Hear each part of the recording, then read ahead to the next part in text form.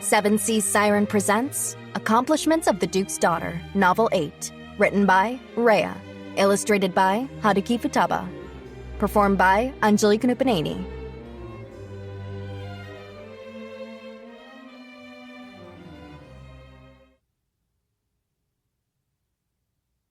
Chapter 10.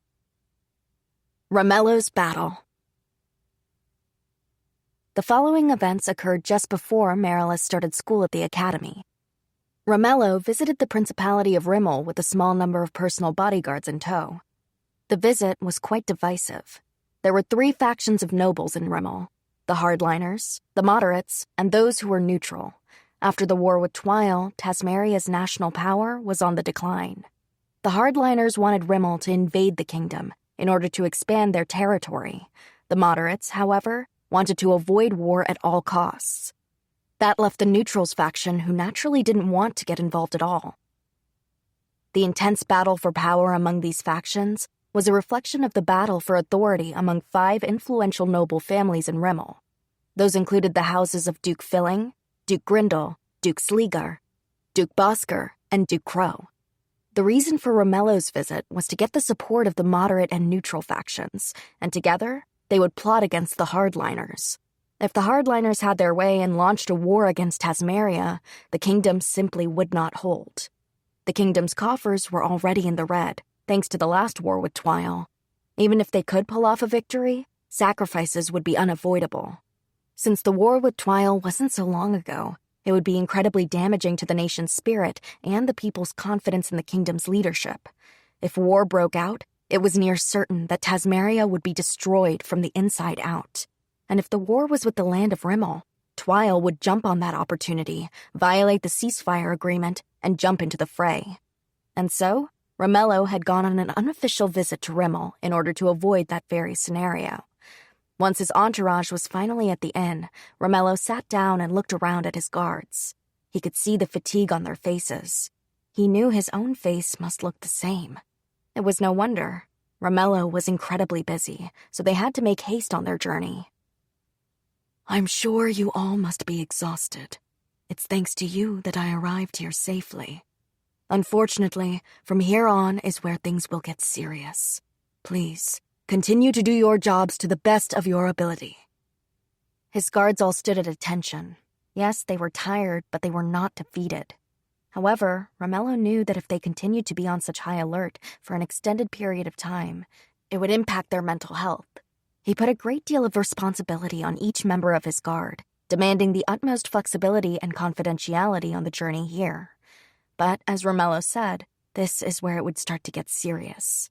If he got injured in another country, the non-aggression pact he was pursuing would be little more than a pipe dream. In fact, it might even be used as a pretense for war. "Yes, my lord." These bodyguards were elite soldiers, handpicked by Gazelle. They were both physically and mentally tough. Not one of them were weak enough to turn their eyes from battle. They all stood at attention, regarding Romello with confident gazes. "I'm sorry I have to put you through all this," Romello said with a smile, seeing how prepared they were. "It's an honor, my lord." The one who spoke was Kreutz, Gazelle's vice commander. The fact that he was part of the group made it clear how selective Gazelle had been with this contingent. "I can see the fire in your eyes. I like it." "Thank you, my lord. May I tell you something?" "What is it?" "That fire is simply our determination not to lose, not under any circumstances. The kingdom's future and fates of its citizens depend on this diplomatic tour. Seeing you bear such a responsibility would make it impossible for any of us to not perform to the best of our abilities. I'm merely the right person for the job, but unfortunately, I cannot protect myself." "Well, if you could, then we would all be out of a job." "Even if I were to grow strong, nothing would change. I would lose when it came to quality. You know, only the best soldiers are allowed into the guard." "I see." Both of them immediately thought of 2 people, Gazelle and Marilys. Romello would never utter her name in such a situation, though. Kreutz was not aware that the mare he knew was Marilys, and Romello was not supposed to know of Mare's existence either. Neither of them spoke the name of the person they thought of, but the fact that they both thought of that pair meant their presences were fresh on their minds. Plus, refusing to lose is part of being ready, said Romello. Preparedness can't be given to you. You have to recognize it and nurture it in your own heart. I greatly admire that determination because it shows how serious you take the responsibility of your job. Although Romello was speaking as the Prime Minister, his expression was softer than usual. The General says the same thing. Gazelle does? Yes. Before the war with Twile, he came before the soldiers and said, "Do you know what being prepared means? It's a vow you make to yourself. And once you make a vow to yourself, you can't make excuses. Readiness comes from your own willpower. And those who are prepared are strong. They're here because of their own will." I see. I understand that.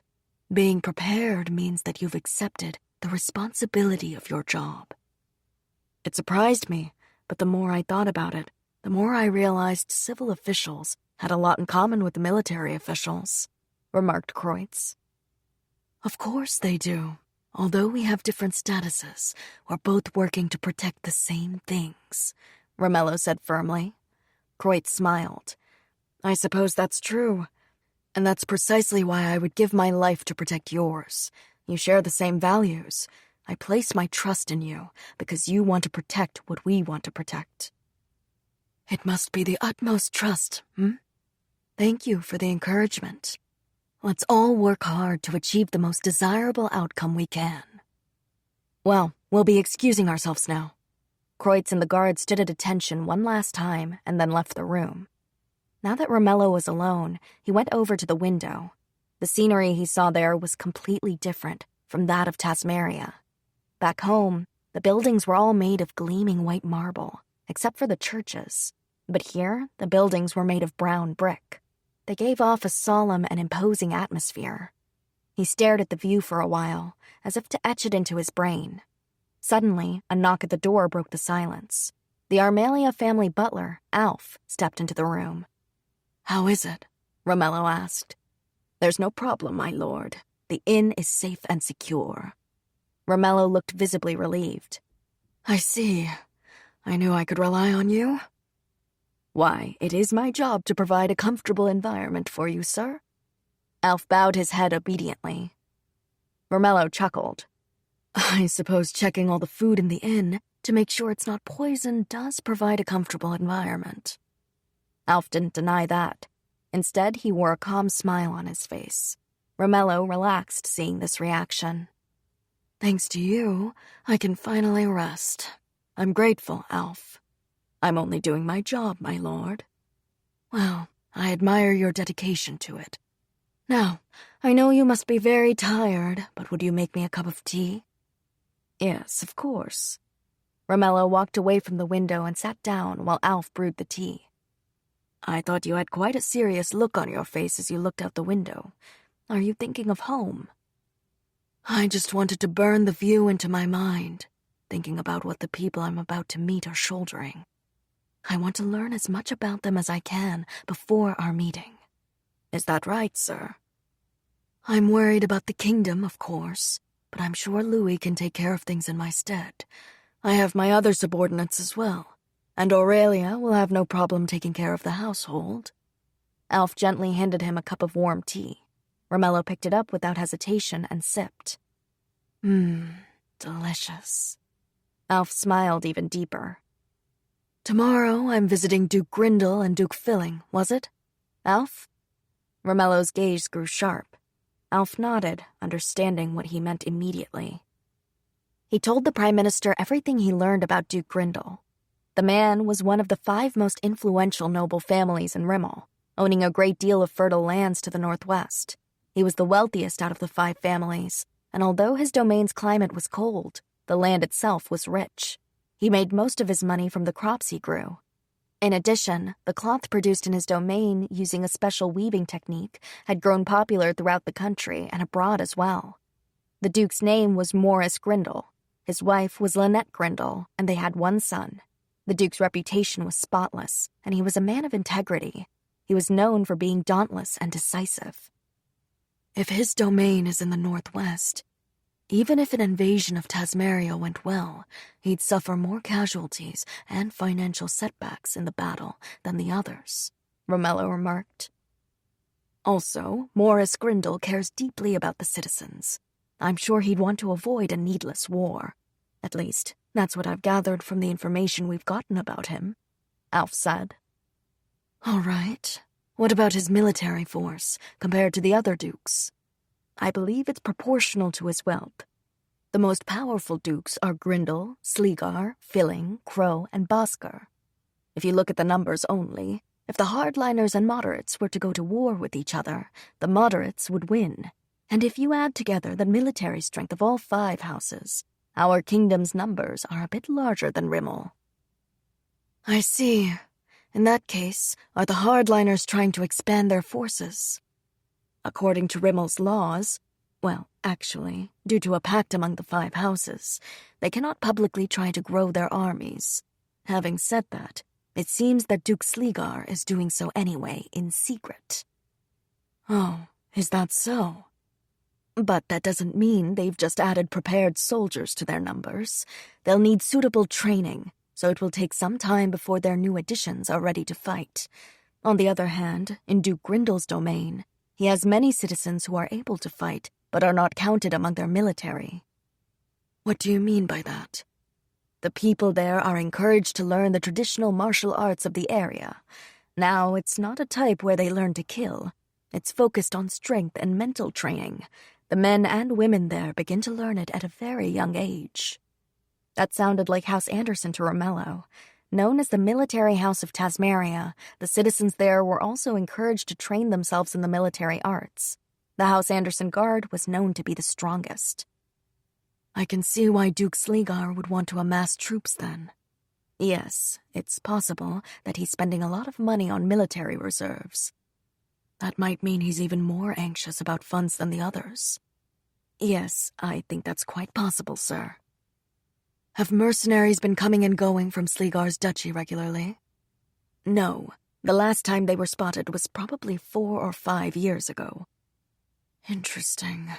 Romello pondered this, frowning. My lord? Alf questioned. Nothing. Continue, please.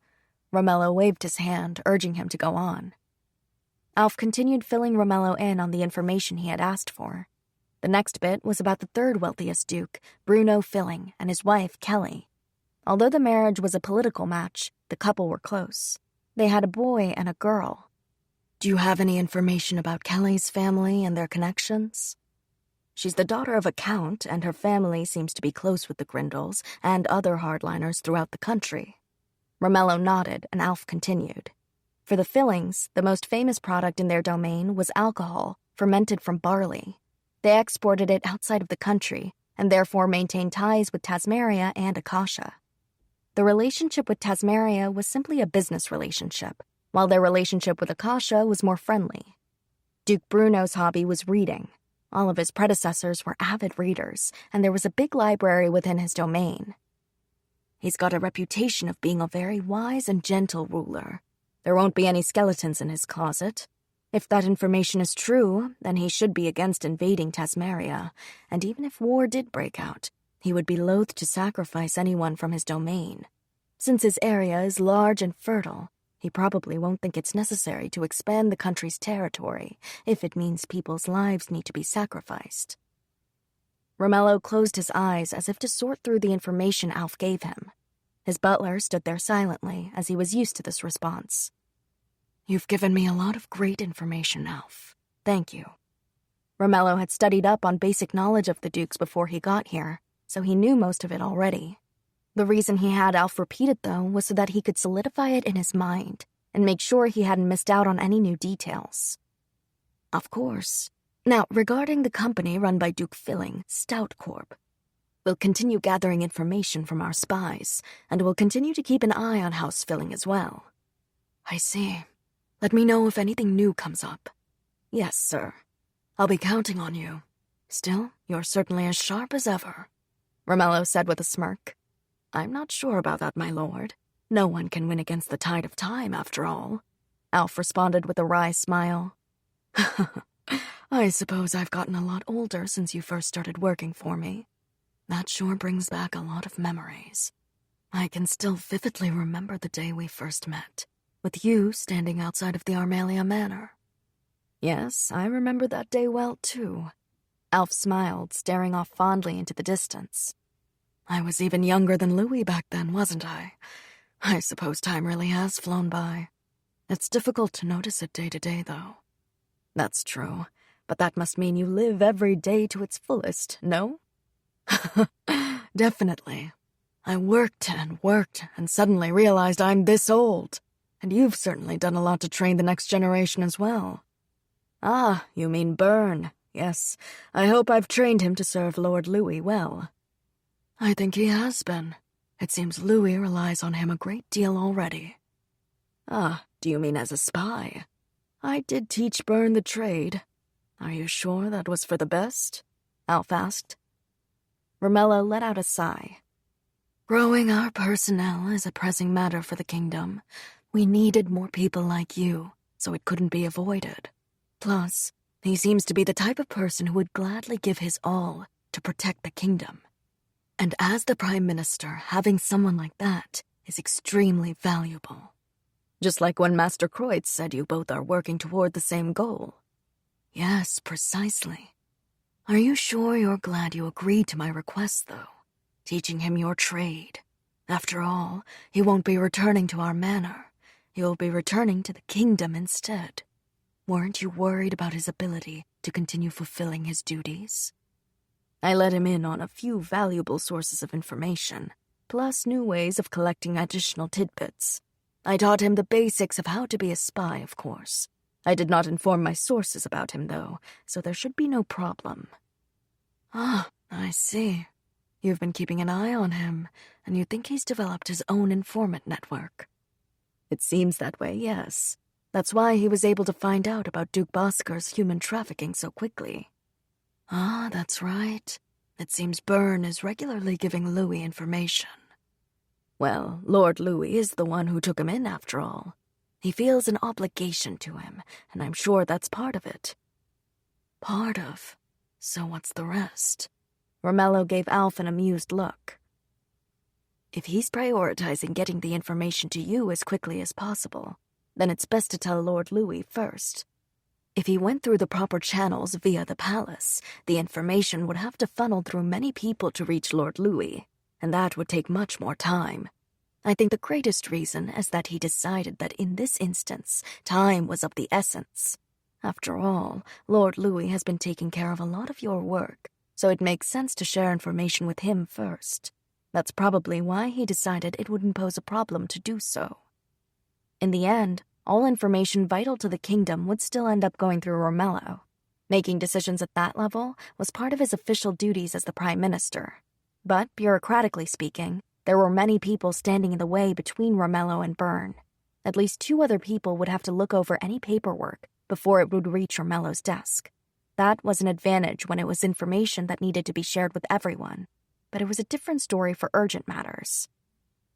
It would take time for the information to get to me, Well, that's a problem. Yes, quite. As a kingdom, if we need someone such as Byrne, we need to reevaluate our system. When it comes to things like that, time is of the essence. We can't let a delay in delivery to a decision-maker adversely affect the outcome. You're right. And if I'm making a decision based on something that's outdated, that could cause confusion. It might not even make any sense. Yes, quite. In that case, we certainly need to revise our system. Once things calm down, I'll have a talk with Gazelle about it. Romello murmured as he looked upward, collecting his thoughts. Meanwhile, Alf poured some more tea into the man's empty cup. Well, my lord, if you'll excuse me, I'm going to go over the security plans with Master Kreutz for the journey to Duke Grindel's and Duke Filling's manors tomorrow. Of course. Thank you. The following day, Romello went to visit with Duke Grindel. It wasn't possible from a time standpoint to visit all of their domains, so he had arranged to meet the dukes at their second residences in the capital. Like Tasmaria, Rimmel's capital was the heart of the country. However, since all the domains in Rimmel were so independent from one another, the capital was more like a buffer zone for the 5 dukes. They all maintained large second estates in the capital, and all of them gathered there at least once a year to discuss the state of the Union. Romello stared out at the scenery on the carriage ride until he finally arrived at Duke Grindel's manor. "Welcome to Rimmel, Lord Romello!" Duke Grindel greeted Romello himself with a genial smile on his face. "It's a pleasure to meet you, Lord Morris. Thank you so much for inviting me here today." Romello smiled in return as the Duke welcomed him inside. "Why, I can't think of a greater honor than hosting the famous Prime Minister of the great Kingdom of Tasmaria." "Famous? Well, I suppose I'd rather have that reputation than a bad one." "You're just being modest. You certainly are the extraordinary and renowned Prime Minister of Tasmaria." "Renowned? That's quite the exaggeration." Morris gestured for Romello to sit down, and Alf stood behind him. "Since we've been exchanging letters for so long, it doesn't feel like this is our first meeting," Morris said with excitement, easing the tension in the air.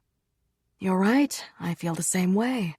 Suddenly, Romello caught sight of a beautiful piece of cloth hung over the window like a curtain. It was light blue, with a detailed floral pattern embroidered on it, and was simply gorgeous. "Speaking of famous, isn't that over there made of the famed Grindel fabric?" "Yes, it is. Each piece is completely handmade. Even if two pieces look alike, they're actually slightly different." "Ah, I see. This fabric is popular in Tasmaria as well, of course. But it's hard to come by. It really is beautiful." "I'm honored to hear that." Morris had a satisfied smile on his face. "By the way, Lord Romello, what do you think of our country?" Romello returned his gaze to Morris.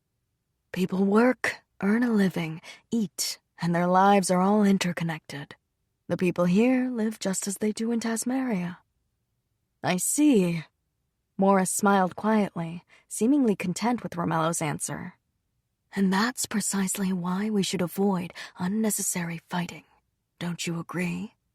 "I don't have such lofty ideals. I simply don't want my beloved citizens to be hurt. And no matter the outcome, war means they will suffer. I simply don't understand those who would want to cause such a thing." Morris rose and walked over to the window. It faced north and looked out toward his domain. "You love your domain and all the people in it, don't you?" "Of course. Don't you feel the same?" "Yes, I do. But the people you speak of, those who would want war, they exist right now, within your country." Morris's shoulders visibly dropped. "You're very honest, aren't you?" he said after a pause. "It's because I believe the same things you do." Morris chuckled. "True. If you genuinely love your kingdom and wish to avoid war, then we share the same beliefs. But unfortunately, I trust you more than I do people in my own country."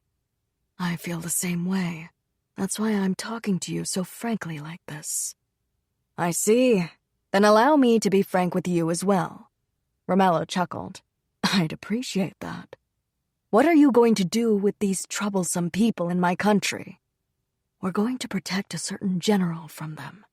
That's because if anything ever happens to him, your troublesome people will make their moves. I have a personal connection with the general, so it's possible for me to guide him in a certain direction. I feel that's the safest thing to do in response to those in your country who feel he is a threat. Plus, I believe that if you and I join forces, we can silence those people." Of course, when he spoke of a certain general, he meant the general and hero of Tasmaria, General Gazelle. The man was also well known in Rimmel. The land of Rimmel feared Gazelle, and as long as he was around, the hardliners wouldn't try to force Tasmaria into a war. So in other words, he stood in the way of their plans. The neutral faction had no opinion on going to war with Tasmaria or not, so they rejected the notion of doing away with the general. He was such a big threat, however, that even the moderates wanted him gone. On the other hand, there were many nobles in his home of Tasmaria who were jealous of him, plotting to ruin his good name, completely oblivious that there were two factions in Rimmel who wanted the same thing. In other words, Romello was saying that he would use all the means at his disposal as prime minister in order to protect Gazelle. Interesting. What about you? How would you quiet the troublesome people in your country? At this time of year, all the dukes gather here in the capital.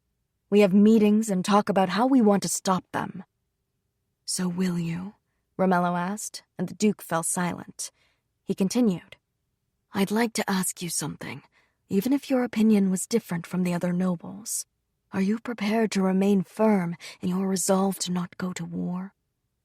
You ask a very blunt question. Yes, I want to see how dedicated you are to avoiding war. That's what I plan to talk to you about.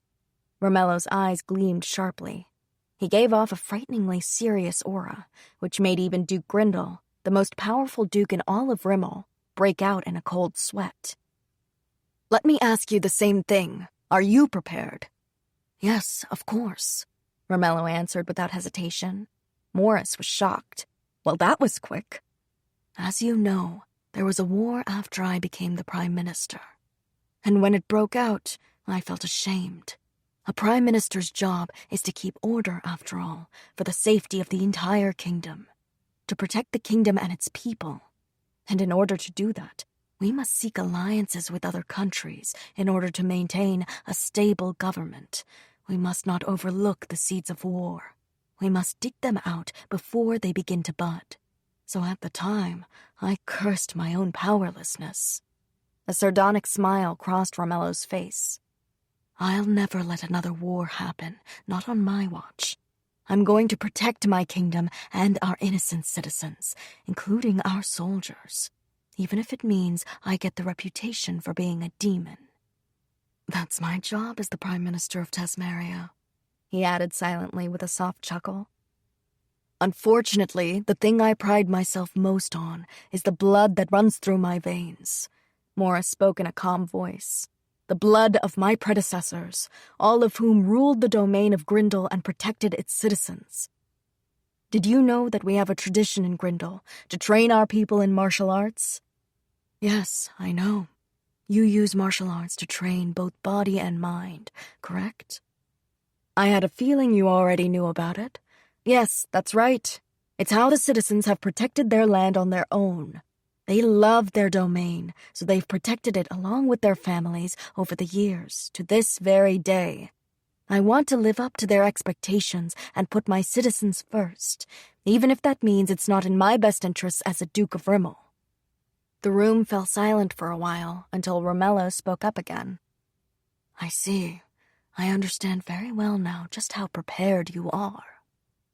His new calm and gentle voice was a sharp contrast to his curt, serious one from earlier. Let's discuss this more, then. Alf, the documents? Yes, my lord. Alf immediately handed a stack of papers to Romello. This here is proof that Duke Bhaskar is engaged in human trafficking. What? Exclaimed Morris. Human trafficking is illegal in your country, is it not? Am I correct? Of course it is. Why in the world would he be doing such a thing? Morris looked over the papers, his hands trembling with anger. It was indeed proof beyond a doubt that his fellow duke was involved in selling people into slavery. Morris stared at the paper with bloodshot eyes so intently that one might think he would burn a hole into it. Once he finished reading it, he let out a deep sigh. A sad smile appeared on his face. I'd expect nothing less of you, Lord Romello. Your capable subordinates have apparently already exposed the state of affairs in my country. There was a harshness in his voice, proof of just how shaken Morris was over the matter. I'm embarrassed to admit it, but there are the same types of despicable people in my kingdom too. Pardon? As you know, to the east of Bhaskar is Sleegar, and to the west is Crow. If he wants to leave the kingdom, he has to travel through one of those domains. Yet if he does that, he would be easily tracked. Morris seemed to realize what Romello was getting at and lifted his head. I'm sure you understand, but Duke Bhaskar has been using my kingdom, which lies to the south, to traffic his slaves. He's been paying the lord of that domain a handsome sum to keep quiet as he passes through. We were investigating another matter when we noticed a suspicious flow of money. That's when we discovered what was going on, as detailed in those documents. Romello wasn't telling a lie, but he wasn't exactly telling the truth either. He did in fact learn about this when they noticed the suspicious money trail, but the reason he discovered the human trafficking plot was because he had a very capable spy deep in Rimmel. The reason he didn't tell Morris that was because he decided there was no need for him to reveal his hand to that degree. And, of course, he didn't want to jeopardize his relationship with the Duke. If he hadn't used a spy, he probably never would have caught wind of the situation. But now he'd killed 2 birds with 1 stone. He received valuable evidence against a Duke of Rimmel while rooting out a corrupt noble in his own kingdom. "You're a very astute man, Lord Romello." Morris's voice was slightly soft. Romello smiled. "I'm pleased to hear you think that." Morris smiled as well, and his face now wore a gentle expression. "It seems as though I must muster even more nerve than I expected." In fact, when he said that, there was already noticeable determination in his eyes. "I must be prepared to put an end to Duke Bosker." He smiled and held out his hand. "Thank you, Lord Romello. My heart is at ease. I'm going to put your information to good use, and I'd like to continue building a good relationship with you."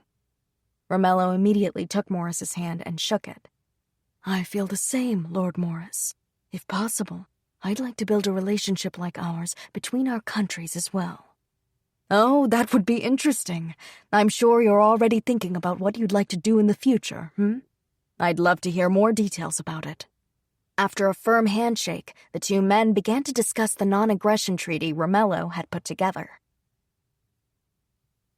After his meeting with Morris Grindle, Romello went straight to Duke Filling's residence. It didn't take long to get there since he also had another estate in the capital. "Welcome, Lord Romello." Bruno Filling greeted him with a calm demeanor. A woman stood next to him with a soft smile on her face. "Thank you for the warm welcome, Lord Bruno." The 2 men exchanged a handshake. "This is my wife, Kelly." "Oh, I even have the honor of meeting your wife. It's a pleasure to meet you. I'm Romello Gibb Armelia." He bowed slightly toward the woman.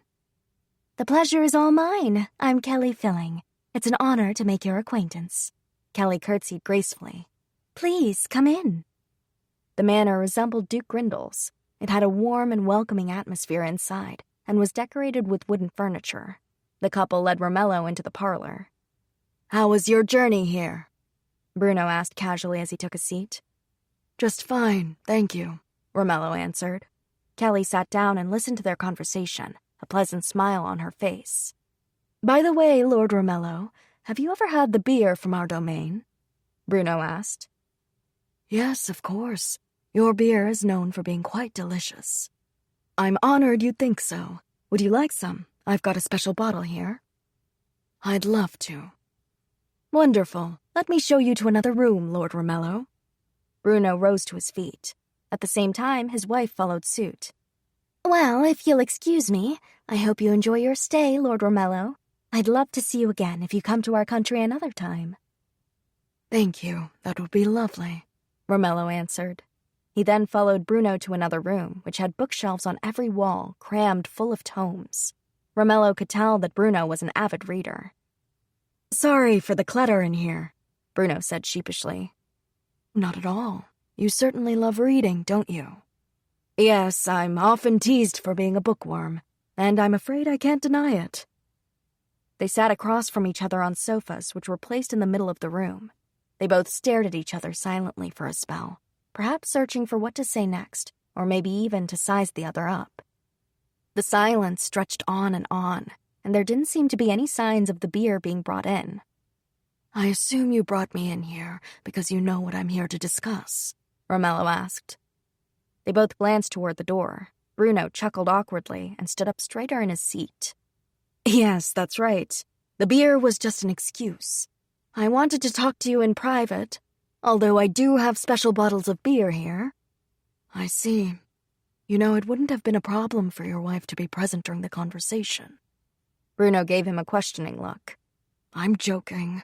I just meant that it's nothing that I wouldn't trust her with." Romello smiled with chagrin. "I see. Well, let's get back to the main topic."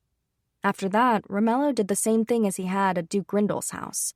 He began to present the evidence that Duke Bosker was engaged in human trafficking, working together with a Tasmarian noble. The only thing different in his visit with Bruno was that he did not ask the Duke if he was prepared to move forward. Too many cooks would spoil the broth after all, and since Morris had already declared he would make a move, there was no reason to fan the flames. However, he still needed to tell Bruno about it so that Morris could make his move easier. But more importantly, Romello liked to meet someone, carefully observe them, and then choose his words carefully. Every noble did something like this. They would be careful with what they said depending on the person and place. He'd honed these skills as the prime minister, as he dealt with so many other nobles, but he owed most of his talents to his keen sense of observation. That was how the two of them had a peaceful conversation, from beginning to end. It seemed as though Bruno had already spoken to Duke Grindel, so the man understood what Romello was speaking about. Well, Lord Bruno, I'm looking forward to the day when you can come visit Tasmeria. Yes, once this matter is peacefully resolved, I shall visit. I'm sure you're a busy man, but I'd love to meet with you and talk some more with you there. Of course, and please bring Lady Kelly with you. I'm sure my wife would love to meet her. Wonderful. They exchanged another handshake and the meeting concluded. Bruno watched Romello leave from the window. How did it go, darling? Kelly came up beside him. He was very intimidating. No wonder he's the Prime Minister of Tasmeria, he said, continuing to stare out the window. A half-smile crossed his wife's face. I'm sure he was. Even when we were just exchanging pleasantries, I was surprised at how knowledgeable he was. It was impressive he could keep up in conversations against such an avid reader like you, but his ability to get information out of both of us so skillfully was quite daunting as well. She turned her sharp gaze toward Romello as he got farther from the house. There was no sign of the softness she displayed when he had first arrived. What's wrong, Kelly? Bruno gave her a concerned look, wondering why she had cut off the conversation so abruptly. Nothing. I was just wondering why you're afraid of him. Because I think he figured out that you were the one assessing him, not me. Goodness, no wonder.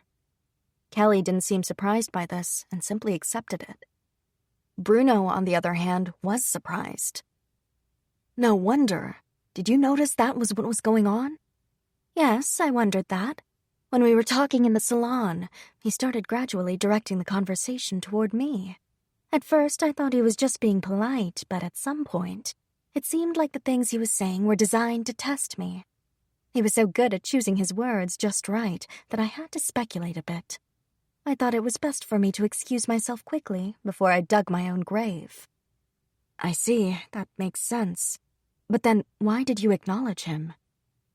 First of all, he went to see Duke Grindel before us. That must mean he discussed the same things with him as he did with you. Lord Morris is a very good judge of character, even if he sometimes has trouble picking up on the subtleties of people's feelings.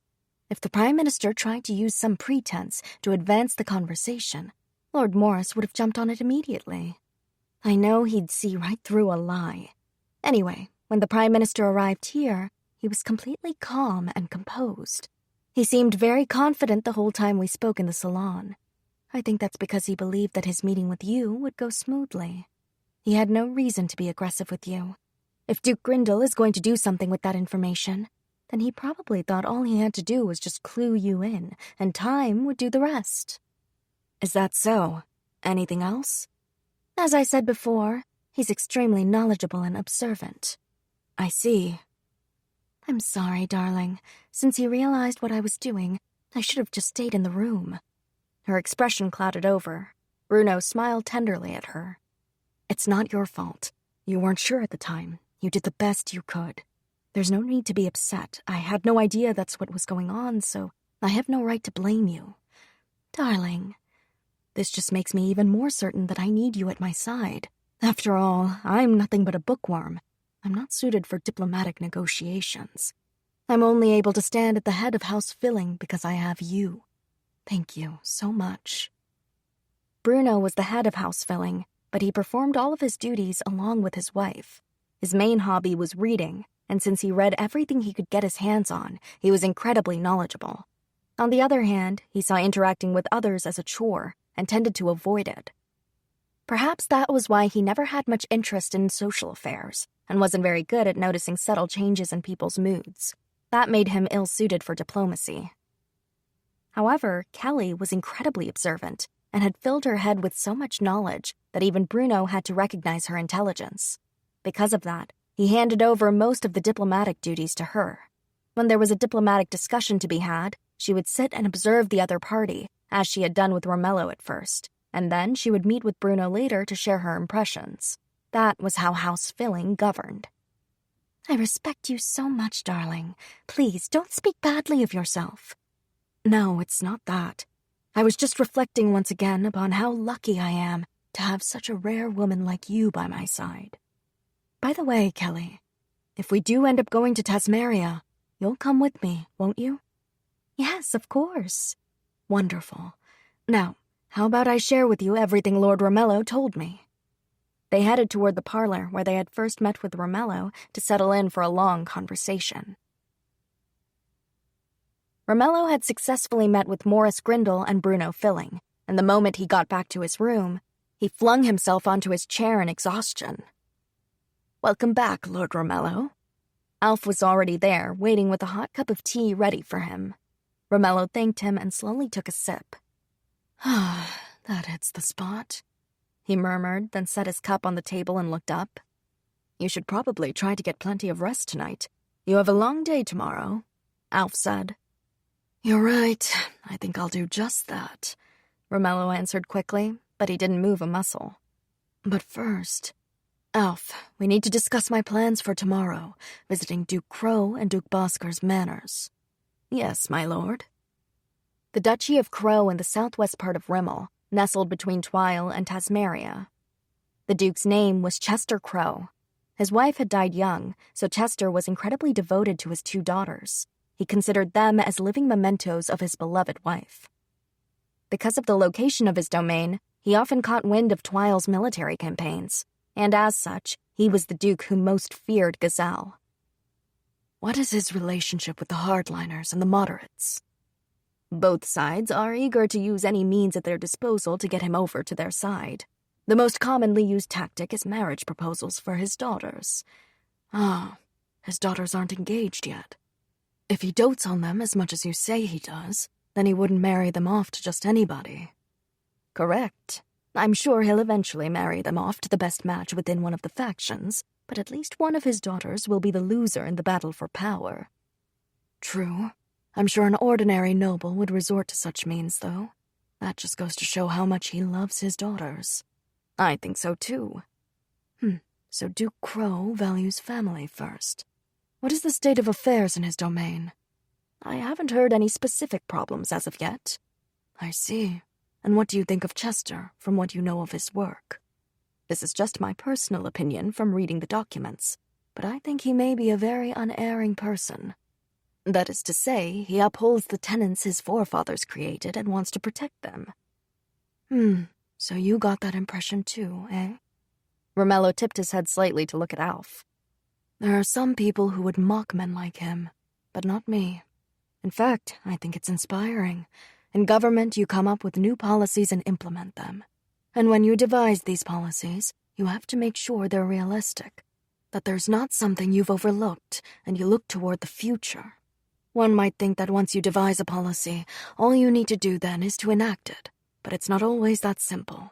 Sometimes things don't go according to plan, and other times you're just expected to play it by ear, and you'll have to rethink your policies occasionally. That's especially so if someone else is the one to actually put your policies into action. You worry that they might not have picked up on all the details, but other times you're left amazed at how well they pulled it off. Yes, that is most definitely true. I had so many tough challenges when I first took over the job from my father, but looking back on it now, they all seem like good memories. Alf smiled at that. Romello continued. You know who else is very impressive, though? Duke Filling's wife. Kelly Filling, my lord. Yes, Romello chuckled. And what makes you say that? Would you share your impressions of her with me? It was unusual for Alf to not immediately know what Romello meant, and he looked at him with a searching gaze. Well, Bruno certainly is the ultimate decision-maker, but I think it's his wife who does most of his duties. Surely not. Now, I have no definitive proof of this, but I'm almost positive my hunch is correct, Romello said with a smile. Why do you say that? And why do you look so happy about it? You can just tell some things when you have a conversation with someone. That woman is very used to diplomatic discussions. I think the reason she excused herself so early from the meeting was because she sensed I was onto her. And happy. I think I'm more amused than happy. Amused, my lord? Yes, she's very skilled at conversation. If I had let my guard down, she could have easily gotten me to reveal my hand. It's been a long time since I enjoyed myself so much in a conversation. Also, Bruno himself is very knowledgeable. They make a wonderful team. They're not your allies, but perhaps that's why you're so excited. A formidable enemy has shown themselves. You certainly like to be challenged, don't you, my lord? Romello paused for a moment. I suppose I do. He had a contemplative, faraway look in his eyes as he considered it. But I love peace more than anything. After all, I came all the way here to promote it. At the same time, though, I want to challenge myself and see how much I'm capable of. That's why I went this far. I'm excited to find such strong people in the same line of work as me. I see, Alf murmured with a smile. Why do you look so convinced? 2 reasons. 1, you have selflessly governed the kingdom. I've witnessed this with my own eyes. Honestly, sometimes I wonder how you can work so hard. But I know it is because you aren't a selfish person. You never put yourself first. So honestly, I feel relieved to know that you want to challenge yourself. Oh, I see. And the other reason, and I could say the same thing about General Gazelle, is that you both have a dauntless nature. Instead of swearing off danger, it seems to excite the both of you. I believe that to be why you are so capable of making measured decisions. Enough analyzing me. Let's get back to the topic at hand. I have to meet with Duke Bosker next. Pardon me, my lord. Alf's smile deepened, and he bowed deeply. A serious expression then crept over his face. Duke Dennis Bosker. His domain was in the southern part of Rimmel, sitting between Duke Sleegar's and Duke Crow's. He divorced his wife more than a decade prior, and they shared 1 son together. As I told you before, the Duke's internal affairs are in dire straits. He was taken in by a money-lending merchant and got involved in the slave trade. At first it was just happening within his own domain, but now it's spread all over the country. I'm sure it hasn't been investigated since he's under the protection of the other dukes, and he probably used that to his advantage. Once Duke Sleegar uncovered the plot, the other hardliners found out. My proof of this is that Duke Sleegar isn't the only one supplying goods. But don't you think it's strange that Duke Grindel and Duke Filling haven't noticed citizens mysteriously disappearing from their own domains? After meeting with them today, I have a hard time believing they'd be oblivious to something like that. I suppose that would be due to how skillful Duke Bosker's merchant in question is. As long as those who went missing don't have family who would raise an uproar, word wouldn't necessarily reach the dukes. I see. I suppose that's possible. Indeed. Since I already knew about the slave trading, I was able to find out that much. I would imagine investigating would be quite difficult if one didn't have some information already at hand. If the case is as you say, then he must really have someone good behind the operation. Any other clues?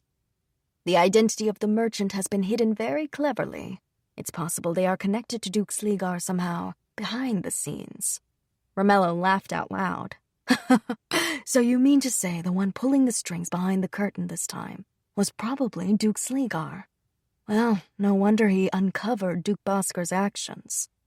That also means it's possible that Duke Sleegar somehow caused Duke Bosker's dire financial straits himself. I expected you would say that, so I am looking into the possibility. And why do you think this person has a connection to Duke Sleegar? We were able to find out the merchant's identity. His real name is Dirk. He was born in the capital, and his father was also a merchant. The father died when Dirk was very young and left him in debt. After that, he went from place to place and ended up working as a lackey for an unsavory organization. He rose in the ranks there and somewhere along the line made a deal with Duke Sleegar. However, he was betrayed by a trusted confidant in the organization and fell from grace. As a result, he changed his name and now goes by Nort. He reportedly runs a business that makes and distributes illegal medicines in the capital. His operations have been expanding over the past several years. From his past behavior, we can surmise that Duke Sleegar also has a hand in this business. But I am looking into that as well. Unfortunately, it has taken more time than I had expected to get more information. I'm terribly sorry about that. It's fine. You certainly did your research. Do you know anything about Duke Boskar's financial affairs? He was never that wealthy to begin with, but his financial situation completely went on the decline due to his ex-wife and son's wasteful habits. We didn't see anything suspicious in our previous investigation, so we paused it. Now we've reopened it, trying to see just what was Duke Sleegar's handiwork. So far, we have not found any connection between Duke Boskar's ex-wife or her family and Duke Sleegar, so we're looking into how they could have been related at the time. I see. Let me know as soon as you find out anything else. Do you think they were plotting an invasion of Tasmaria even back then? Or was it simply part of an internal power struggle within Rimmel at the time? Judging by the time period in which he started working, I'd imagine it was the latter.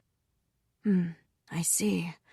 Well, I suppose even the invasion plot is part of the power struggle. It was a way for them to see who's on their side, and if they could just figure out a lawful way to invade us. Romello trailed off, which was unusual for him. What is it, my lord? Just cursing my own powerlessness. Suddenly, all the expression left Romello's face, wiping away all emotion and leaving only a harsh coldness. Even his eyes had a cold, piercing glint to them. You still have one of our men hidden in Count Talbot's domain, don't you? The one connected to Bosker. Yes.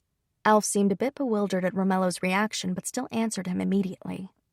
In that case, I'm going to give the money we were planning on seizing from Count Talbot as part of his punishment to you. Have your spy rewrite his ledger to make an entry at fair market price called Deposit from Duke Bosker. I'll write a letter instructing Louis to cancel the money seizure for that reason. Tell Count Talbot to return that same sum of money to Duke Bosker. All right. When should I do this? Now. It might even be too late. Don't worry about staying here. Just go get it done. Very well, my lord. But before I go, may I ask why? I have a feeling Duke Sleegar came up with the idea to invade Tasmaria as part of the power struggle. If he could find a legitimate reason, then he'd call it justice, and if that happened, he would gain more power and influence within this country. At the same time, the more that weaker dukes like Grindel and Filling oppose him, the worse their positions would be. They'd be suspected to have connections to our kingdom. He predicted that. And for the legitimate reason, he hatched a plot to show that the kingdom of Tasmaria and Duke Bosker were conspiring to kidnap citizens of Rimmel and sell them as slaves. In other words, Duke Bosker was nothing more than a pawn from the very beginning. I see. So that's why we need to move before Duke Sleegar can get his ducks in a row.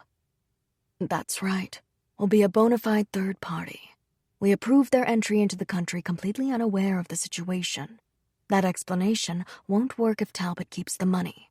In order to feign ignorance, which is true, by the way, he didn't know what was going on, it's essential that Talbot returns it. I'm sure if Duke Bosker is indeed still in dire financial straits, he'll accept it. Now listen. He must accept the money within 5 days. It'll take 2 days to reach Count Talbot's manor from here, 4 total to travel back. So it is possible for Duke Bosker to accept the money within 5 days. Yes, if I travel through the night without sleeping, I think I can make it there in a day and a half.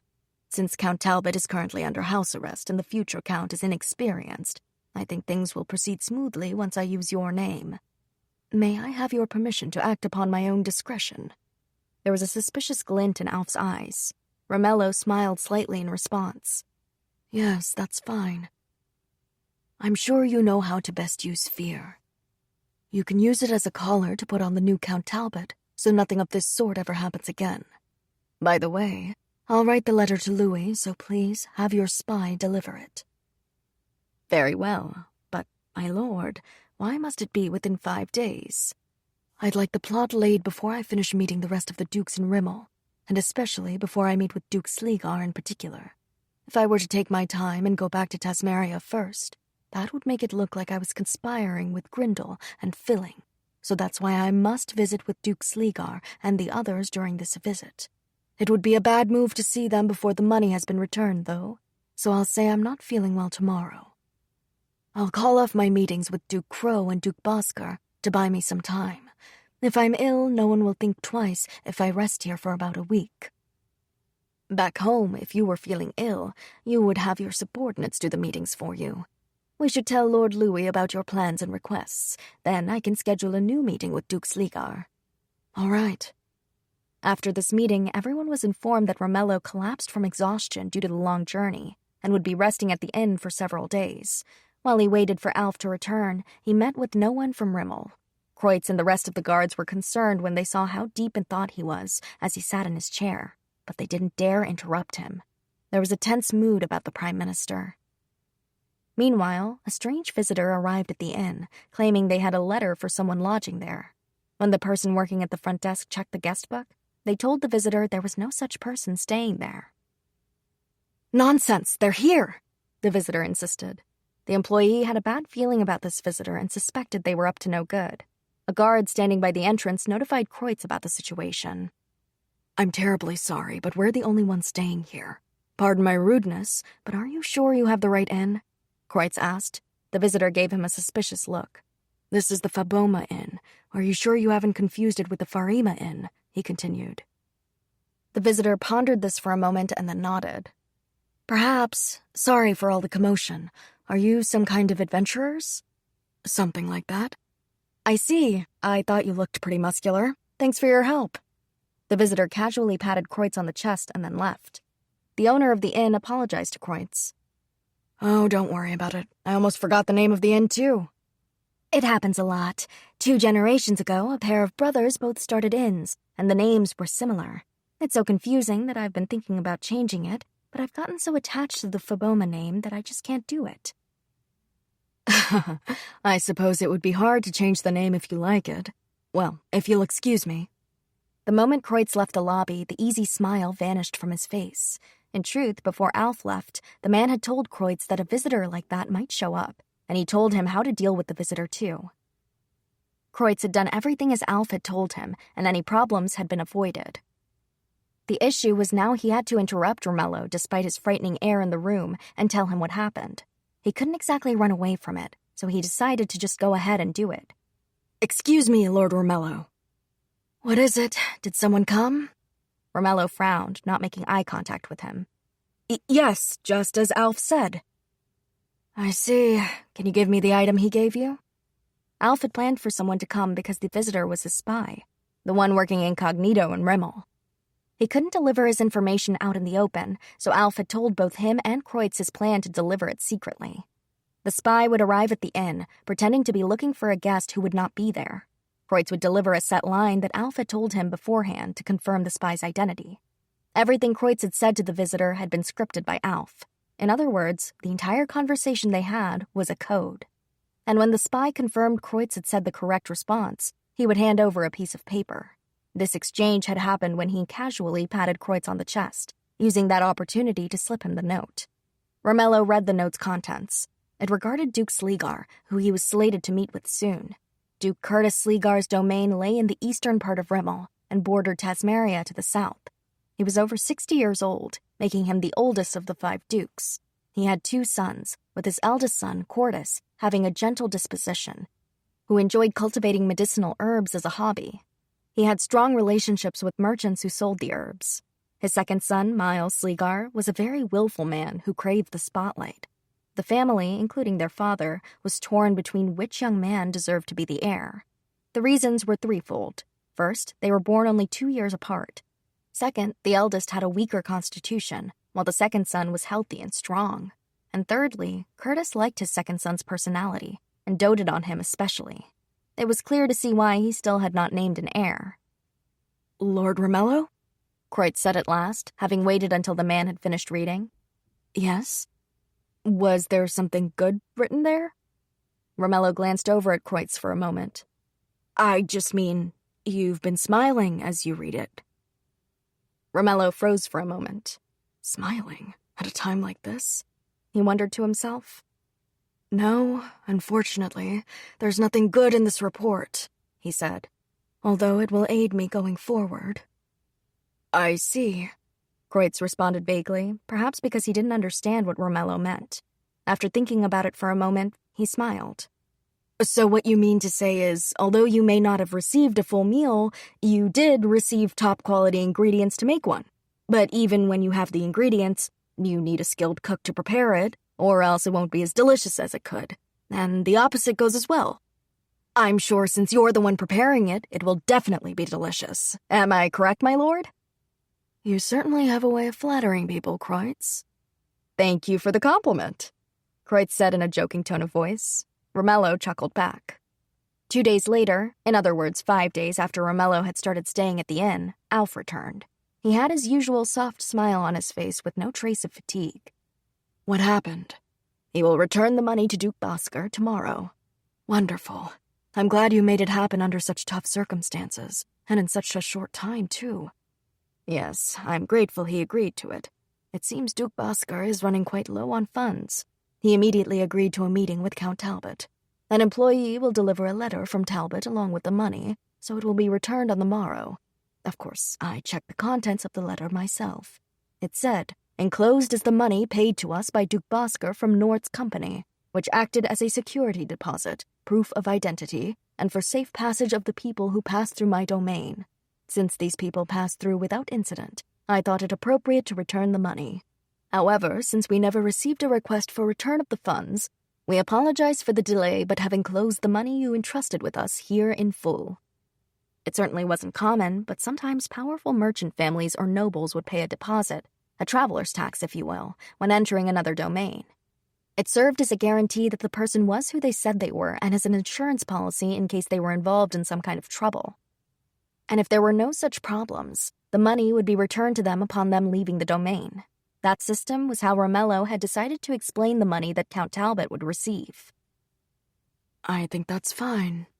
Thank you. Now, regarding your meeting with Duke Sleegar, I've rescheduled it for tomorrow. You'll be seeing Duke Crow before him as his schedule lined up perfectly.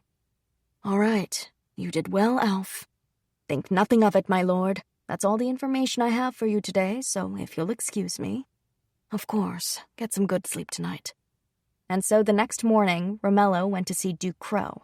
Chester Crow had a tense look on his face. It was clear he was nervous to be meeting Romello for the first time. But once Romello brought up the topic of a mutual non-aggression pact, that stress melted away, and Crow agreed to come to Tasmaria to meet with him to speak further about it at a later date. Now that that was settled, Romello took a bit of a rest and then headed toward Duke Sleegar's residence. It didn't take long to get there at all. How was it? Alf asked, walking behind Romello. It was fine. Let's go. Romello chuckled slightly and then started walking again. Alf didn't say anything further and continued following him. Welcome, Lord Romello. An elderly man dressed in butler's clothing greeted Romello and his companions at the door with a welcoming smile and a bow. The master is waiting. Please follow me. Romello and Alf instinctively knew that this was a person with whom they should not let down their guards. The butler didn't do anything in particular that was suspicious. In fact, he seemed like a rather friendly person. But when faced with that impeccable smile, both of them became cautious, sensing deep down that the butler was much like Alf. The elderly butler patted down the red-carpeted hallway. Romello, Alf, and Kreutz and the rest of the guards followed behind them.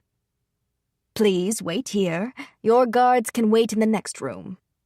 Romello sat down on the sofa while Alf stood waiting behind him. Soon afterward, the butler knocked on the door and appeared again, this time with the lord of the manor in tow.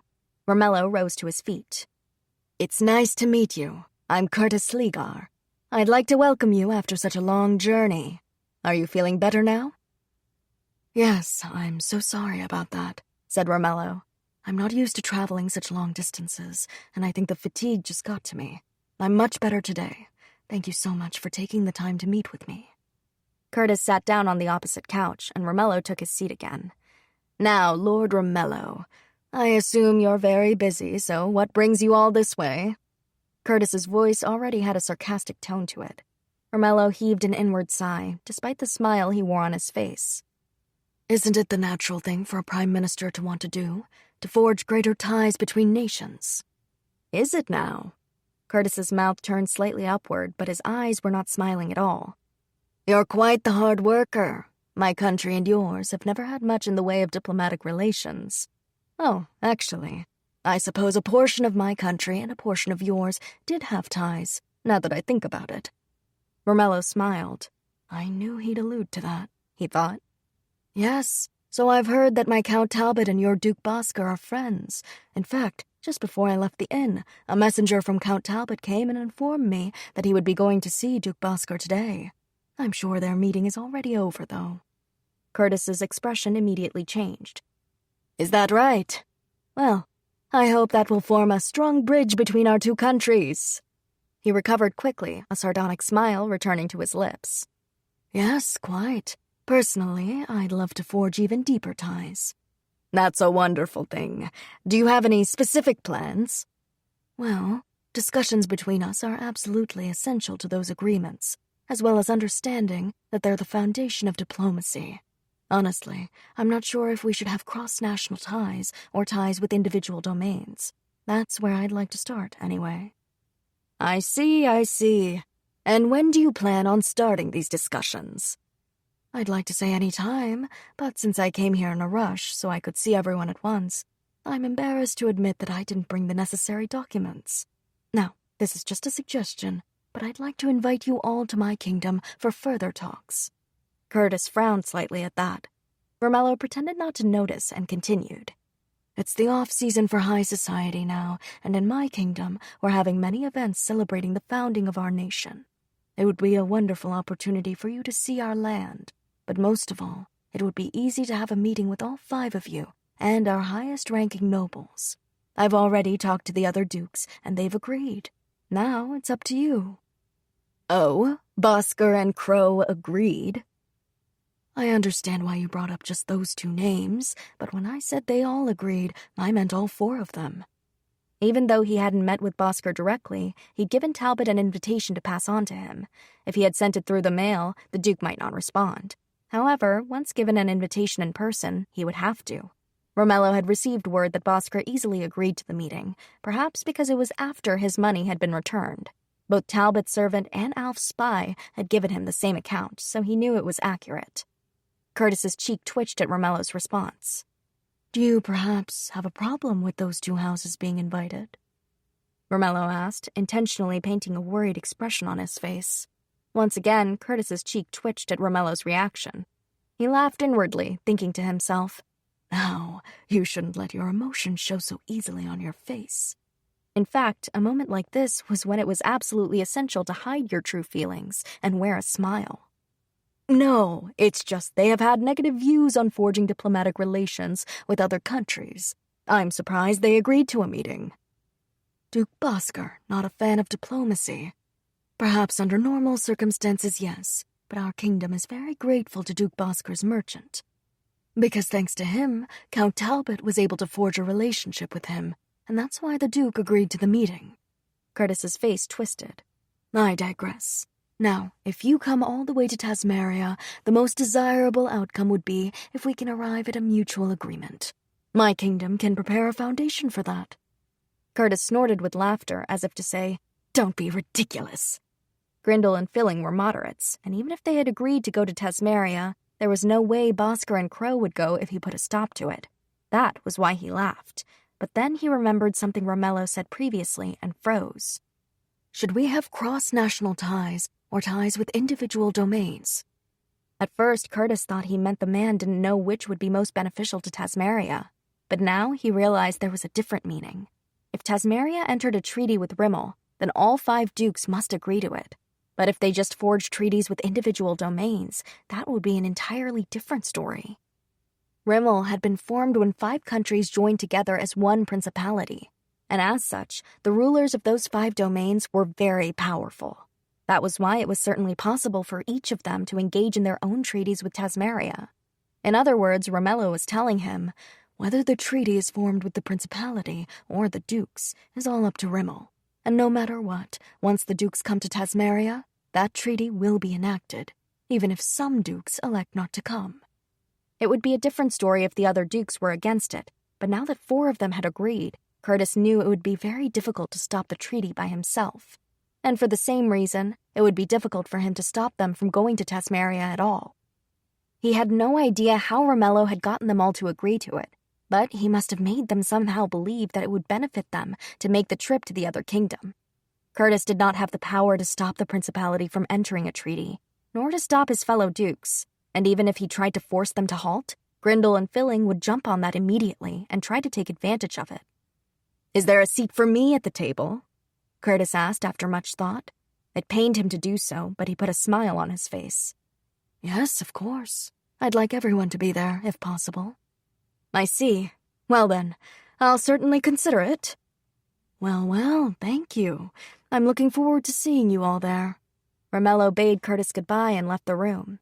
He followed the elderly butler through the hallway. Oh! On his way out, Romello and his party ran into a slender man. "Welcome home, Lord Cordis. This is the Prime Minister of Tasmaria, Romello Gib Armelia. He was just meeting with your father. Lord Romello, this is Lord Curtis's eldest son, Lord Cordis." "Romello Gib Armelia, the famous Prime Minister of Tasmaria." "It's an honor to meet you, Lord Cordis. Yes, I am Romello Gib Armelia, although I'm not sure about the famous part. However, I've heard that you're very knowledgeable about medicinal herbs. Is that true?" Cordis laughed. "I'd expect nothing less of you, Lord Romello. Would you happen to have some time to spare?" "Yes, of course." "Please come this way." Cordis led him in the opposite direction of the parlor where he had met with Curtis.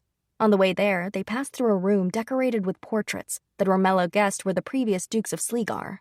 The frames were elaborate and gilded, and Romello and Alf stared at them with deep interest. Alf appeared casual, but he was trying very intently to commit the details of these paintings to memory. The man always had his eyes and ears peeled in order to note things that may be important later, so of course he couldn't ignore such a room. After they walked through it, Cordis led them out to the courtyard. Not only were the grounds designed to entertain guests, but useful plants were growing here and there throughout the garden. "It might not be very interesting to our visitors, but I am very proud of this garden." "Ah, you tend to this garden yourself, Lord Cordis. That's very impressive." Romello looked around with great interest. Suddenly, his gaze stopped on a certain plant that he recognized. It was a type of flower that, although it was very beautiful, possessed a powerful poison that could kill a person in an instant. The more that he looked around, the more he realized that many of the plants here resembled common flowers or plants, and to the untrained eye, might appear to be merely medicinal herbs. However, they were in fact frighteningly fearful poisonous plants. "You certainly do love medicinal herbs, don't you? I can tell you tend to this garden very carefully. But why have you brought me here?" Romello turned his gaze back over to Cordis. "Oh, just to boast. My family has no interest in it. Although I do someday hope that they'll come around and see just how wonderful it is." "Do you mean the garden, or you?" "That's a good question. Both, I suppose." Cordis smiled faintly. His expression sent chills up Romello's spine. "I see. Well. Why would you share such a thing with a stranger like me?" I wonder. Because you seem interesting, perhaps. "I can tell that you're an intelligent man, and it's exciting to talk with someone like you," Cordis said in a gentle tone of voice. Meanwhile, Alf realized that the information his spy had supplied to him had been correct indeed. Cordis was a gentleman, yes, but through their conversation, Alf could tell that wasn't all he was. The young man wasn't just handsome and kind. "Am I interesting? Perhaps that's because you're even more intrepid than your father. I hope that one day he realizes how useful your medicinal herbs are. Well, Lord Cordis, I must be getting to my next appointment. If you'll excuse me." "Yes, of course. Forgive me for keeping you. I'm looking forward to when I might see you again." Cordis turned to the elderly butler. "Please see Lord Romello and his party out, if you would." Who are these people?" A man was coming into the manor just as they were leaving. Unlike Cordis, he was strong and muscular, and wore a sword at his hip. "They are your father's guests," remarked the butler. "This is Romello Gib Armelia. Lord Romello, this is the master's second son, Lord Miles Sleegar." "Armelia? Where have I heard that name before?" The butler frowned. It was incredibly rude for the master's son to basically say, "I don't know who you are," in front of Romello, as he was a guest in their house. Not only that, but he was the prime minister of a neighboring kingdom. Miles had just revealed that he was woefully uneducated. If he had said such a thing in private, the butler would have surely scolded him. It's fine. Even if you tell me, I'm sure I'm not interested, and I won't remember it either. Well, whoever you are, if you'll excuse me." Miles interrupted the butler and walked away.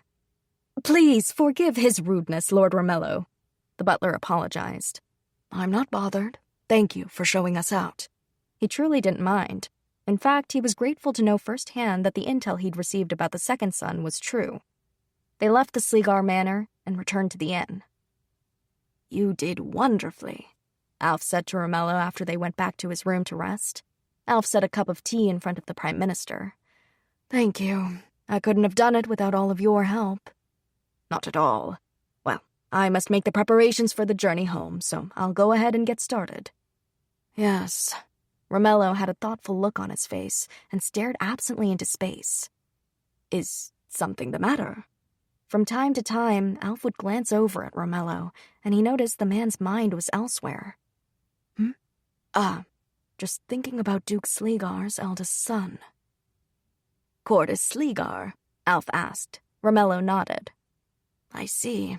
I'll investigate him more, but would you tell me why?" "Aren't you curious? He showed us that garden with all those poisonous plants, and then said he wanted his family to know how wonderful they were. It's obvious what he wants to do. It was like he was testing me to see if I noticed the poison. Almost as if he was showing them off. It was evil. Yes, it's clear that the Duke much prefers the second son as well." "So it is. Alf, send out the orders. Once we get back, tell Louis to start preparing for the meeting with the Dukes of Rimmel. I'd like you to help him too." "Yes, my lord. I'll do so right away after we finish preparing for the journey back." Romello and his party returned to Tasmeria later that day. Chapter 11. The Future Duchess's Break. The Academy was on an extended break, so I went home to the Anderson Manor to make the most of my time off. I had a wonderful time visiting everyone who had been so kind to me before I started school. I walked through town, seeing everything that had changed for better or for worse. Sometimes I would take trips to see famous sights around the kingdom as well. On top of this, I participated in training as mayor, of course, and I also attended etiquette lessons with Lady Aurelia. "Now, shall we start with this today?"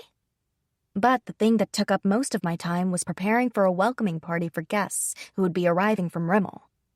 The party itself wouldn't be for a while and was on the last day of my break from school, but I wasn't sure how we would get everything done before then. Honestly, I was thankful that I had this time to work on it. The language spoken in Rimmel was very similar to Tasmarian, and I had already learned it with Lady Aurelia, so that was no problem. I did think it might be a good idea to review with her, however. There was also the matter of what I would wear to the party. I had already met with Louis to coordinate colors with him. He was planning to wear a tie the same color as my dress. I had to study up on the land of Rimmel as well. Since we were the hosts, it was natural that I learn as much about the country as I could. I read every book about Rimmel's history and culture that I could get my hands on. Lady Aurelia and Louis recommended some additional books to me as well, so I was slowly building up my knowledge on the subject. When Louis had free time, he would tell me more about diplomatic relations between Tasmeria and Rimmel, and the state of affairs between Rimmel and other nations in the world. "Excuse me, my lady." "Oh, Anna, what is it?" "It's time for your meeting with Lady Sharia." "It's that time already? Thank you, Anna." "Help me get ready, would you?" Anna helped me dress, and then we headed to Count Telrose's manor. Sharia was my very first female friend my own age. The only other friends I had who were young women were probably the ladies from Madame's establishment, or the girls who had recently joined in training. The former were more confidants than friends, women who could give me advice. Meanwhile, the latter were just comrades in arms who had made it through Father's training with me. As you could imagine, I was absolutely thrilled to be able to visit a friend's house like this. "Welcome, Marilis." "Thank you so much for inviting me." Sharia led me to her room. "Of course. Actually, I wanted to apologize. I planned to take you to the theater, but my parents wouldn't let me." Well, that can't be helped, you know. We'd be getting home quite late from the theater. I'm sure your parents would worry. There's nothing to be worried about if I'm with you. Everyone's still overprotective about me since the incident. Well, your father doesn't know about my training, so saying you're with me would do nothing to ease his mind. Plus, it makes sense that he's worried after what happened to you. Still, I'm not engaged yet. He turns down all invitations to parties unless they're official events. Even if someone did offer their hand, he'd probably turn them down, saying it's too soon because he's concerned. Every time there's something I want to do, he says no. I mean, I'm grateful he cares about me so much, but it makes me feel guilty that they're so worried about me all the time. They say no to this and no to that. I feel like a caged bird. And if they keep me cooped up like this, I'll grow weak. So even if it's hard or painful, I've decided that I need to fly off into the big sky on my own. I laughed, thinking how that was so like her to say. How can we ever thank you for doing that for us? I remembered how she said that with such a brave smile when I rescued her and the other girls from the kidnappers all that time ago. I believed that no matter how hard the situation might be for her in the future, she wouldn't regret it as long as it was a path she chose for herself. In fact, the hardships would probably just motivate her more. Although she may not be physically strong, she was strong of will and heart. I hadn't known her for very long, but that just showed how much of an impact her words had on me. I admired my friend's strength very much. What is it, Marilis? Hmm? You laughed. Did I say something funny? No, I was just thinking how that's so like you. Oh, Sharia giggled.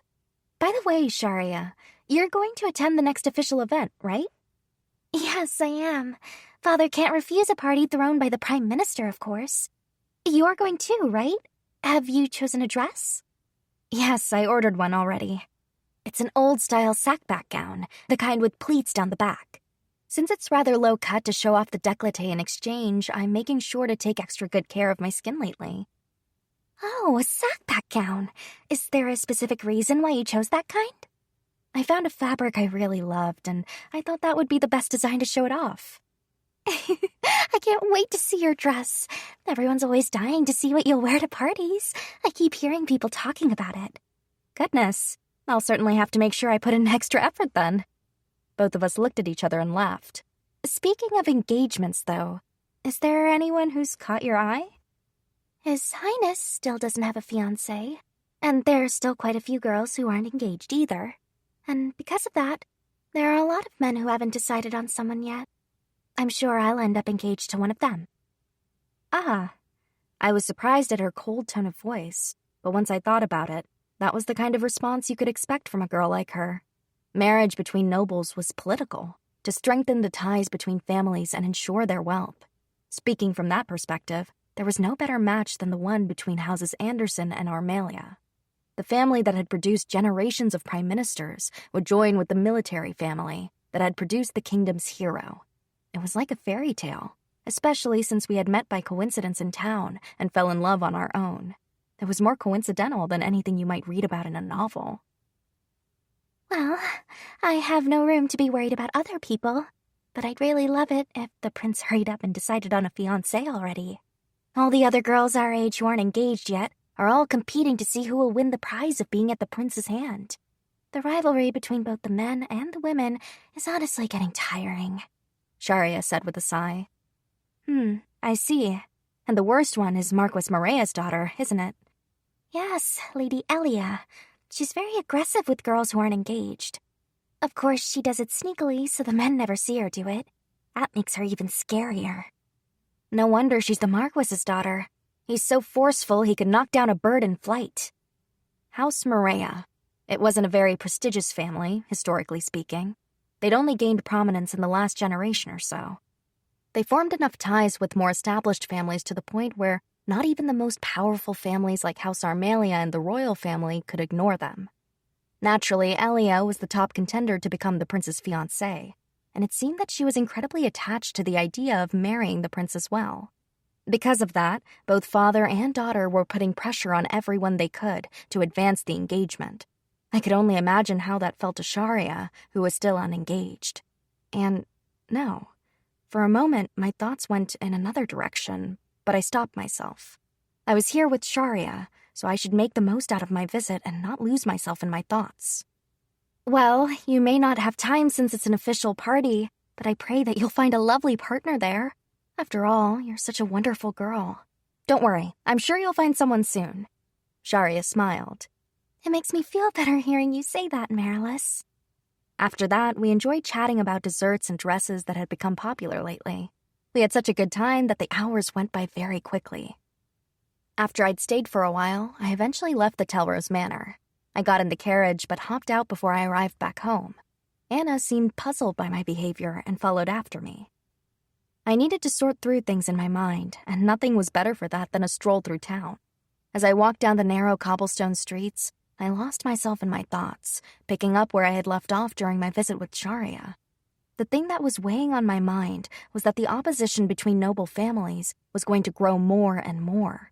House Maria was gathering the support of more and more powerful families, and I had a feeling that families with opposing viewpoints would start to band together in response.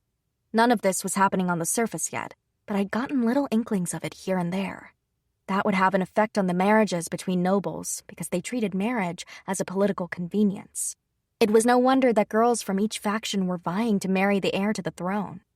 When both the children and parents of these families saw this happening, it made sense that everyone was anxious to cement an engagement. People who weren't yet betrothed like Sharia must have been having a rough time. The competition and rivalry between girls our age to get the best husband they could was quite intense. And at the same time, I could imagine just how tired Lord Romello was. We had finally gotten a ceasefire with Twile, and now there was going to be a power struggle between nobles in our own kingdom. Once the threat of outside danger was gone, it seemed people naturally began to create quarrels within their own circles. I didn't want to think that my father risking his life to protect this kingdom had been all for naught. Not only had many people sacrificed their lives, but we had finally gotten peace. But now, there were people who were threatening to fan the flames of strife again. Lord Romello had to waste his precious energy on dealing with infighting among nobles when he should be focusing on running the government. I wondered if he was feeling disillusioned by the whole thing, too. I wish I could help him, I murmured. Anna gave me a puzzled look. No, it's nothing. I'm just talking to myself. I pulled myself together and looked around. It was breezy, and the wind shook the trees lining the street. I paused for a moment, then began walking once more, losing myself in thought again. Talking about it wouldn't do any good anyway. I once again came to the realization that my next battlefield would be that of high society. Everyone had a limit to their own power. Just as one person was powerless against 10,000, you needed help from other people to succeed, even in government. In that case, the best thing I could do was to lessen the burden for Lord Romello, and for Louis who would come after him, by staving off the power struggle between the nobles as much as I could. And to do that, I needed power of my own. I needed to wield the power of persuasion in order to help people, just like when I had commanded the soldiers and guards to fight that day my brother was attacked. They had obeyed me then, even though I had no right to give those orders, because I had been convincing enough. I needed persuasion, a strong will, and experience. A strong will would come from having no hesitation in my words or actions, based on my experiences. In other words, I needed to have confidence in myself, which would lead me to be able to persuade others. I wanted to become stronger. So strong that my will could pierce through the viper pit of the world of high society. With renewed resolve in my heart, I turned around and made my way back home. After that, I worked hard to secure my place in society. I accepted almost every invitation from any house that had sent me one before I entered the academy, and held many tea parties of my own. I also sought out introductions to families I had never met before, and made an effort to build relationships with them. In my free time, I took additional lessons with Lady Aurelia, focusing on the art of conversation. And, of course, I was still training in the blade with Father amidst all that. I filled my time so completely that my vacation from school was over before I knew it. Abel never did show up, I murmured to myself as I looked at the scenery pass by outside the carriage window. Did you really want to see him that much? Anna asked. Yes, he's been on my mind. Not a single person we trained with could tell me where he was stationed now. I thought Kreutz or Verlies, my father's right-hand man, would certainly know, but they both avoided the question. I went and visited the soldiers myself and didn't see Abel anywhere. I couldn't help but wonder who he really was. My curiosity kept creeping into the back of my mind. I suppose it makes sense that you want to spar with him again. Sparring with him was thrilling. I didn't know why he was hiding, but he was definitely the strongest out of all the people who participated in my father's training sessions. And that was why I wanted to continue facing off with him, and for him to spar with Anna and Enarine too. Before I knew it, I had arrived back at the academy. I got out of the carriage and looked up at the building looming before me. I felt strangely nostalgic, even though I had only been gone for a short time. Anna went and carried my things to my dorm to unpack them for me, before she would get back into the carriage and leave. After I saw her off, I sat on a bench in the garden on the opposite side of the chapel. "Oh, Lady Marilis, long time no see." "Hello, Lord Daruna." Suddenly, Daruna emerged from the school building and came up to me. "How is Lord Pax?" I wasn't expecting him to ask me that, and I froze for a moment. He's fine, of course. He hasn't been to the capital much lately because he's been busy running things back in the march." "I see." "Excuse me, but how do you know my brother?" I honestly had no idea how the two of them would be connected. My brother much preferred spending time with a strategist like Verlies, rather than a big muscular man who'd fight on the front lines like Daruna. "I met him while participating in the Royal Army training at the castle. He broke my nose in the process." "Goodness!" I burst out laughing at this anecdote about my brother I'd never heard about before. "Forgive me for asking, but that must have shocked you, no?" Sometimes things like that would happen. Someone would underestimate my brother, get cocky, challenge him to a fight, and then they would lose spectacularly. After all, he certainly didn't look like he would be the son of General Gazelle, and at the same time, soldiers and knights who adored our father would look down on him. But, after all, my brother was still the heir to the esteemed military might of House Anderson. He had been trained personally by my father from a young age, so he was not weak in the slightest. "Yes, it was a good experience for me. It made me realize just how sheltered and wrong I was about a lot of things." "Interesting. So, if I had met you back then, you would have been very different? Now I wish I would have." "Please, looking back on it now fills me with nothing but shame." "Fine then. I'll just ask my brother for details." "I surrender, good lady." He put up both hands in surrender, making me laugh yet again. "Are you here to meet Louis, Lady Marilis?" "Yes, of course. How about you? Are you meeting someone?" His face began to turn red. How adorable, I thought, smiling at him. Most people who came here did it with the intent of meeting their special someones. You could use the dormitory lounges to chat with friends of your own sex, of course, but this was about the only place you could see someone of the opposite sex. For the most part, engaged couples often met here. In other words, I was asking him, "Are you here to meet your fiancée?" And that was why he had blushed. "Yes, I am." "Oh, well then, I shouldn't keep you. Go on and hurry to her." "I'll do just that, if you'll excuse me." I sat back down on the bench after he left. A few minutes later, Louis showed up. "Sorry I made you wait." "It's all right. I was talking to Lord Daruna while I waited." "Daruna? Oh, was he here to meet his fiancée?" "Yes, it seems that way." Louis took a seat next to me. I put my hand on his cheek and studied his face. Even though we'd both had an extended vacation, we were so busy we barely had time to see each other. We only met once or twice during it to discuss what we would be wearing to the party with Rimmel, and to discuss proper etiquette and such. It had actually been a while since I last saw him. "I knew it. You've got dark circles under your eyes." "I know." He smiled sheepishly at me, then gently placed a hand on mine. Then, with his other hand, he caressed my cheek. I put my hand over his, just as he had done to me. "What is it?" Nothing. Just feeling relaxed." "Don't forget we're in public." I hastily glanced around. He must have been really tired, and I couldn't blame him. His nerves were probably shot from dealing with all the preparations necessary for Rimmel's visit. "I know that you're working hard, and I know how much pressure you're under with your job. But please, take care of your health. I wish I could just take away all your fatigue. After all, my stamina's my best quality." Louis chuckled in response.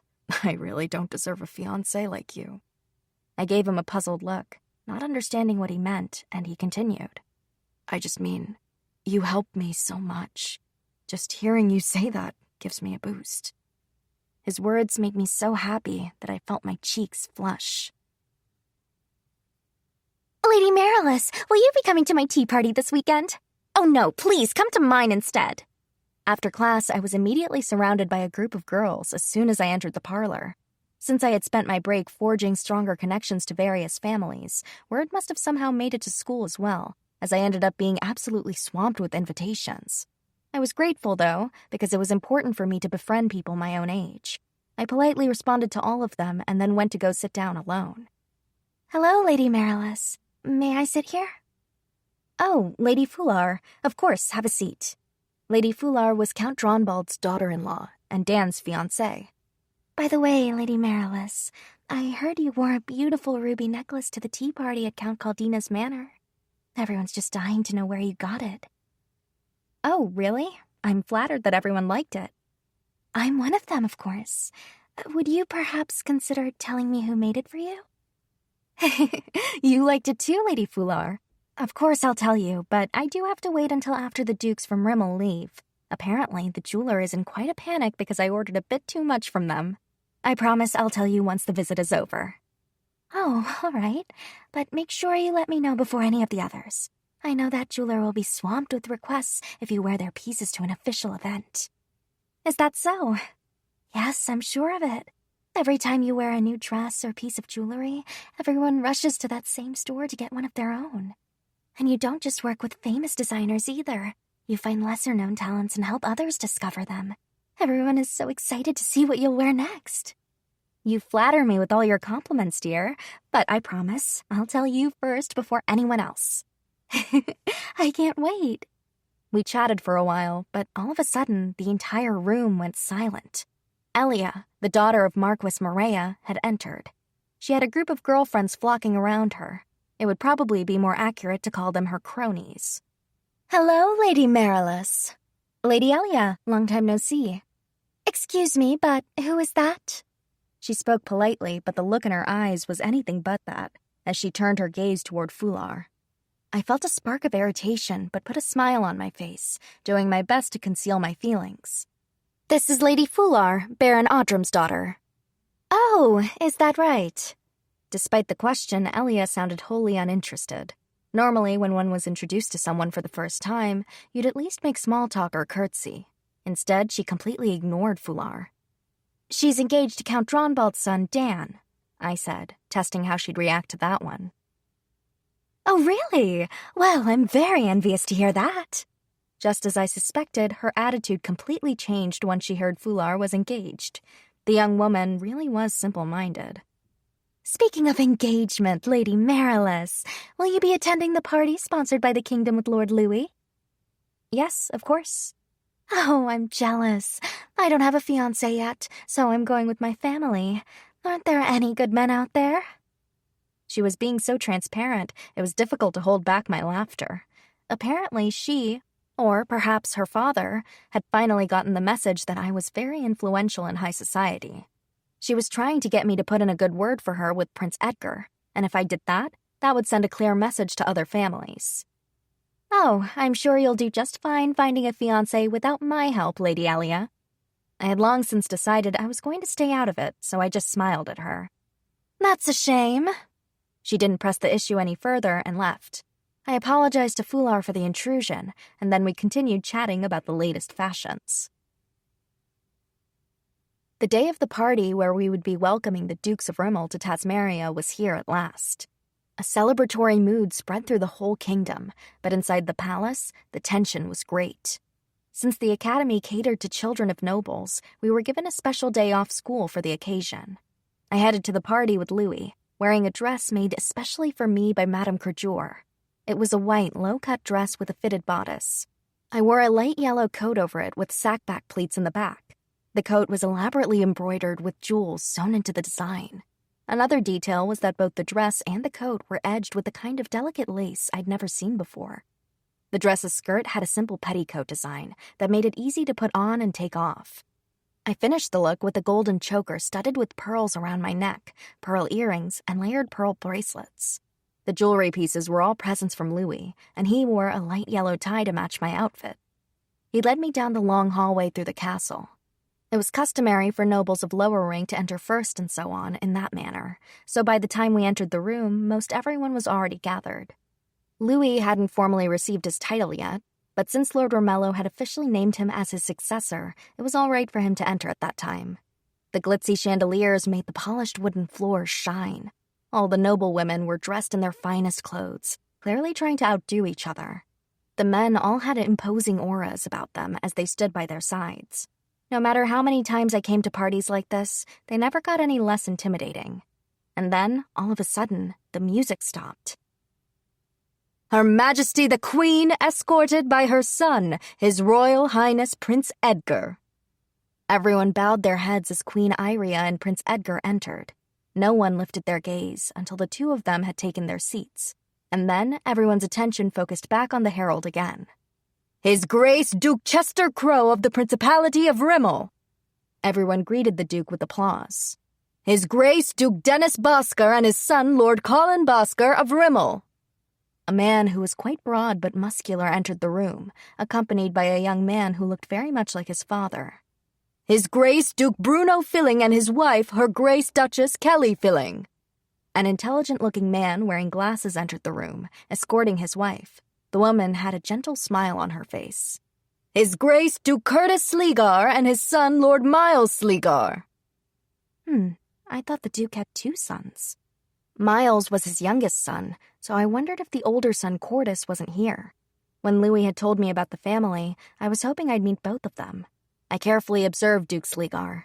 He had jet-black hair and sharp eyes that had a certain glint about them. They sent a shiver down my spine. His Grace Duke Morris Grindle and his wife, Her Grace Duchess Lynette Grindle. The last Duke to enter the room was a muscular man who I was sure would be quite fierce in a fight. Conversely, his wife Lynette was very slender and frail. She looked as if she might break if you touched her. We watched as the Dukes exchanged greetings with the Queen and the Prince in turn. I heard Louis let out a little sigh beside me. He must be very relieved that this day had finally arrived. The music began to play, and people paired off to dance. Louis and I made our way to the center of the dance floor and began to dance. Everything went smoothly, he murmured to me. I'm so happy for you, Louis. We danced to one song and then separated. May I have this dance? Colin Bosker held out his hand to me. I'd be honored, Lord Colin. I took his hand and we began to move to the music. The kingdom of Tasmaria is filled with so many beautiful people. But you are the most beautiful. It makes me happy that I came here. Oh, you flatter me. You know, different blossoms bloom in different kingdoms, but it seems you've grown quite fond of our flowers, Lord Colin. I skillfully dodged his flirtations and indirectly thanked him for the compliment. I could see the unabashed desire in his eyes, and it gave me the chills. All I wanted was for the song to be over, but of course I had to keep the smile on my face while I endured. Finally, the song ended, and I moved on to my next partner, Miles Sleegar. Miles danced as if he were bored of the whole affair, yet knew he had to keep up appearances, and so he partnered up with me anyway. It was better than dancing with Colin, though. Suddenly, I looked over to Prince Edgar. A few moments prior, Elia had gotten her clutches into him and he danced with her. But now, he was dancing with Sharia. Wait, with Sharia? I was so surprised I couldn't help but stare at the couple, all while trying not to be rude to Miles. Why in the world had Prince Edgar asked Sharia to dance? She could offer no political connections at an event such as this. Sharia looked a bit bewildered as well. On the other side of them, Elia was shooting them a glare so sharp that it was almost frightening. I finished dancing with Miles and then excused myself. I met up with Louis again, and we began making our rounds through the guests. We started off by going to speak with Duke Morris Grindle. Good evening, Duke Grindle. Are you enjoying yourself tonight? Louis had already met the Duke when he arrived, so there was no need to introduce himself again. Duke Morris smiled pleasantly at him. Ah, Lord Louis, yes, of course, I'm enjoying myself immensely. I'm pleased to hear that. And who is this young lady? Morris asked, smiling at me. Oh, allow me to introduce you. This is my fiancée, Marilys Razor Anderson. Good evening. It's a pleasure to meet you and your wife, Duke Morris. The pleasure is all mine. All the rumors I heard about the famous gazelle's daughter were true. You are very beautiful, miss. Now, don't be a flirt, darling. You are gorgeous, though, like a porcelain doll, his wife remarked. Thank you very much. I bowed my head to them. Oh, I see. For a moment, Morris looked puzzled by what Lynette had just said, but then he nodded with satisfaction. I meant not only do you have a lovely face, but even your movements are beautiful, Lady Marilys. I suddenly felt a cold sweat forming on my back. House Morris was known for being a military family, just like my own. I wondered if he had surmised from the way I carried myself that I was also a trained fighter. Oh, that's what you meant. Yes, her movements are very clean. I thought it was strange for you to comment on a woman's looks, Morris, but she is so lovely that I can understand why. I quickly followed Lynette's response. You're too kind. I owe it all to my education from both my father and from Lady Aurelia, Louis's mother. Lady Aurelia, is it? Morris repeated, but he didn't ask any further questions. I just had to pray that my practice moving like a lady with Louis's mother was showing off more than my training with a sword. Lady Lynette, would you have time the day after tomorrow to talk more? I heard that Louis has plans with the Duke. Oh, I'd love to. While the men talk about complicated matters, we ladies can enjoy ourselves. Please, come to where I'm staying. I'll send you an invitation later. Thank you. I can't wait. Louis and Morris were having their own conversation while we chatted, but since we were at a party, the topics were kept light. After that, we bade each other farewell and headed toward Curtis Sleegar. Louis and I had discussed beforehand who we would talk to and in which order. We waited until Lord Romello and Lady Aurelia were finished talking to Duke Sleegar. Once they went on to talk to Duke Grindle, it became our turn to talk to Duke Sleegar. Ah, you're Duke Armelia's son, Louis, right? Curtis said to us. Louis had greeted all the dukes when they arrived, so they already recognized him. Yes, I'm Louis de Armelia, and this is my fiancée, Marilys Razor Anderson. It's a pleasure to meet you. Anderson, don't tell me your father's... His gaze grew sharp as he stared at me. Yes, that's right. My father is General Gazelle. I see. I never would have guessed the famous general's daughter was so beautiful. Pardon me for staring. It's all right. I'm used to people's surprise. I take after my mother. I'm relieved to hear that. By the way, I don't see my son right now, but you were dancing with him earlier, yes? Oh, yes, I was. Apparently, Curtis was very interested in me now that he found out who my father was. He had only said a few words to the people who had greeted him earlier, so it seemed we were taking up quite a bit of his time. How was your journey here from Rimmel? It was quite pleasant. You know, you should come visit Rimmel sometime and see how you like it. After the treaty is signed, of course. I'd love for you to visit my duchy. Oh my, thank you for the invitation. I certainly hadn't been expecting that and was caught off guard for a second, but I quickly recovered with a smile. We chatted pleasantly for a few more moments before moving on. After that, we spoke with Dukes Filling, Busker, and Crow. Once we finished, I excused myself to the powder room to fix my makeup. After that, I stepped out onto the balcony to get some fresh air. I was warm from being around all those people inside, so the night breeze felt wonderful. I began to sense a strange presence in the garden.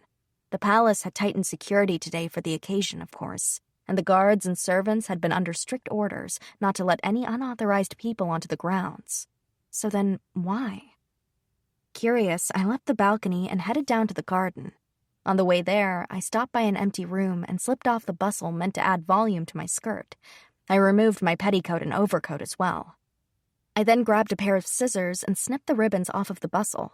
There was also a tablecloth in the room, so I draped it over my head and secured it with the ribbons. I took off my shoes and hid them in a corner, and then picked up a cloth that was draped over the back of a sofa. I ripped it in half to tie over both my feet as makeshift slippers. Lastly, I took out the dagger I had hidden in my shoe. Now that I was disguised and it would be much easier to move, I slipped through the night to the garden. How was it? Fine. Plans 1 through 5 were carried out successfully. There were 2 guards wearing army uniforms, but I didn't recognize them. They were not supposed to be down here at all. On top of that, their conversation was very suspicious. I didn't want to be mistaken, so I decided to knock one of them out and question the other. However, it would be difficult since I didn't have the usual reach of my sword. but this was no time to complain. I made up my mind and approached them, hitting one of them in the back of the head with the hilt of my dagger, knocking him out cold. While the other was surprised, I grabbed him from behind and held my dagger at his throat. "No strange movements, or I'll kill you. Don't move a muscle." My voice was so low and hostile, I could hardly believe it was my own. "Who are you?" The man trembled at my question. "Who are you?" "Shh, be quiet." I pressed the dagger harder into his neck, and a crimson line dripped down his skin. "Now, tell me who you are. I know you're not a soldier. There should be no guards out here." "How do you know that? I'm a soldier from the 1st Regiment of the Royal Army. Kreutz told me to guard this place yesterday." "I see. Thank you." I cut the man without hesitation. Kreutz had told me just this morning all the guards' positions. He reported them to my father, and I had gotten special permission as mayor to hear the information.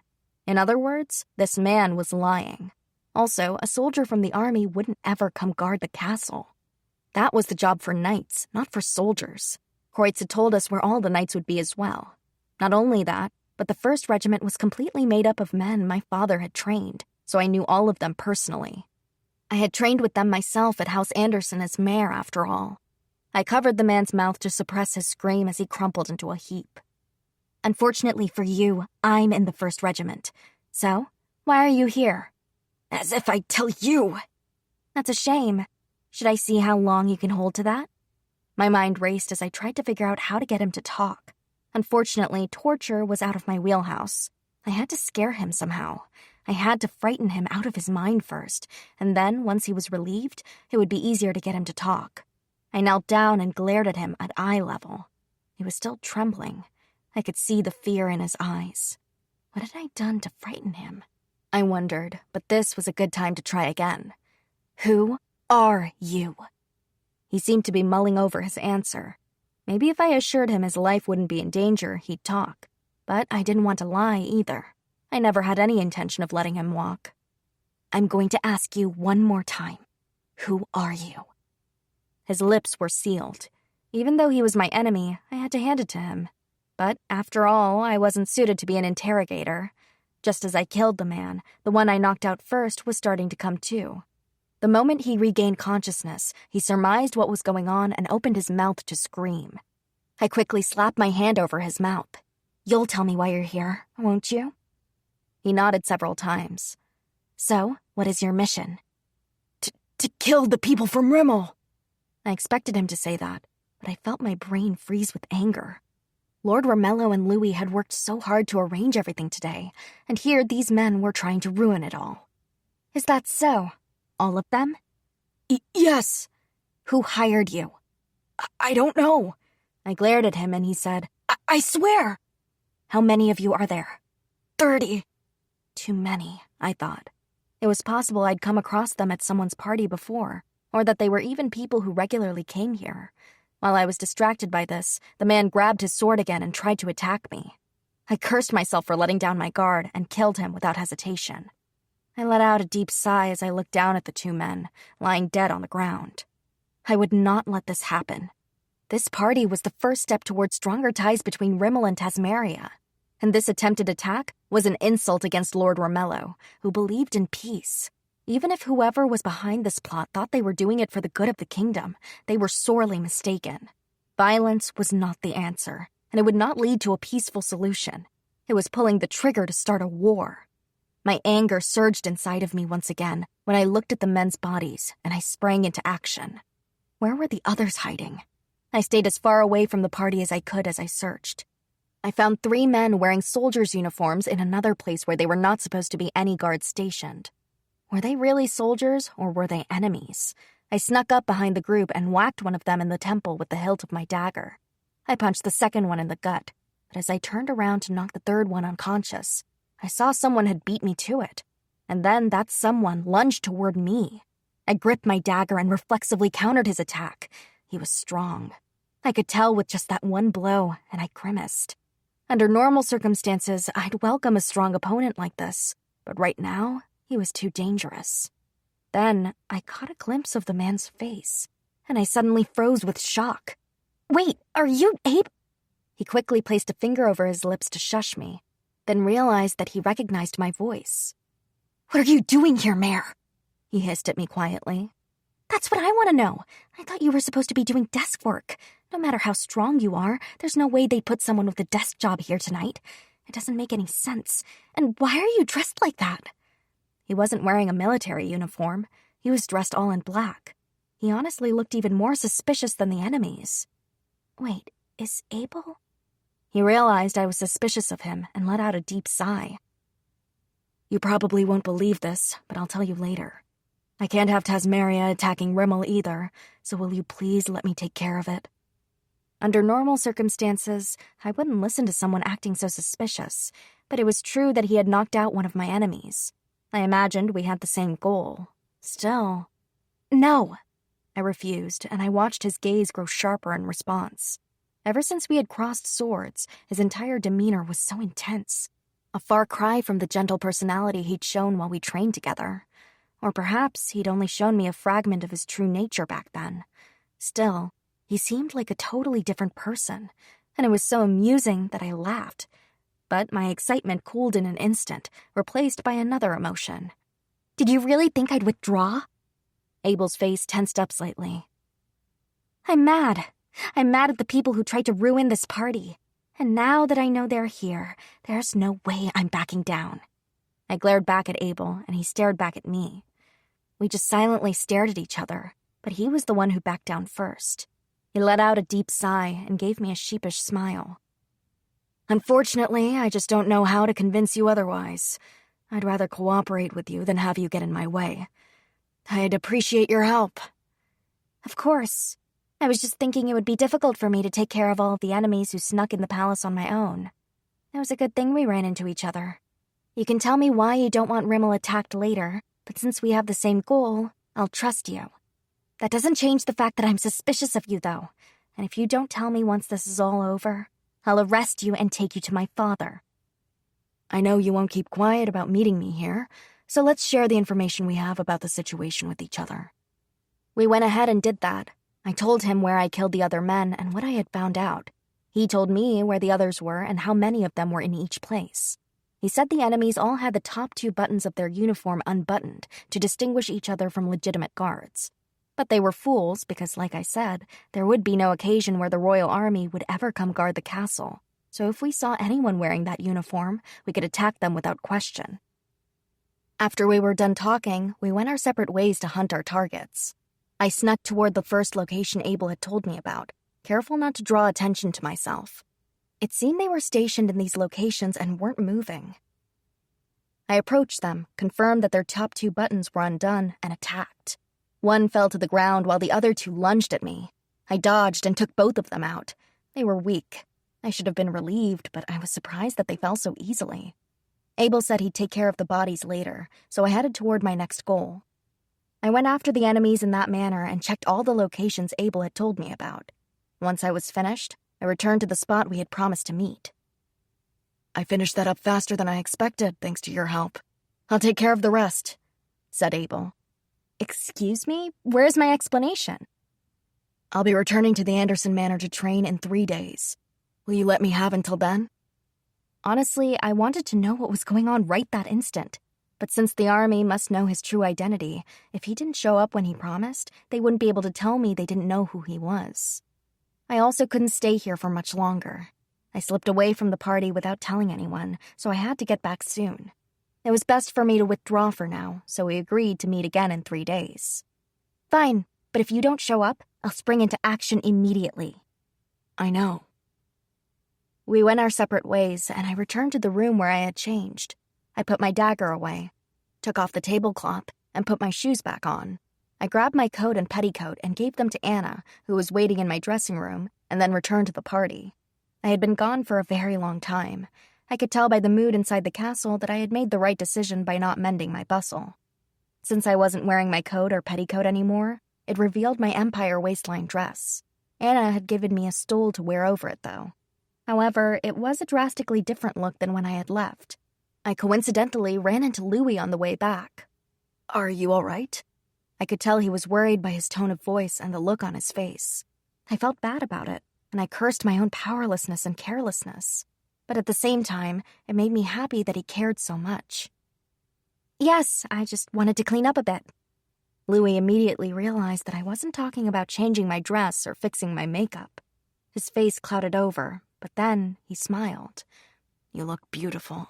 That dress looks wonderful on you. I smiled, wondering how he knew what I meant. I slipped my arm through his, and we returned to the party together. The guests all noticed I had changed outfits, so I went around and chatted with them some more. At the end, I stayed behind to say goodbye to the Dukes from Rimmel. The party ended without incident, and thankfully no one tried to attack anyone in the palace. It was as if nothing had ever happened.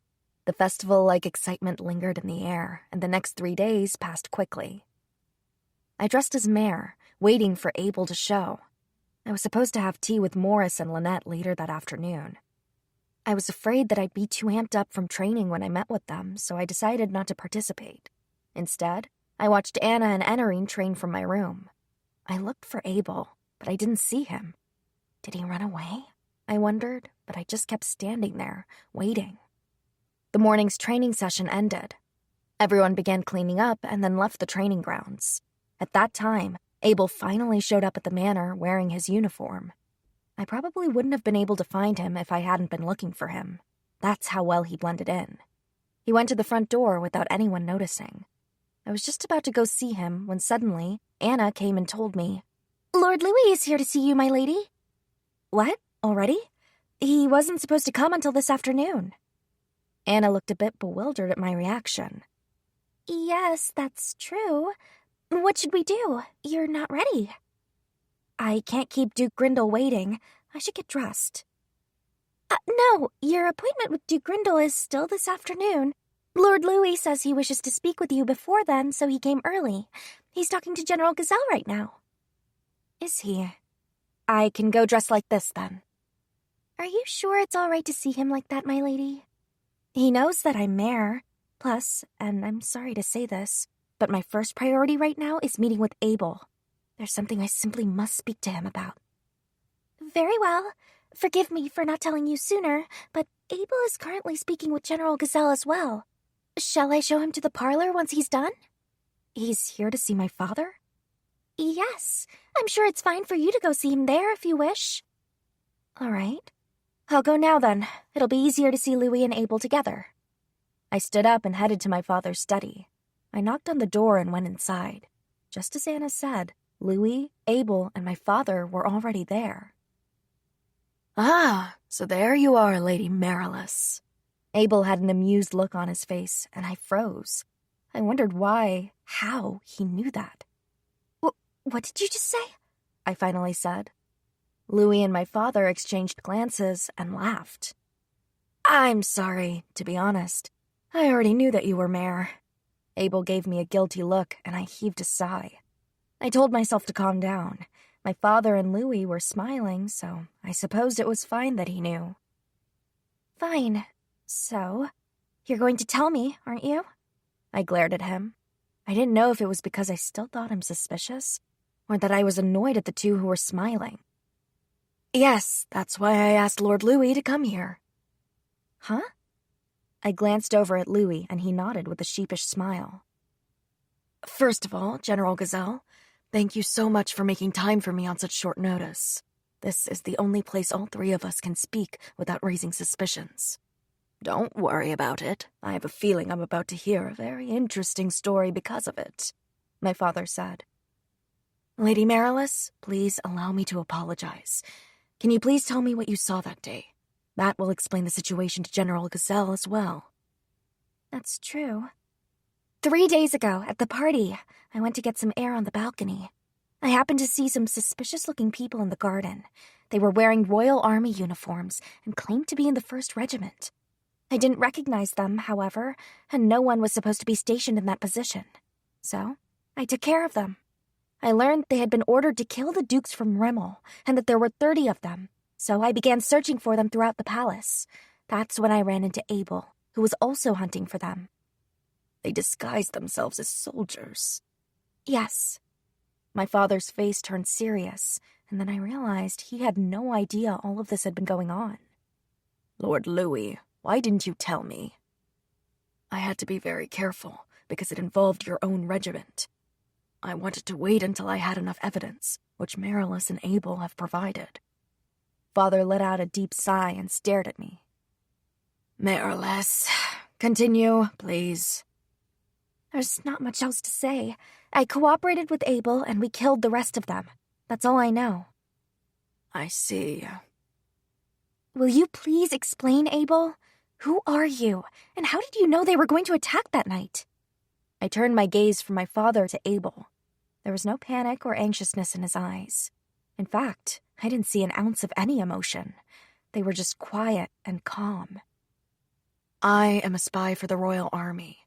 Right now, I am stationed out of Rimmel with the purpose of gathering information. I can vouch for his identity. He used to work at my house," Louis said. Father looked at Louis with interest and then back at Abel. "I see. You worked for the Armelias." "Yes. My parents lived in a village where there was battle against Twile. The village suffered great damage, and besides my parents, my entire family was killed. They had no one else to turn to. So they left, got married in the capital, and had me. My father died in an accident at work, and my mother passed away not long after from overwork.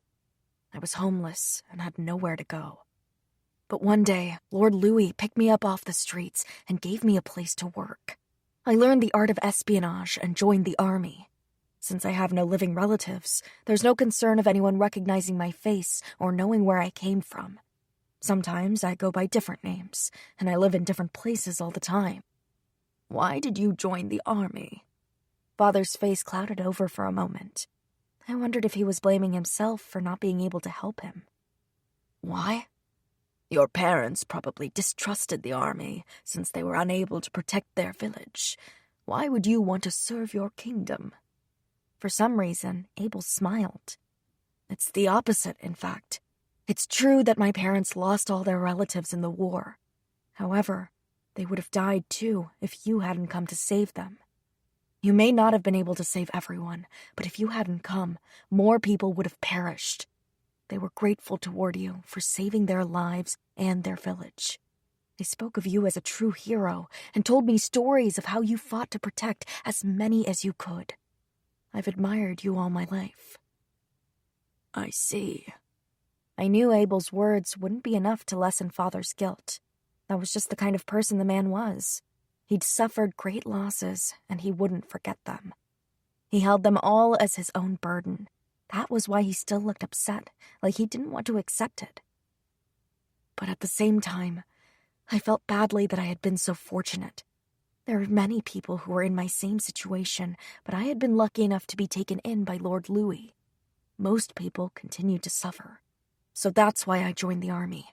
I didn't want any other child to have to suffer as I did. No one else should have to know the pain of losing someone or be afraid to lose someone they loved." "I see." I was speechless. I could tell by the passion in his voice that he was telling the truth. During my mission in Rimmel, I could tell something was going on. I hate to admit it, but I raced here on horseback and traveled without rest or sleep. In fact, I got here so quickly, I beat the dukes here. I snuck into the party, found the suspicious people, and then ran into Lady Marilys. "So, Abel, who planned this?" "Unfortunately, our enemies didn't know who bankrolled them. I'm currently investigating how they were able to acquire army uniforms." "I see." Father let out a deep sigh.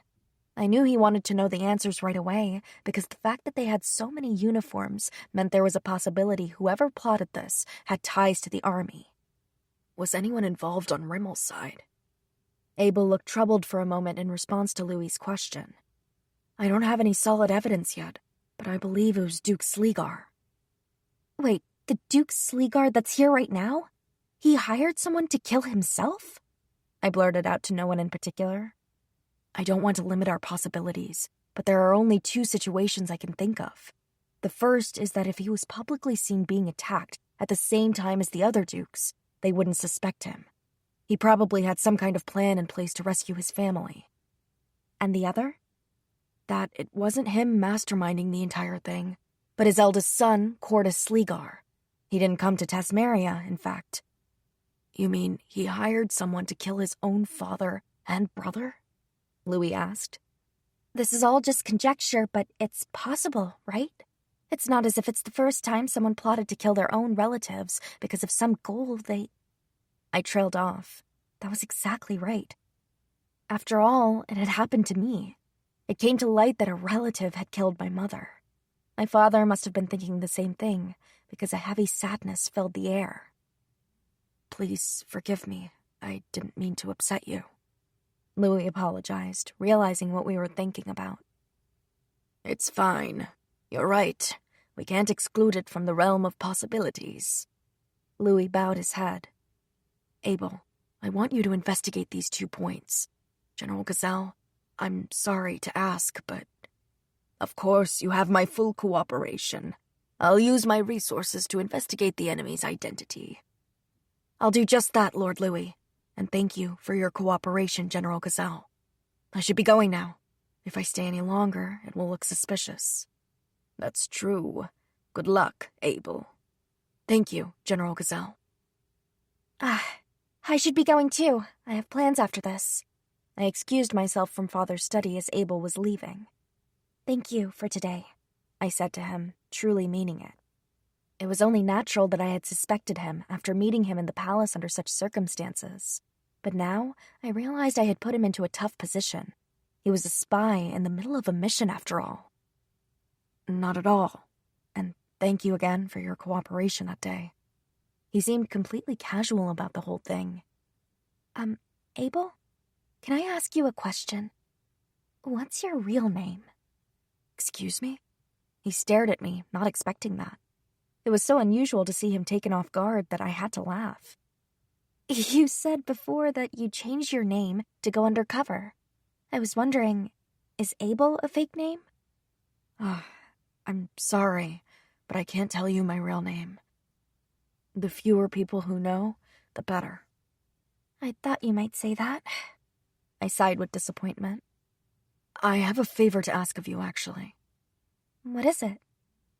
Right now, Lord Louis is probably already asking General Gazelle for permission, but I want Enarine. What? I knew that he had gotten quite close to the girls during their training, but I had never expected he'd ask to marry one of them. It's not what you're thinking. I want Enarine to work for me. What?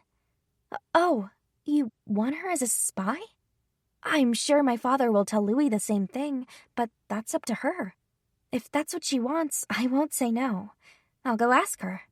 But what about Anna? Honestly, I think Enarine is better suited for it. But if she wants Anna to come too, I won't mind. I see. If that were to happen, it would make their dreams of joining the army come true. But at the same time, it wasn't exactly the job they were hoping for. They admired my father and wanted to be like him. Plus, being a spy was very dangerous. Of course, being a soldier was dangerous too. Because of all that, it had to be their own decision. I called Enarine and Anna to my room and told them an offer had come for them to be spies for the army. I didn't tell them who had asked to recruit them, just in case they said no. Enarine accepted without a second thought, and was so thrilled that she decided to leave with Abel right away. Anna and Abel chatted together while Enarine was getting ready. I quietly watched over them, thinking how nice they looked together. I spotted Abel smiling softly at Anna, something that was quite rare for him. She had a pretty smile on her face, too. I decided to excuse myself so that I could leave the two of them alone. I waited by myself in the parlor for a while, and then Abel entered the room. Abel? Yes? This might be none of my business, but are you engaged to anyone? He gave me a surprised look in response. I'm just curious. Abel smiled at me. Perhaps it was none of my business. Unfortunately not, and I don't think I will be either. Why? Because the fewer people who know about me, the better, due to my job. Also, I've decided to devote my life to the kingdom. What woman would want a man like that? I couldn't answer, even though I wanted to ask why he was so willing to sacrifice his own happiness. I stopped myself, though, knowing that was a line I shouldn't cross. When Enarine and Anna returned, Abel and Enarine left the mansion together. Are you sure? I asked Anna as we watched them go. Surprisingly, Anna had said no to his offer and said she wanted to stay with me. What do you mean? She asked. Are you sure you want to stay here? She smiled and said that she did. Do you remember when you told me that you realized joining the army was just a means to an end, but not actually your dream?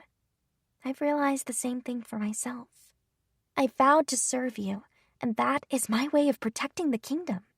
I'm the only one who can do it. I want to devote my life to both you and General Gazelle.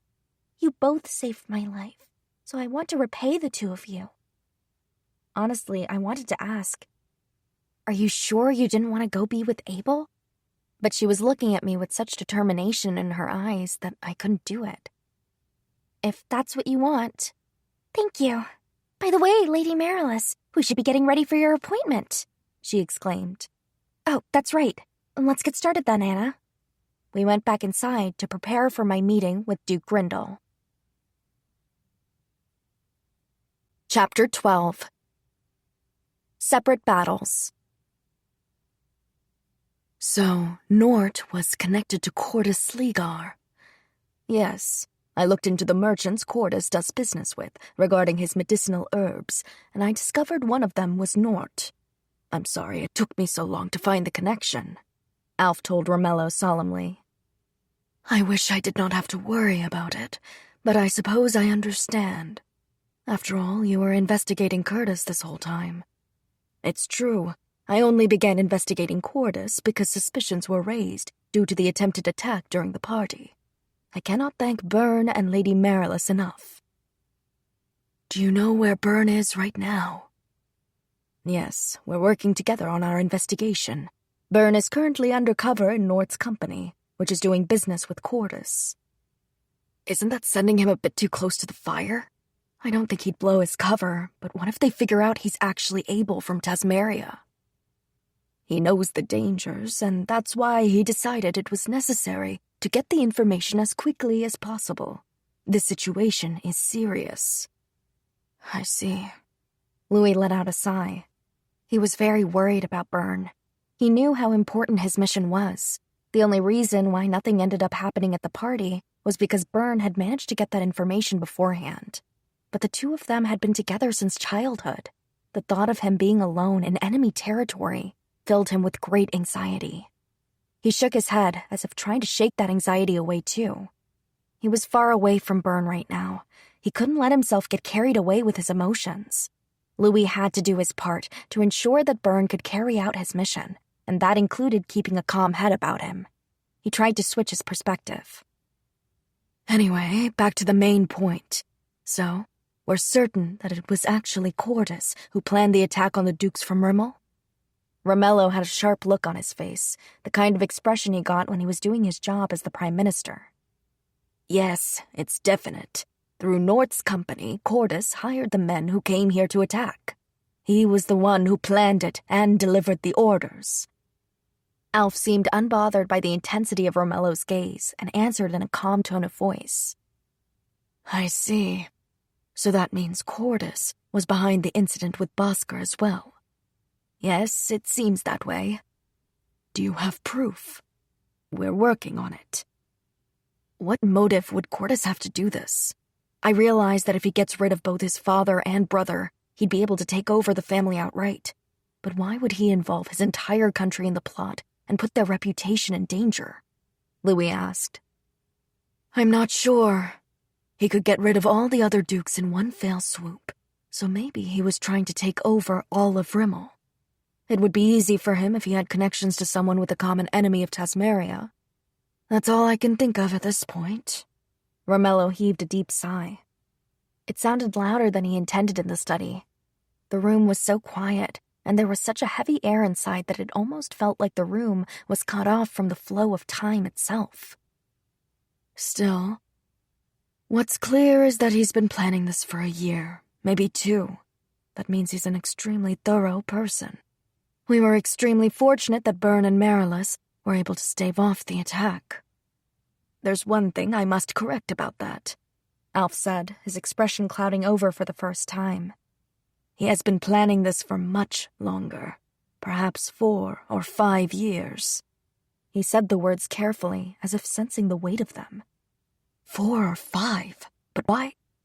Romello asked aloud. Then in the middle of his sentence, he stopped himself as he realized what Alf meant. His face hardened and his body froze. Wait, you don't mean the incident with Wells? He turned so stiffly toward Alf that one might think him a marionette. Yes, I think it's very highly possible that Nort and Cordis were pulling the strings behind it. Alf's voice was very strained, and his brow was furrowed. He had clearly expected this reaction. Wait a second, are you sure about this?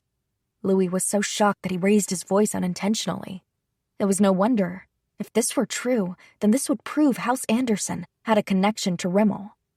And even if Gazelle hadn't been aware of it, the fact that someone in his family, someone so closely related to him, had been behind such a plot would surely force the entire Anderson family to take responsibility for it. Yes, without a doubt. A spy I have near Nort overheard him talking about it. I'm sure he'll uncover definitive proof soon. Obviously, I'm glad I heard this information, but at the same time, I wish I never heard it, Romello murmured as he looked up at the ceiling. Once again, a heavy silence fell on the room. Neither Romello nor Louis made eye contact. They were both lost in their own thoughts. Finally, Louis sighed and looked up. I'm sure Alf's spy will find proof sooner or later, especially if they're embedded near Nort. You sound awfully calm about this, considering it threatens your future wife's family. There's no way I'm calm, Louis responded, his voice trembling.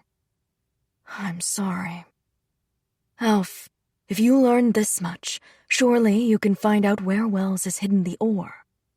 Yes, I found someone we can negotiate with, so I believe that will come into light quite soon. Having someone to negotiate with would make the process of getting information go much more quickly, just like when they had investigated Count Talbot's involvement with human trafficking. Then please continue, as quickly as you can. Of course. Wait, Romello suddenly interjected. Louis gave him a questioning look. I want you to investigate the location of the ore from Nort's side. At the same time, I want you to check whether or not Wells, or someone close to him, is in direct contact with Nort.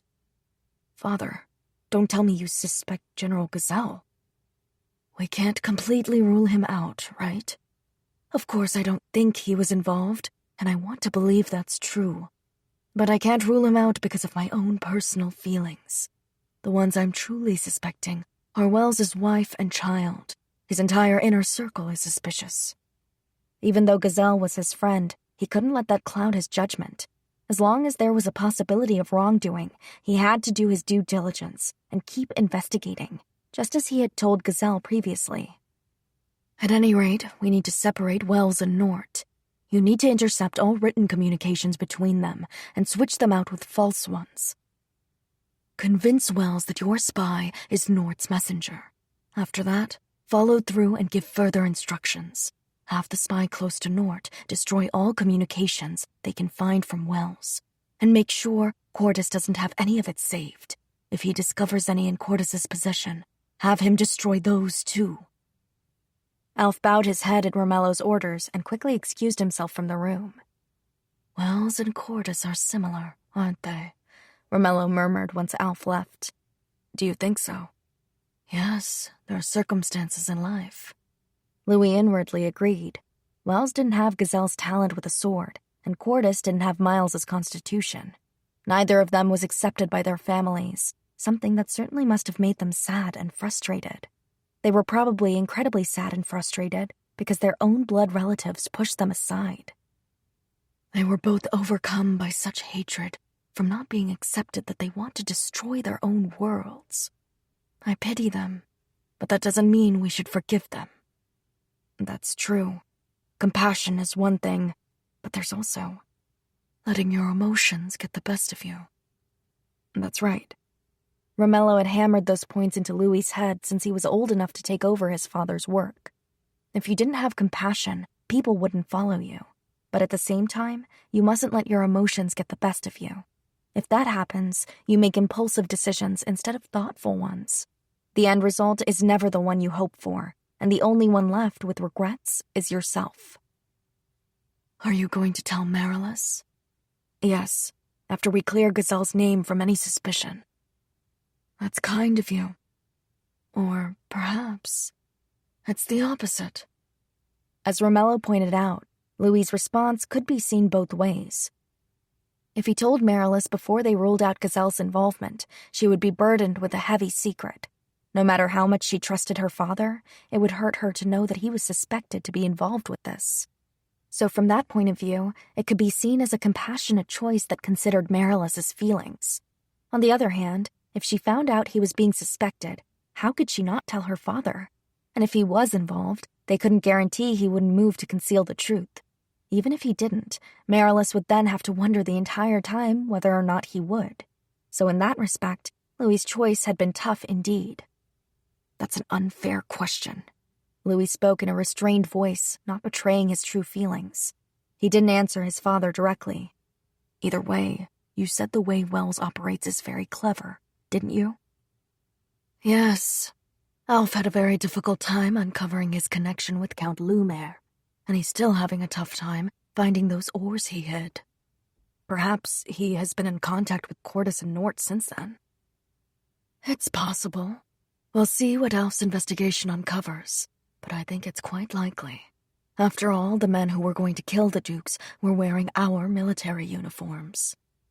Then someone close to Wells must have used the Anderson family name to obtain the uniforms and then sent them to Nort. Both of the men paled at the suggestion.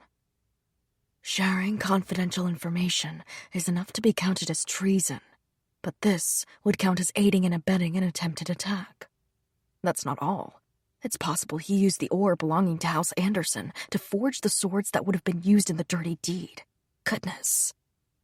Yes, if word got out, that could destroy the family. And in the worst-case scenario, the entire family could get the death penalty. Louis started trembling at Romello's words, then hung his head. His father continued. And then you wouldn't be able to marry Marilis, of course. There's no way the future heir of Armalia would be allowed to marry someone from a treasonous family.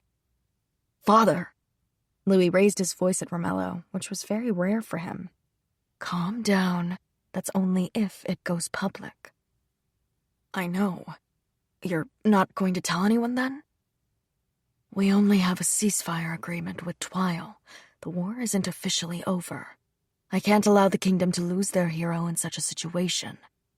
Now, all this is provided we find out that Gazelle is innocent after all. Louis felt a shiver run down his spine when he noticed his father didn't entirely answer his question. He let out a nervous chuckle. Did you tell me this so that I could become your accomplice, then? All Romello could do was smile. Under normal circumstances, he would have to notify interested parties of this right away. But he couldn't do that this time, because House Armalia would face devastating consequences. Normally, I'd just keep it to myself. There's no way you could. You're already working too hard on the situation with Rimmel. How could you do this on your own? Plus, Louis stared into his father's eyes. He noticed that there was no fear or panic in them. I swore I would protect her, and I'm going to do that. Even if that means it puts me on the opposite side of you. I see. I feel like I just heard a very passionate confession of love. Anyway, jokes aside, until we have more information from Alf, we need to work on seeing what we can find out about how those men got a hold of our military uniforms. That's true. I can take care of that. You just concentrate on dealing with Rimmel. I know. Louis excused himself from his father's study and went back to his room to work alone. Are you looking for something, Louis? A young bureaucrat called to Louis as the young man rifled through old papers in a study within the palace. Not many people frequented this room, which was mainly used to file away documents. There were only 2 or 3 other people here besides Louis. Pardon? Yes. There was a mistake in a document I filed, so I was just making sure I didn't make the same mistake before. You don't have to look for that yourself, sir. I can do it for you. No need. It's not imperative right now. It's just personally bothering me. Oh, well then, if you'll excuse me. Of course. Louis waited until the bureaucrat left and then resumed his search. He was skimming through every file related to the military's budget. If he didn't find the information he was looking for in a particular document, he'd put it back in the folder and pick up the next stack. He was devoting every free moment he had to the search in addition to doing most of Romello's work. The men who were plotting to kill the Rimmel Dukes were wearing Tasmarian army uniforms. If Nort had somehow bought these new, then there had to be a paper trail somewhere. And if there was, then that could lead him back to who was involved. Of course, if they were wearing military uniforms that were used, there would be no record of that, and the trail would be harder to follow. New uniforms were needed in times of war, but since there was no fighting at the moment, it would probably be difficult for someone to get their hands on 30 brand new ones. And if the buyer hadn't used the proper channels, there might not be a paper trail either. It was quite possible the enemy had used a different route to obtain the uniforms. Louis suddenly paused, smiling to himself. In his hands sat an invoice for 30 military uniforms, dated before the Dukes came to Rimmel. He took the document from the pile and left the room. He lost all track of time while he worked, and he didn't get back to the mansion until late that night. Louis walked down the hallway and decided to stop by the library so that he could get some additional documents before returning to his room. This library wasn't as big as the one at the mansion back in the duchy, but it was still quite large, boasting many books and documents. He walked inside and started to search for the book he was after. And then he spotted someone on the floor. "Mother? Mother!" he yelled. Aurelia had collapsed on the floor. He rushed over to her and picked her up in his arms. She was so light, much lighter than he remembered, and it filled him with fear. "What is it? What's all the commotion?" She regained consciousness as he held her, frowning at the noise. "Commotion? Mother, you were lying on the floor unconscious." "It's nothing to raise your voice about. It's not a big matter." "I'll get the doctor right away."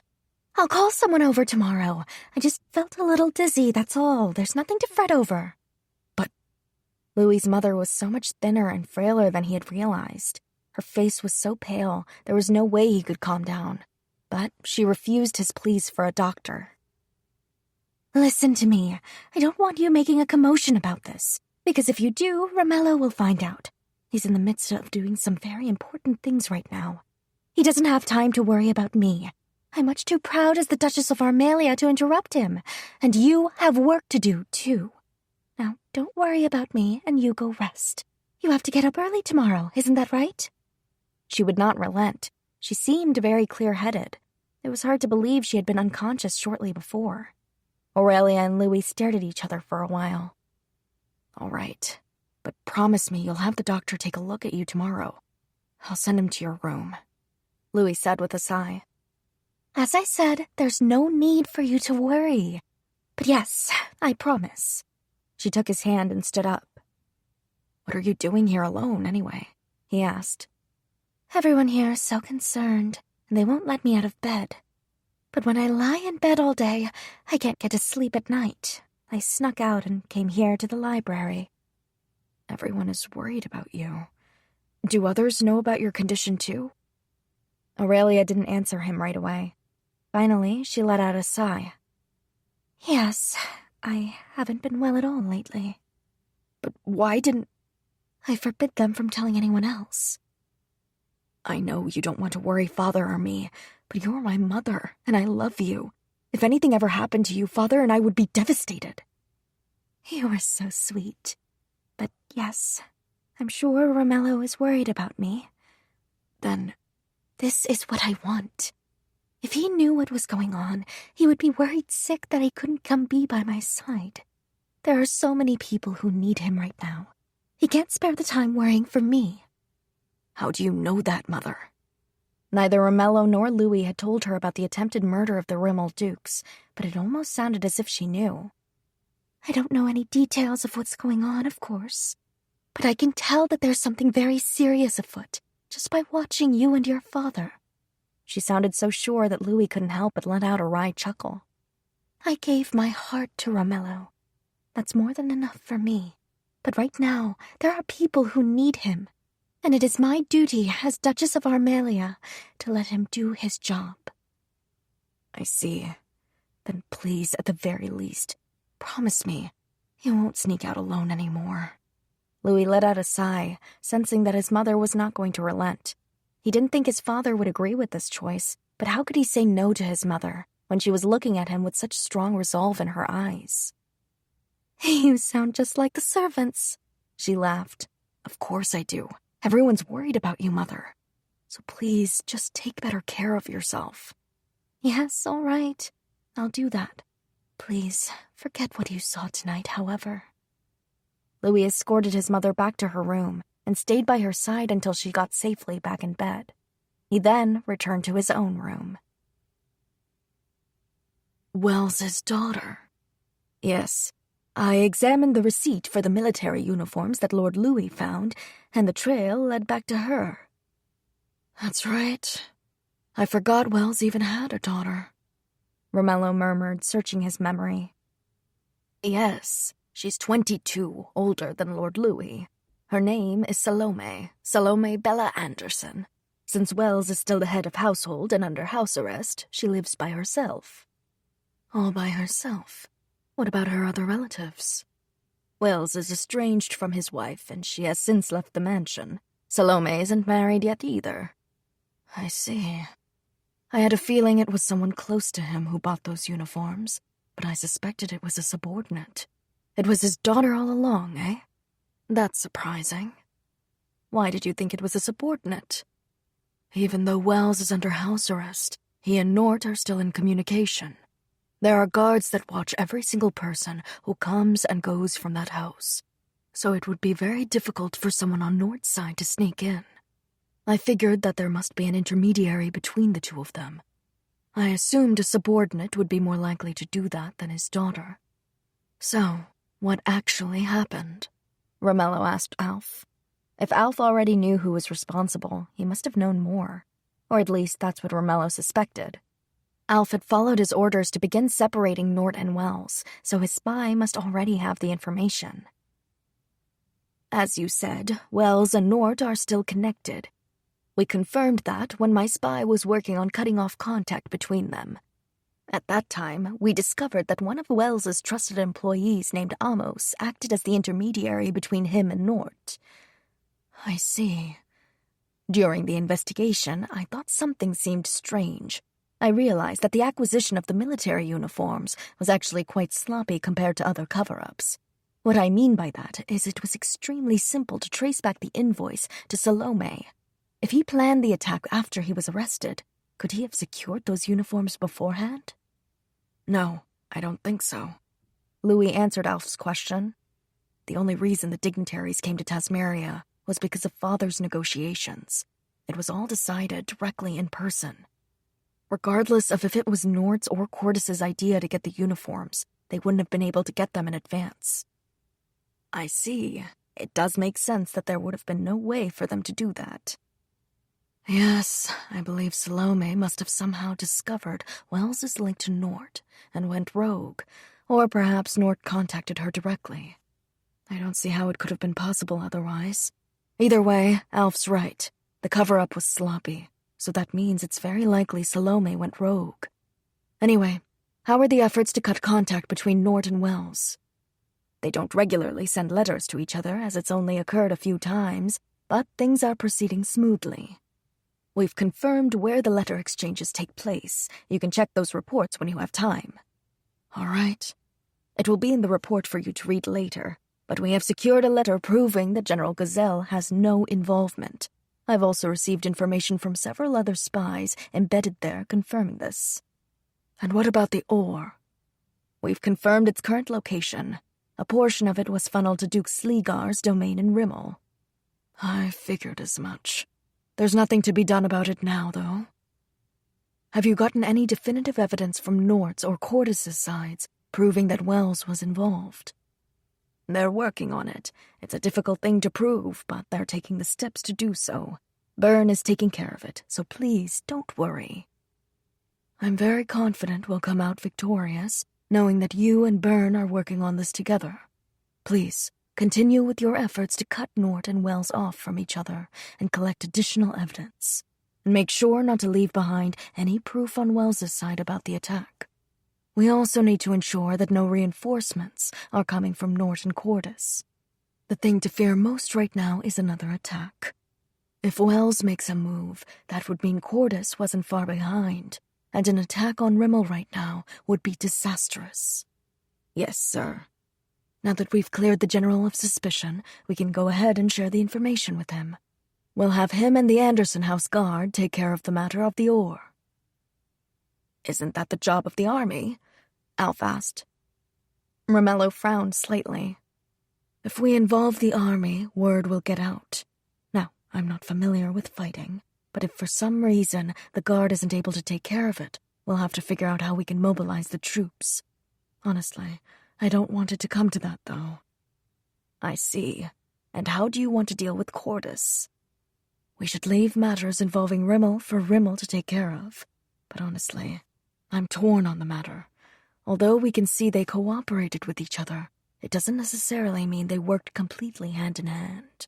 Since they're so far away from each other, there would be a delay in message delivery, and with that delay, it would be very difficult to work in sync. Even if something were to happen in our country, it's not clear if we have the right to deal with it. So in other words, the problem is who has the authority to deal with the issue, but ultimately, Rimmel should deal with their own problems. We're out to protect two different things, and because of that, we can't hand over the right to command. Even if they seem willing to cooperate, we might not have time for that, and if something happens when we're negotiating, we could lose the initiative and be unable to force the issue forward. Worst comes to worst, if they all moved independently, there's a chance we could be defeated. I see. So there's no need to force them to cooperate? If the situation would worsen if they all acted independently, we should avoid that. But on the other hand, it'll damage their trust in us if we take care of the situation without notifying them at all. What if we share the information with Duke Grindle while still taking care of things on our end? Yes, that's probably the best course of action. But how should we deal with Cordis? It'll be hard to make that decision and carry it out on our own. Silence once again fell on the room. Both Romello and Louis seemed lost in their own thoughts as Alf watched on. For the first time, the butler noticed both father and son had dark circles under their eyes that they could not conceal. They must have been working tirelessly while he was away. Their clothes looked rumpled, which was highly unusual for them, and they both looked a little thin. Alf wasn't sure how much time had passed before Romello finally broke the silence. I can only think of one thing to do. The Prime Minister spoke quietly, but the sound was enough to echo through the room. Alf, you can get in contact with Byrne, can't you? Yes, of course. Romello turned toward Alf to look at him directly. His gaze was both serious and filled with great resolve. In that case, I want you to give him the orders to eliminate Curtis and Cordis and install Miles as the next Duke of Sleegar. The Prime Minister of Tasmaria, Romello Gib Armelia, will take all responsibility for the fallout, and if necessary, I shall put my private seal on the orders. Alf stared at his master. It was highly unusual for him to not immediately acquiesce. Romello didn't seem uncomfortable to be watched with such a testing gaze, and just took it quietly. I think perhaps Curtis has a comparable number of guards to you, my lord. Taking that into account, surely you can understand that it would be exceedingly hard to eliminate either him or Cordis. Yes, I know, but you and Byrne are the only ones I know who are capable of doing it. I'll give you all the personnel and money you need to get it done. I'll take full responsibility for whatever happens, no matter what the result. Is there anything else you need to confirm about the order? No, I think that's all. Alf laughed. The sound of it was so good-natured, it would surely ease anyone's heart. All right, Romello nodded, the serious look returning to his face. Byrne and I shall get to work. I'll also continue the efforts to cut off communication between Wells and Cordis, of course. I'll leave my work here to trusted subordinates. Very well. Take care. Thank you. I can arrange for anything I need myself, but I shall contact you if something else arises. All right, Louis? Yes, of course. I'll do everything I can to support him. Thank you, Lord Louis. And so, Alf departed for Rimmel. Chapter 13. The future Duchess learns the truth. A week passed without incident after the Dukes from Rimmel returned home. Well, it would be more accurate to say nothing happened publicly during that week, but something was certainly happening behind the scenes. After the guests from Rimmel left, things began to calm down once more in Tasmaria, and all the students who had taken a break for the occasion returned to the academy. I put down my bags and headed to the cafeteria since it was almost time to eat breakfast. It wasn't required that we eat breakfast in the cafeteria, so there was only a smattering of other students there. I didn't have to wait for a seat, and a staff member brought my food to me right away. I was just about to start eating when Sharia sat down across from me. "Good morning," she said to me. "Oh, good morning." I set down my fork and knife and looked at her closely. "Your dress at the party was just gorgeous. And it was so fascinating how you completely changed how it looked halfway through the party. I couldn't believe it was the same dress. Only you could pull off something like that, Marilis." "Oh, that's sweet of you. I was worried it might be too much, so I was surprised it was so well received." "Really?" Sharia's eyes were wide. "Mind if I ask you something too?" I said just as Sharia's food arrived. I picked up my knife and fork and began eating after we offered up a prayer, blessing our food. I took one bite and then set my fork back down. "Sure, what is it?" "Why were you dancing with him at the party?" She froze for a moment. I didn't specify who I was talking about, but I meant my question to be vague on purpose. Sharia knew exactly who I meant right away. It was quite adorable how she couldn't hide her flustered response. "Well, he invited me to," she said in a quiet voice, her cheeks flushed. All I could do was sigh. Since when had the two of them gotten so close? Now, I wasn't sure if she was aware of how she looked when she spoke of him or not, but my friend looked quite pleased. And that was why I couldn't just overlook it. It would be difficult for this love of hers to work out, and even if it did, all that would be waiting for her was hardship. Even though I knew that, I also knew I wouldn't be able to stop it. That was because I knew Sharia's disposition, but mostly it was because I also knew what it was like to be in love. Before Louis and I became engaged, I was so overwhelmed by my love for him that it was painful. When things didn't go how I'd hoped at first, it hurt. The thought of not being able to be with him was devastating. Thinking back on it now, I knew how difficult it would have been to stop loving him. "This might be a selfish request, but please, don't bottle it up inside. Please don't suffer all alone," I said quietly. Sharia smiled at me. It was a beautiful, bright smile. "Thank you, Marilis." Once we finished eating, we left the cafeteria and headed toward the school building. It had been a while since we'd been in class, and they hadn't advanced in the curriculum much since so many of us had taken time off. To make up for it, the teacher taught today's class at a much quicker pace than usual. After class, instead of going back to the dormitory, I quietly sat in an empty classroom and watched out the window as the knights had their training. "Is that interesting?" All of a sudden, I felt someone come in the room. I let out a sigh of relief when I realized it was Sharia. "Yes, it is. Sometimes they move in a way that surprises me. It's a good learning experience." "Does Lord Louis know you're still interested in training?" "He understands. He wants me to be myself, so he's fine with it." "That's wonderful," she said after a pause. I was sure it wasn't my imagination that her voice sounded quiet. "Why are you attracted to him?" I asked. "Attracted?" "Are you not? That's what it looks like to me."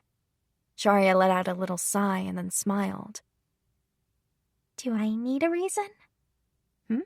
"It's nothing. I'm just wondering if people need a reason to be in love." I couldn't help but laugh. "You're right. I suppose any reason you would give would just be hindsight anyway. By the time you realize you love someone, it usually already happened." "That's right. I thought for sure I wouldn't fall for him. In fact, I was worried that people would think I was after him since I'm not engaged yet. I was trying to be very careful of that since you mentioned it before." She giggled softly. "But after we spoke about it, sometimes he and I had the occasion to talk to each other, and the more time I spent with him, the more I realized I enjoyed it. I know it's presumptuous of me, but I began thinking, hoping, that perhaps I could give him support if I were the one by his side. Can you imagine it? He's going to have an incredibly big responsibility someday, and it didn't take long for me to realize that those things I felt for him we're actually in love. Have you confided in anyone else besides me about this? Of course not. No one else is as familiar with the palace's inner workings as you anyway. But I am the daughter of a count, after all. I consider myself fairly knowledgeable, and I know that my feelings will just cause problems for him. A dark expression clouded her face, but it then changed into a serious one.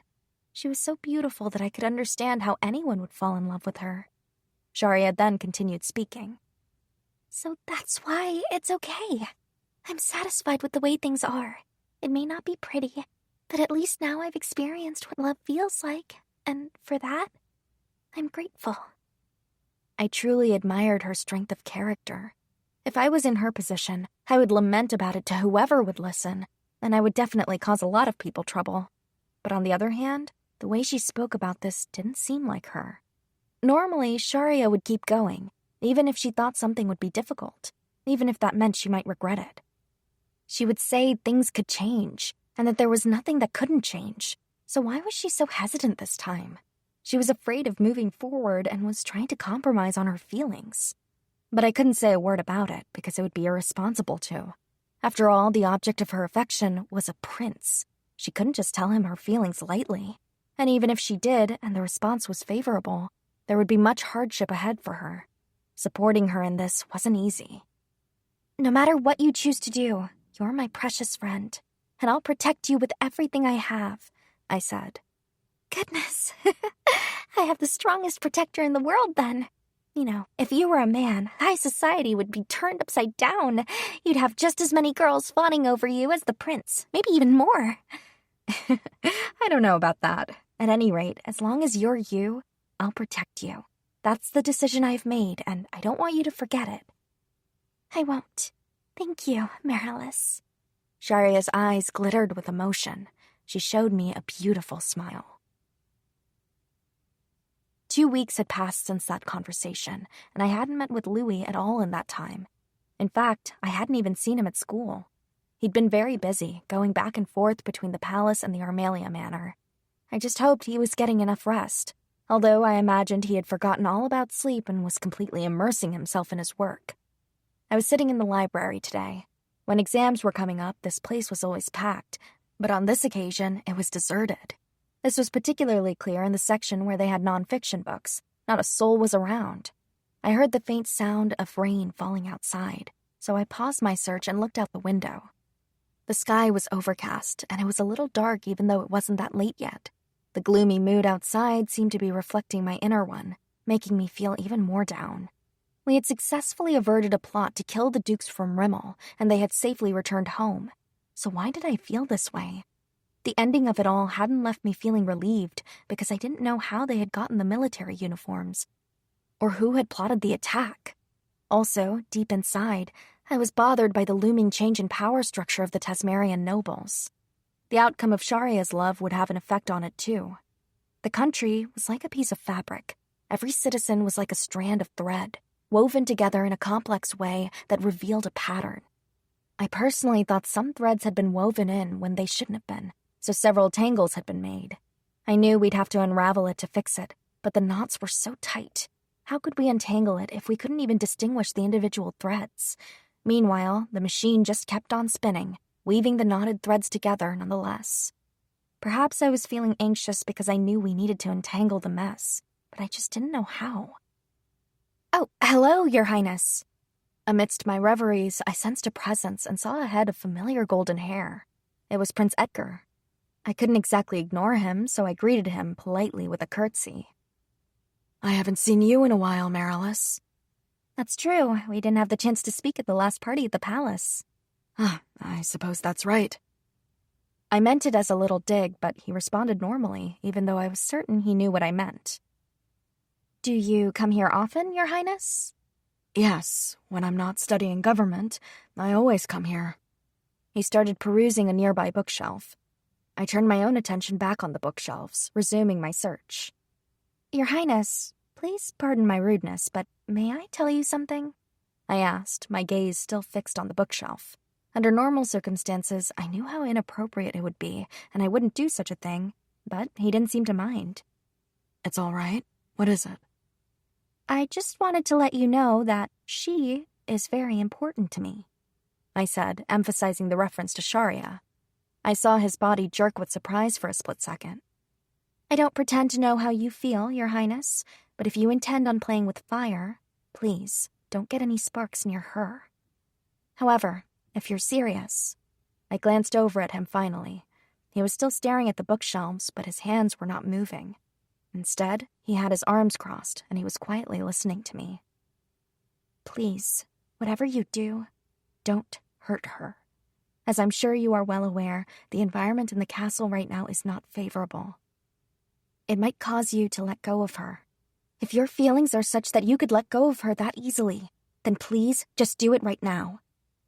And if I have no intention of doing so? It's not my place to say. All I can do is stand by and watch over her, protecting her from afar. I see. Prince Edgar stood there quietly. Even though I had been incredibly rude to a member of the royal family, he didn't seem angry at all. You two are very close, aren't you? To be honest, I was surprised at his reaction. Yes, we are. She's very precious to me. And that's why, he murmured to himself. It's nothing. I'm just surprised you gave me your opinion because you care so much about your friend. Honestly, I couldn't tell whether he was exasperated or angry or what. His expression was completely impassive. Nevertheless, I didn't regret what I had said, and I kept watching him quietly. I'm not the kind of person who would find fault with someone who genuinely cares for their friend, he said. It's just interesting to me, that's all. I tried to say, I see, but the words died in my throat. I stayed silent instead. It seemed that he had no intention of discussing the matter further, because the conversation ended there. He resumed browsing the shelves. If you'll excuse me, Your Highness. Of course. I just happened to find the book I was searching for at that moment, so I took it and left the room. Meanwhile, at the Anderson Manor, Gazelle's study was filled with tension. I see. So, it was Wells.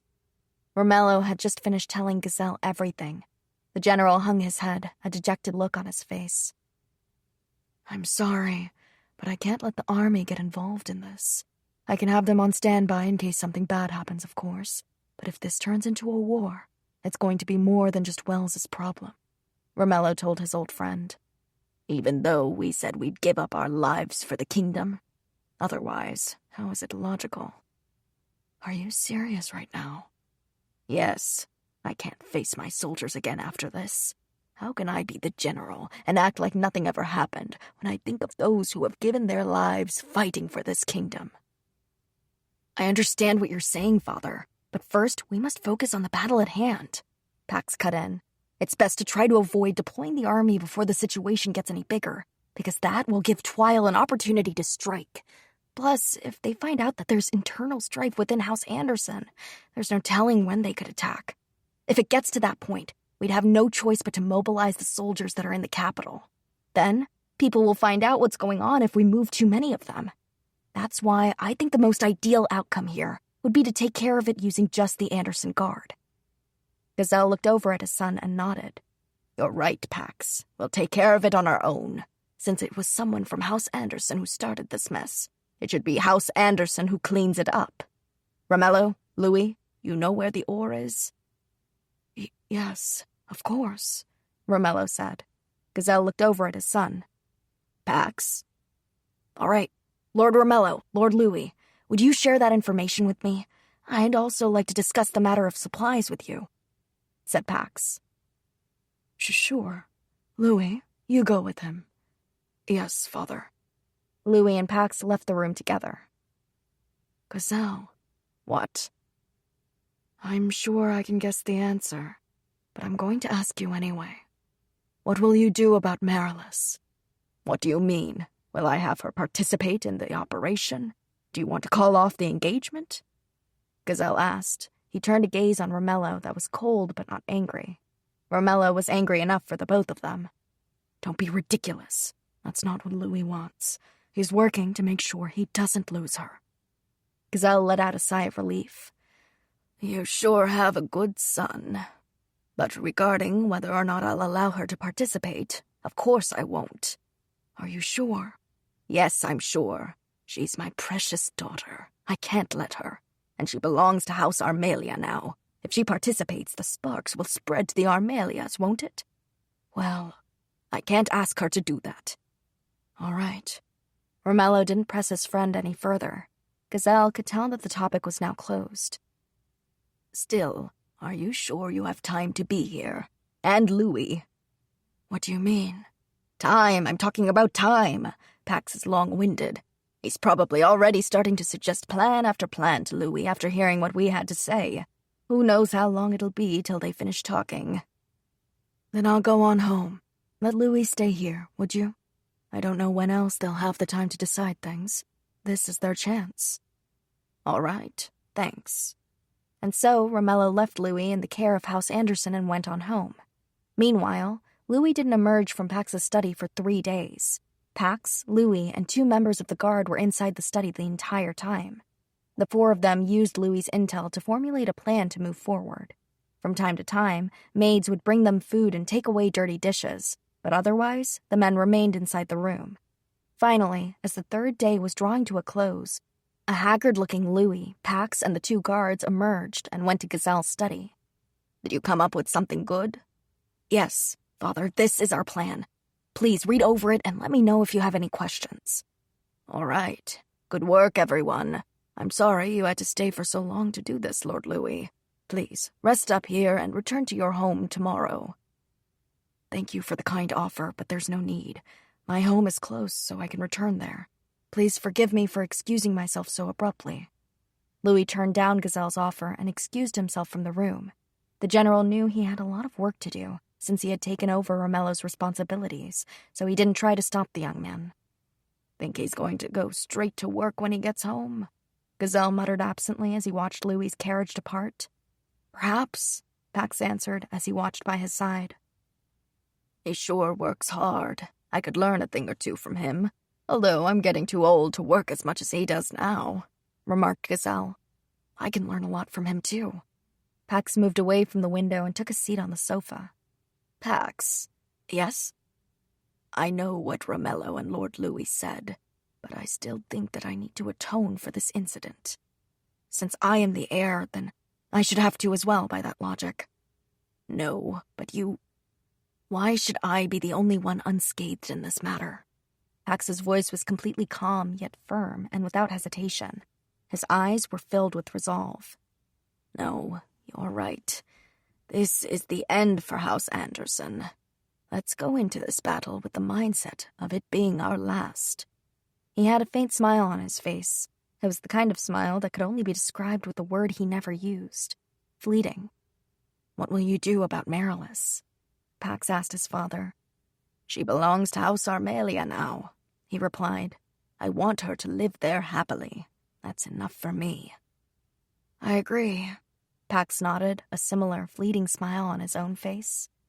2 days later, Romello gathered up all the guards who were training on the grounds. Attention! Gallia, the commander of the house guard, called out when Romello arrived. All the guards immediately stood at attention. Gazelle stood in front of them, inspecting them. You are the fangs of House Anderson, the general started. The pride of House Anderson. Your sacred duty is not just to protect my life, but to obey my commands and annihilate any enemies that threaten to do House Anderson harm. The air crackled with tension. No one dared to speak a word. Even the guards who stood in the very back of the line could hear the general clearly, as if there were no others standing between him and them. Even the sound of them swallowing nervously sounded loud in the silence.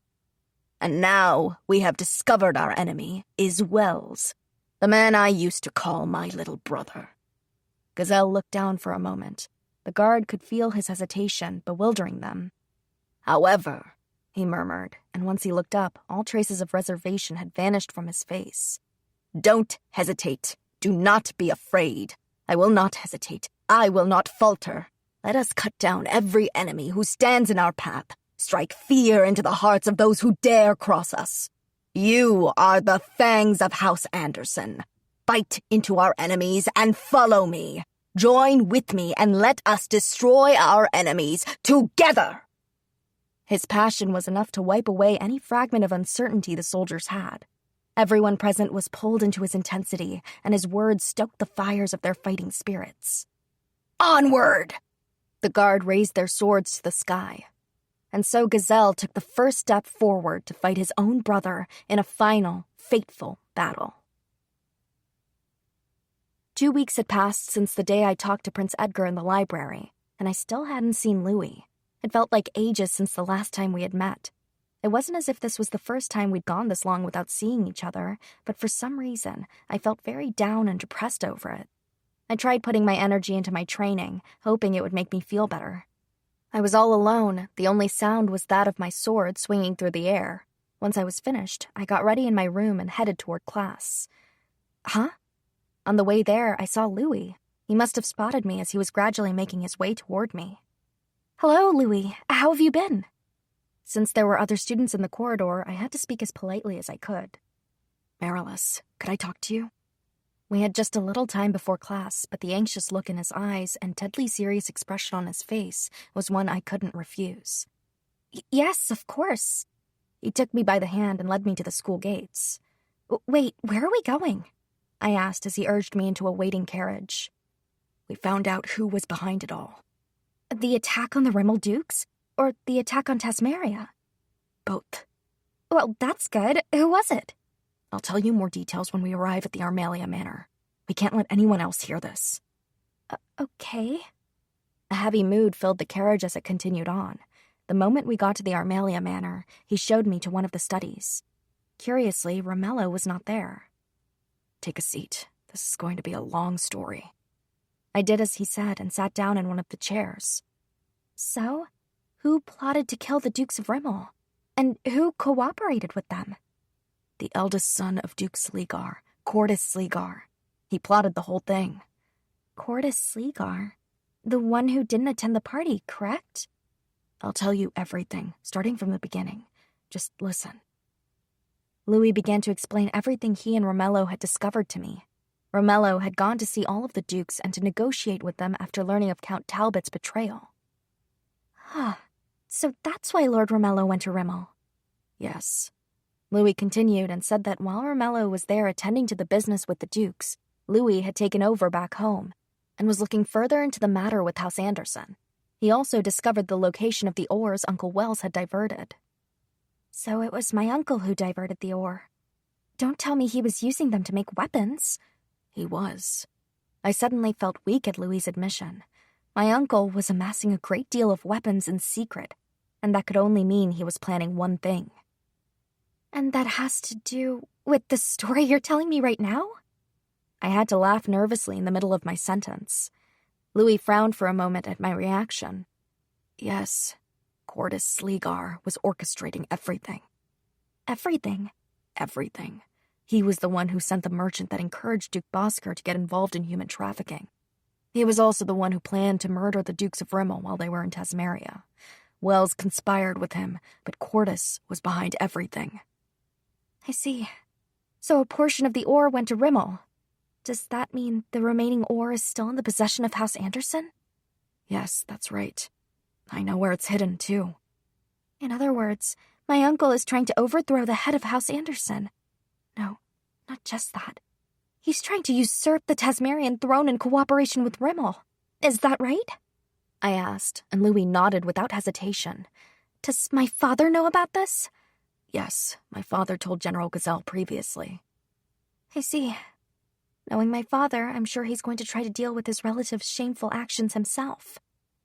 I had a feeling he would try to act on his own, without utilizing the army, even if that meant he would be outnumbered. In fact, he probably decided to mobilize the guard the moment he found out he would be at a disadvantage. "I'm sorry, Louis." I stood up and embraced him. He wrapped his arms around me and hugged me back. "For what, Mary?" Even if my father was outnumbered, I knew he wouldn't seek outside help, and I could not abandon him either. House Anderson's name and reputation were on the line here, even if father was able to drive back my uncle and his faction.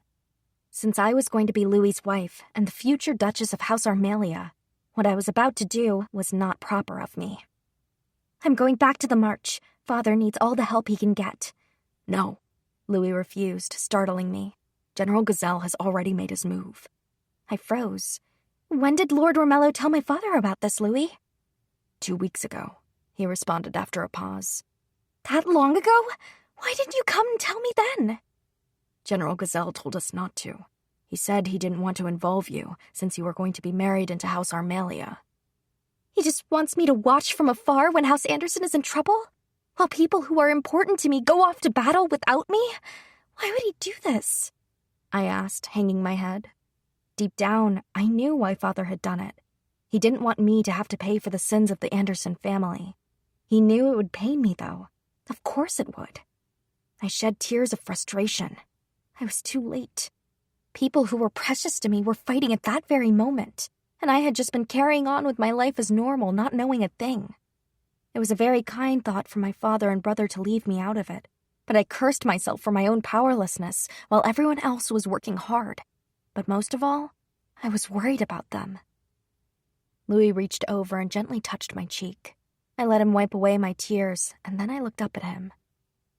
Why did you tell me this now? I asked. He looked down. Did something happen? I stared at him. At first, he wouldn't make eye contact with me, but he eventually let out a little sigh and met my gaze.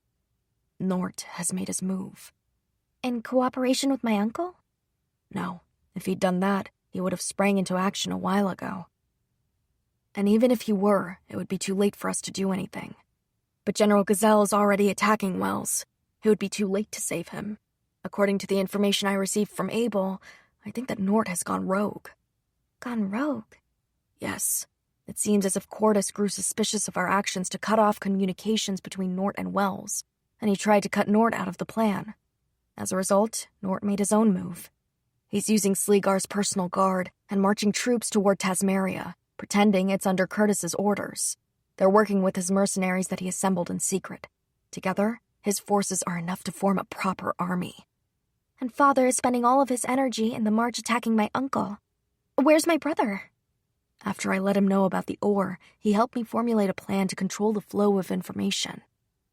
Right now, he's leading the overall command from the back, while General Gazelle fights on the front lines. Suddenly, I understood why Louis was telling me all this now. The fewer people from outside House Anderson to get involved with this fight, the better. But most of all, we could not let the army march toward Rimmel. The moment we did would be the start of a war. And that was why Father and Louis had made the decisions they had. They wouldn't send the army to Rimmel. They would send me. Don't be afraid, I said, even though I was actually afraid myself. I was sure we'd win. We had to.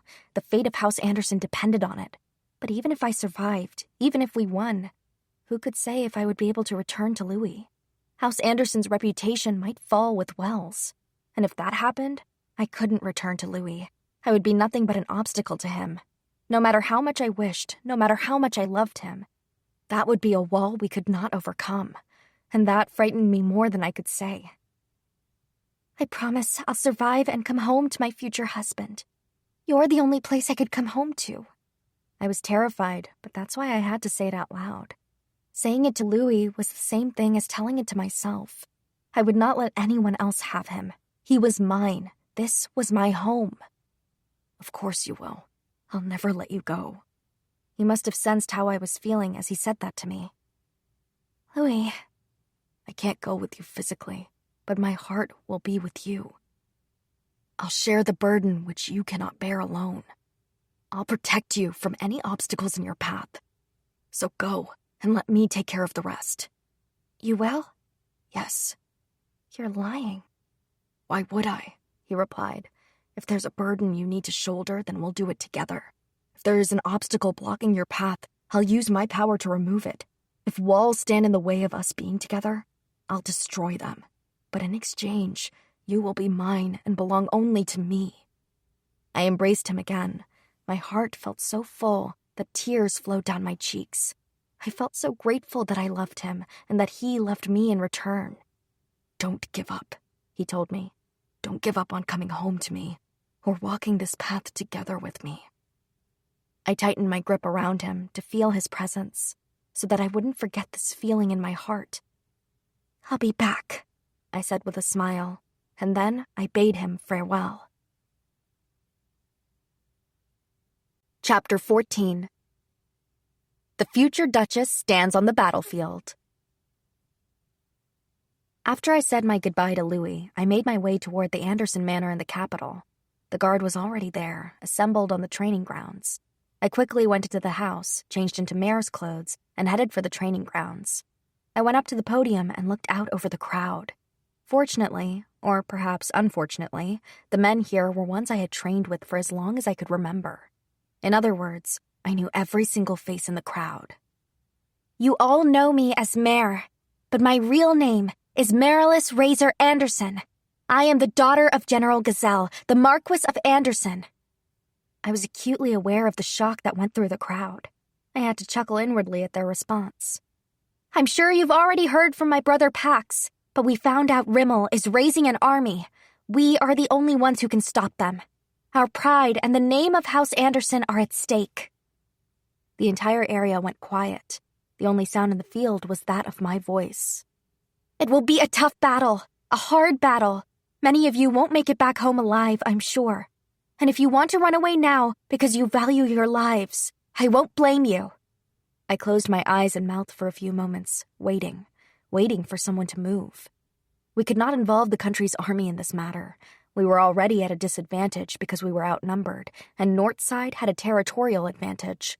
I wouldn't blame the guard for choosing to run away at this point. However, I knew I'd be in even more trouble if they ran after we'd gotten to a certain point. I stood there silently, but no matter how long I waited, no one moved. I lifted my face and opened my eyes. Everyone was still there before me. You've shown me your resolve.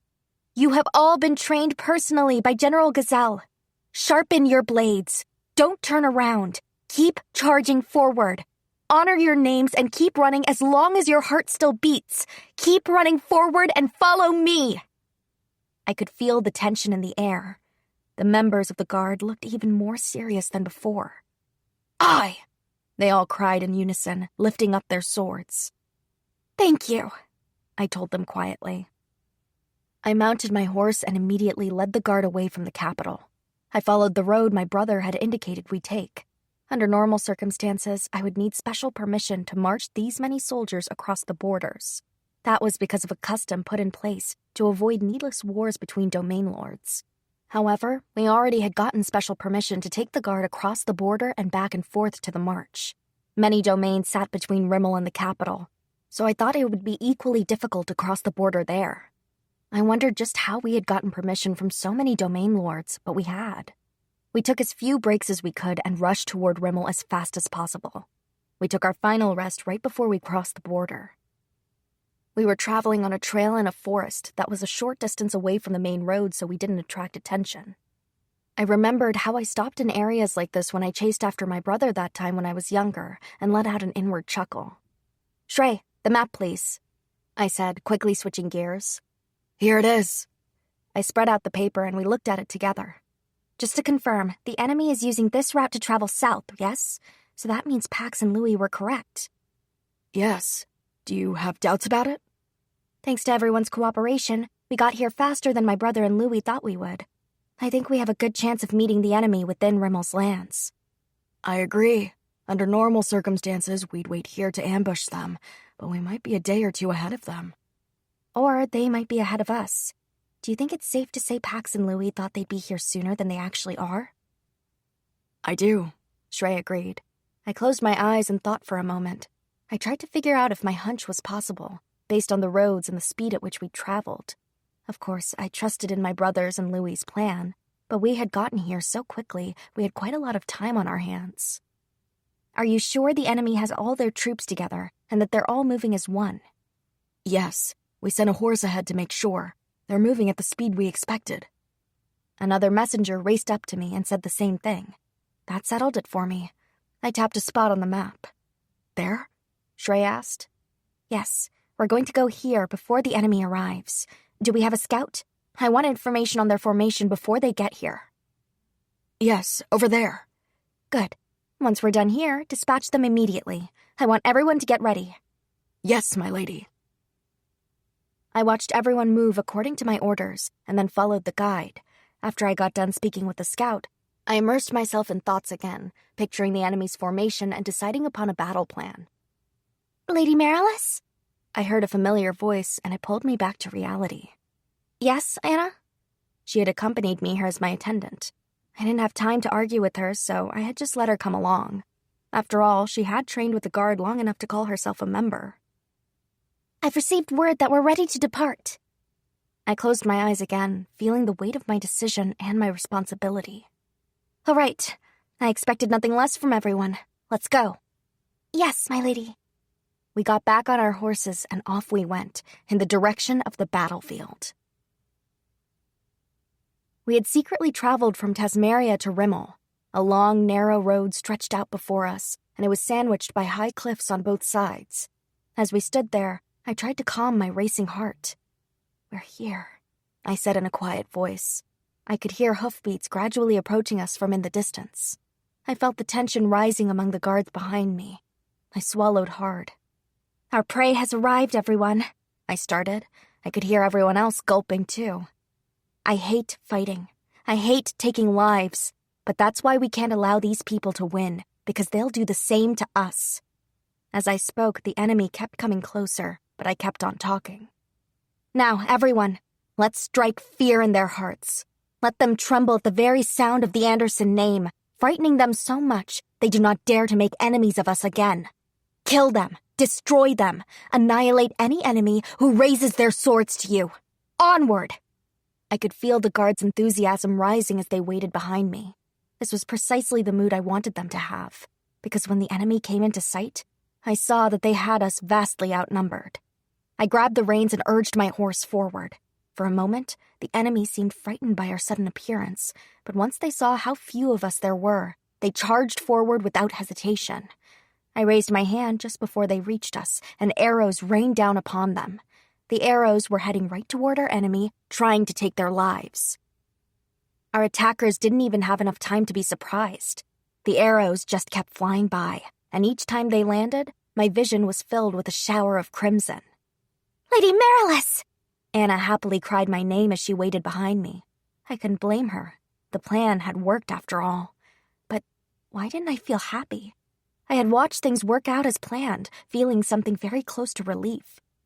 Finally, the enemy began to retreat in an attempt to regroup. Once again, I raised my hand, and then I charged forward on horseback. The barrage of arrows stopped immediately. My horse leapt over piles of dead enemies, chasing after the ones who were still alive and fleeing. I reached the first one and killed him in an instant. The guard followed close behind me. My men shooting arrows from atop the cliffs climbed down and joined us. They raised their swords one after the other and cut down our enemies. "Kill as many as you can. I want to get rid of as many of them as possible in preparation for the battles ahead." That's what I had told the guard before this fight. They faithfully obeyed, taking out the enemies who were left on the field. Everything was stained in crimson. The metallic tang of blood stung my nostrils. The enemy could no longer fight here, and their survivors retreated. As soon as they disappeared from the narrow road, I heard the guards cheer behind me. We had won the first battle. I breathed a sigh of relief as I dismounted from my horse. The guards' members had looks of joy on their faces as they cheered. I simply raised my hand in response. Meanwhile, Gazelle was engaged in a battle at the Anderson March against the mercenaries.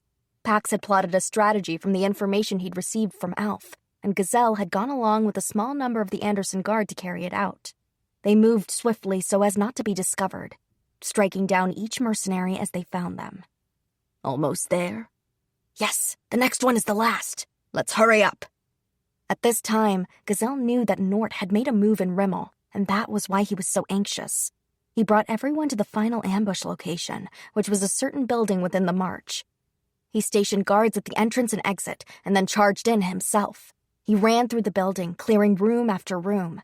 He opened the door to the final room and found 10 men inside. "There, that's Nort!" Alf's subordinate pointed to one of the men. "What?" Gazelle was baffled. The information he had received beforehand said that Nort was in Rimmel, raising up troops. However, Alf's man had dealt with Nort directly, so he wouldn't mistake someone else for him.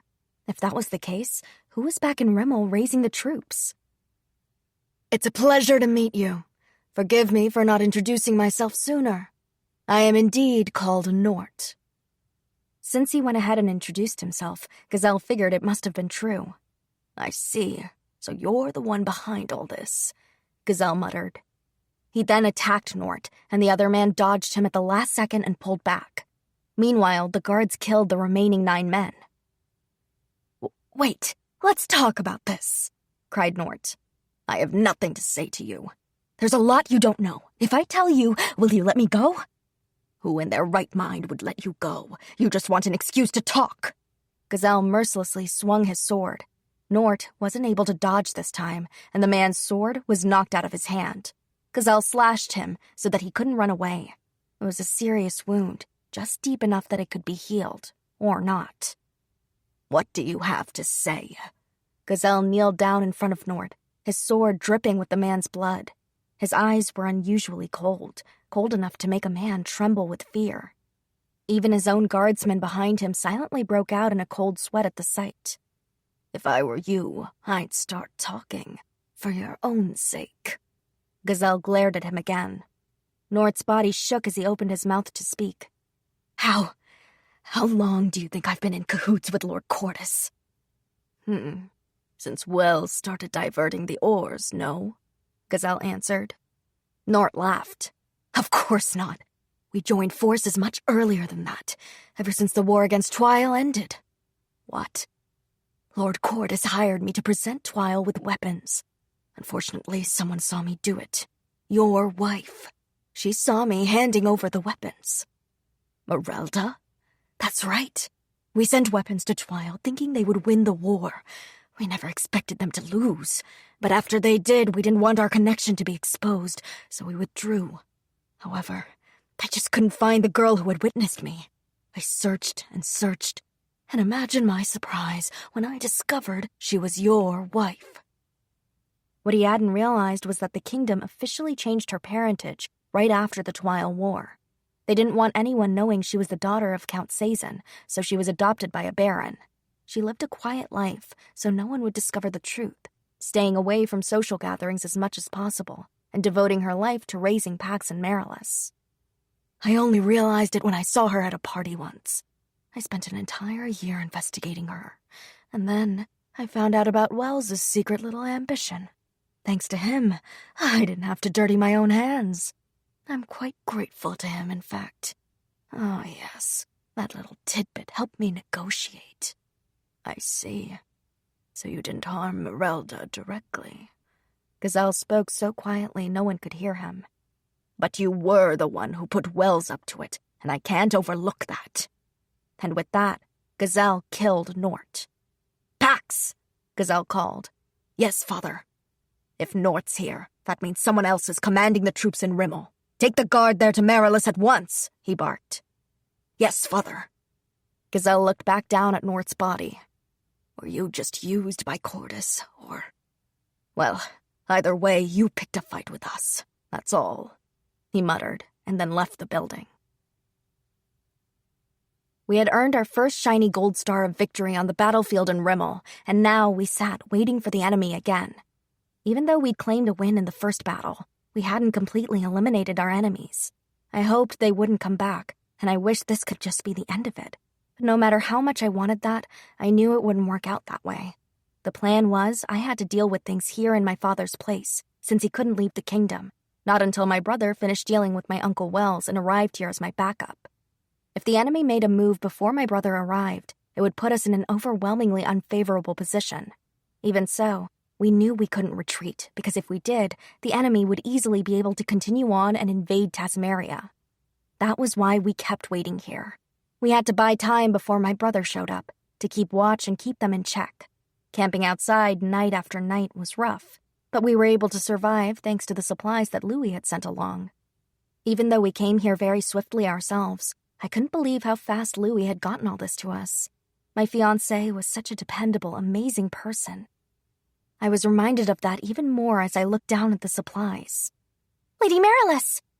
I had a feeling about what was happening by the panicked tone in Anna's voice, but I fought to maintain my composure. What is it? A message from our scout. The enemy has regrouped and has started to move again. I let out an inward sigh. I'd been afraid of this, and now it had actually happened. What about the relief squad from my brother? Nothing yet. I see. Fetch me a map, please. Someone else brought a map and briefed me on the situation at the same time. They explained the enemy's numbers, their current location, and their projected route. As I listened, I visualized it all in my head. Since my brother hadn't arrived, our best bet would be to either charge or to ambush them. We wouldn't be able to use that narrow road again with the cliffs because the enemy would be cautious of that path due to the last battle. The scouts said they were currently taking a route through a wide-open plain. We didn't have enough time to lay a trap there. What should we do? Isn't there anything we can do? We were outnumbered, but surely there had to be some way for us to drive them back. We could not let them get to Tasmaria. If they did, the Tasmarian government and the Royal Army would get involved. How would that affect our relationship with Rimmel? We were currently in a ceasefire with Twile, but would they break it and make a move? What would happen to the peace my father had worked so hard to obtain? You all fought well, much better than anyone would expect from a Domain's guard. I just couldn't think of anything that would do anything except buy time. But I couldn't bring myself to say the words. To tell them they needed to retreat. My voice was trembling. Just hurry up and do it. Tell them to get away from here. If we retreat, the enemy will reach Tasmaria, right? Shrey said before I could say anything else. We can't allow dishonor to fall upon our master's name. And we can't afford to go to war with either Rimmel or Twile. There's only one path for us to follow, my lady. I can't tell you to march to your deaths. And yet you have no intention of retreating yourself, no? He asked sharply. I couldn't say anything in response. He continued. I see only one choice. We stay with you until the end. He got down on one knee and bowed his head to me. One after another, the other members of the guard followed suit. My heart hurt. Their loyalty made me so happy, but at the same time, I cursed myself for allowing them to come down this road with me. I'll allow it, I said. Stay with me until the end, then. It would be our pleasure. I closed my eyes for a moment so I wouldn't shed tears in front of them. Crying could wait until everything was over. Once we get home alive, we're going to book Madame Kalui's place for a private party. Everyone cheered. That sounds good. Kreutz is going to get a lot of attention. Maybe I'll finally get up the courage to confess to Larulia. Everyone laughed and started teasing each other. I could tell they were all just pretending to be in high spirits, but of course no one would admit it. No matter how cheerful they sounded right now, we all knew that wouldn't change our situation. We spent the night in that strange mood, pretending that everything was fine. When the scout returned the next morning, the mood was quiet and serious. The men were all calm, with a strong resolve in their eyes. The chilly morning seemed suitable for the quiet tension that ran through the air. Good morning, Lady Marilis. Shrey finished getting ready and went to greet her. Good morning, Shrey. Ever since Marilis had left the capital, she'd had a tense sharpness about her, but today she seemed eerily calm. Let's do our best today. Marilis chuckled softly in response. A casual greeting for such an important day, but yes, let's. She turned on her heel and went to talk to the rest of the guards. It seemed like she wanted to cherish her conversations with each one of them, imprinting them upon her memory. I'm honored to fight with you all, she said with a small smile as they all gathered around. Her smile vanished the next moment. Follow me, everyone. That was all she said, as if to say there was no reason to be anxious. Strangely, those simple words were enough to make the warrior spirits of the guard quietly burn anew. They mounted their horses and followed behind her, heading to the plains where the enemy would arrive. Shrey and Marilis hid in the glen to one side of the field. They waited there quietly, unmoving, until the right moment. They heard the sound of the wind rustling the leaves in the grass. The smell of fresh green tickled their nostrils, calming their hearts.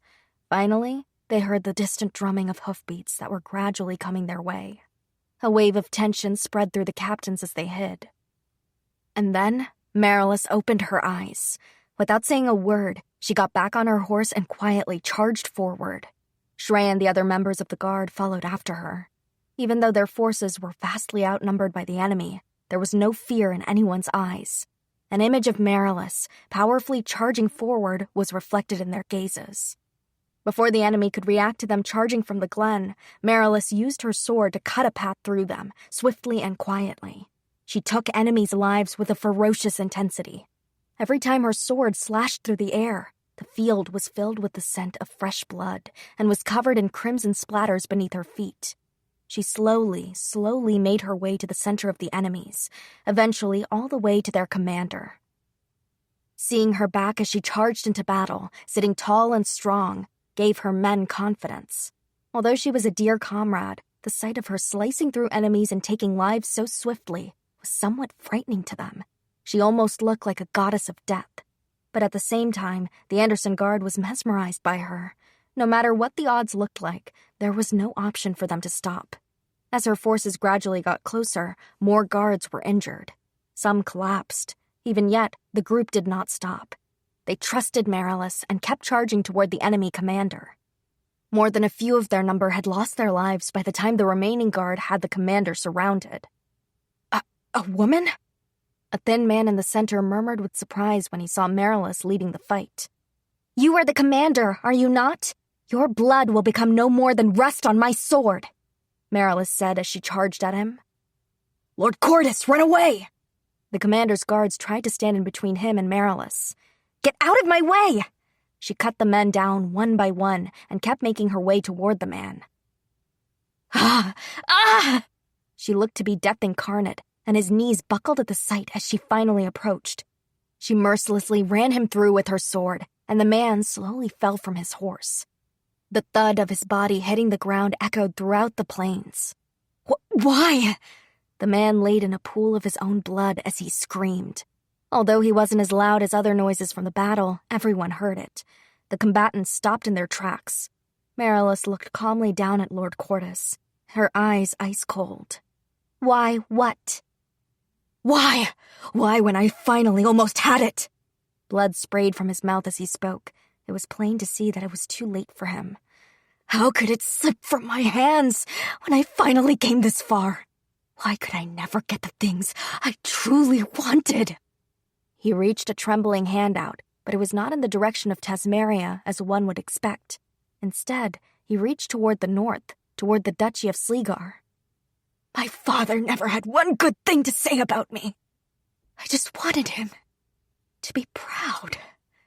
His voice became faint and delirious, and his eyes grew vacant. He no longer saw anything, but he reached out with trembling hands nonetheless. The captain of the guard thought Lord Cordis looked like a lost little child, like a young boy never loved or accepted by his father. All the warm feelings the man had wanted went to his younger brother instead. He grew up without knowing what it was like to be loved and forgot that it even existed. Every Tasmarian, including Marilys, stood there on the battlefield watching and had no idea when things went wrong for him. Perhaps he had hated everything. Perhaps he thought if he could never get the affection he wanted, he might as well destroy everything. Marilys quietly stared at the betrayed man. Meanwhile, the first of Cordis's injured bodyguards rose up and charged at her. She didn't even blink as she whirled around and stabbed the man. But while she did this, another man rose up and charged at her from behind. Lady Marilys, watch out! Anna was the first one to notice the attack. She slid between the bodyguard's sword and Marilys at the very last minute, taking the blow through her body instead. No! Anna! Marilys screamed, stopping time for everyone for a moment. Anna! Anna! She called the young woman's name over and over again through her tears. The wound was obviously fatal, and she was slipping away fast. Lady Marilys, let's go! Shrey quickly swept Anna up into his arms and galloped away on his horse. Another captain picked up Cordis and slung him over his own steed. Even though the enemy's commander had fallen, his forces still had them surrounded. The more time they spent here, the more dangerous it would become. Marilys realized she was being left behind. She quickly climbed up onto her own horse and sped away. The guard took off in a straight line through the enemy, running their horses as fast as they could. Despite the force at which they ran, Marilys seemed to have lost her luster. The guard, too, were all battered and bruised. Don't move. Please don't move. The guard silently chanted that within their minds. It would be much too hard to take on the enemy now that their numbers were even fewer. That was why Marilys had decided to charge from the side and the front in the first place. Her idea had led them to a hard-fought success, and they had killed the enemy commander. But they hadn't killed all of them. The brute force attack had worked, but there was no telling if they could make it out of the enemy's territory alive. Knowing this, the enemy suddenly pulled the trigger. Even though they lacked a commander now, the enemy forces began charging at the line of Marilis and her men. Ah! The captains were approaching their limits. They were almost overcome by the waves of people, but everyone frantically swung their swords to protect Marilis, who rode in the lead. They were determined not to give up. Where are they? When will the others get here? Has no one heard from our reinforcements? They all fought through their impatience, swinging their blades as they followed behind Shrey and Marilis, hoping against hope. One after another, men sank into the crimson sea. The reality of the situation weighed on the guards so heavily, it was stifling. Then, something changed. A strange feeling ran through the enemy ranks. Some of them broke and started to flee. The guards could only wonder what had happened. They couldn't allow themselves to get distracted. Marilis's men stayed focused on running through the enemy lines. When they had just barely made it through, Marilis suddenly figured it out. "Brother!" she yelled. The reinforcements they'd been hoping for had finally arrived. Pax, the heir to House Anderson and Marilis's brother, calmly and mercilessly led his troops through the enemy lines, cutting them down one by one. They were strong even without a commander, but Pax led his troops so efficiently, it didn't take long for them to lay waste to them. "You can relax now," Marilis said quietly as they reached the edge of the plains. Despite being so quiet, everyone heard her. Their breaths caught in their throats. "That's right. Just you hang on. I promise I'll save you." Anna slightly opened her eyes in response to Marilis. "Anna!" she screamed, taking her hand. Lady Marilis, I was the luckiest girl in the world to serve you. Thank you. Anna stared vacantly up at Marilis and smiled. "No, Anna, don't talk like that. You're making it sound like this is goodbye. No, please, don't give up on the future." Tears flowed from Marilis's eyes and fell onto Anna's cheeks. The droplets made it look like they were Anna's own tears. "A life for a life. I am giving mine to save yours, Lady Marilis.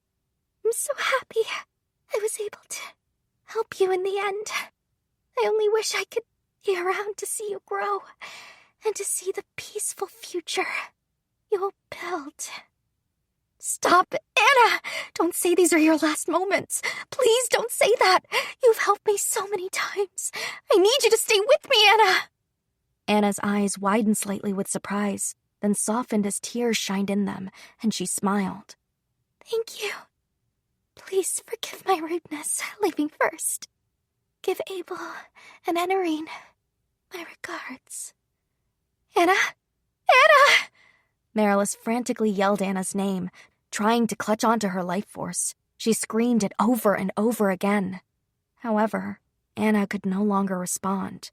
Instead, the young woman quietly fell into an eternal sleep, from which she would never wake, a peaceful look on her face. "Oh, Anna!" Tears streamed down Marilis's face. A painful silence loomed over the place. "There you are, Marilis!" Pax suddenly appeared with several guards, breaking the silence at last. "Brother." "Is Anna—" "Yes, and not just her. Many of our precious comrades gave their lives. As soon as your troops are done fighting, we must go get them."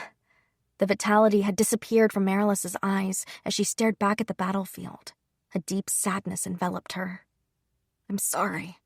You dealt with a very tough battle." A pained expression crossed Pax's face. "This is the decision that I made. There's no reason for you to feel responsible, brother. I'm just ashamed of my own powerlessness." Marilis unsteadily rose to her feet. "I defeated Cordis, but I couldn't find the merchant.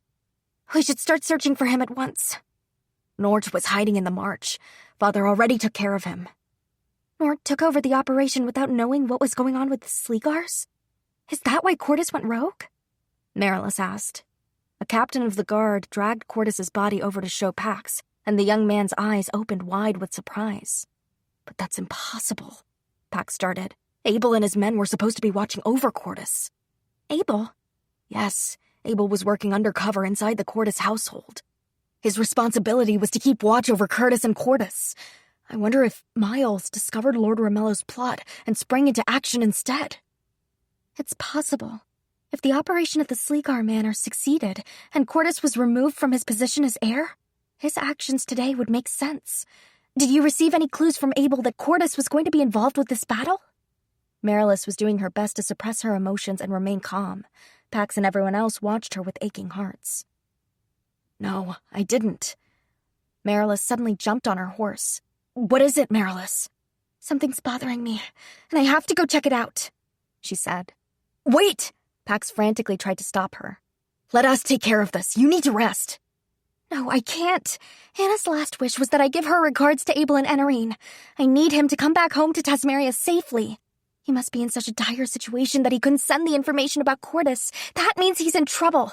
I know you can't leave here, so I must. Marilys refused to listen to Pax and spurred on her horse.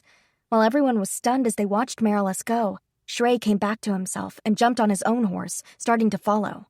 I'll go with her! Marilys showed no signs of fatigue as she raced north toward the Sleegar Manor. The sun was beginning to set, and a reddish-orange light spread throughout the sky from the west. As they neared the town, Marilys's mood became cold and sharp.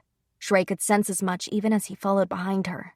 The closer they came to the town, the more impatient and frantic the mood in the air became.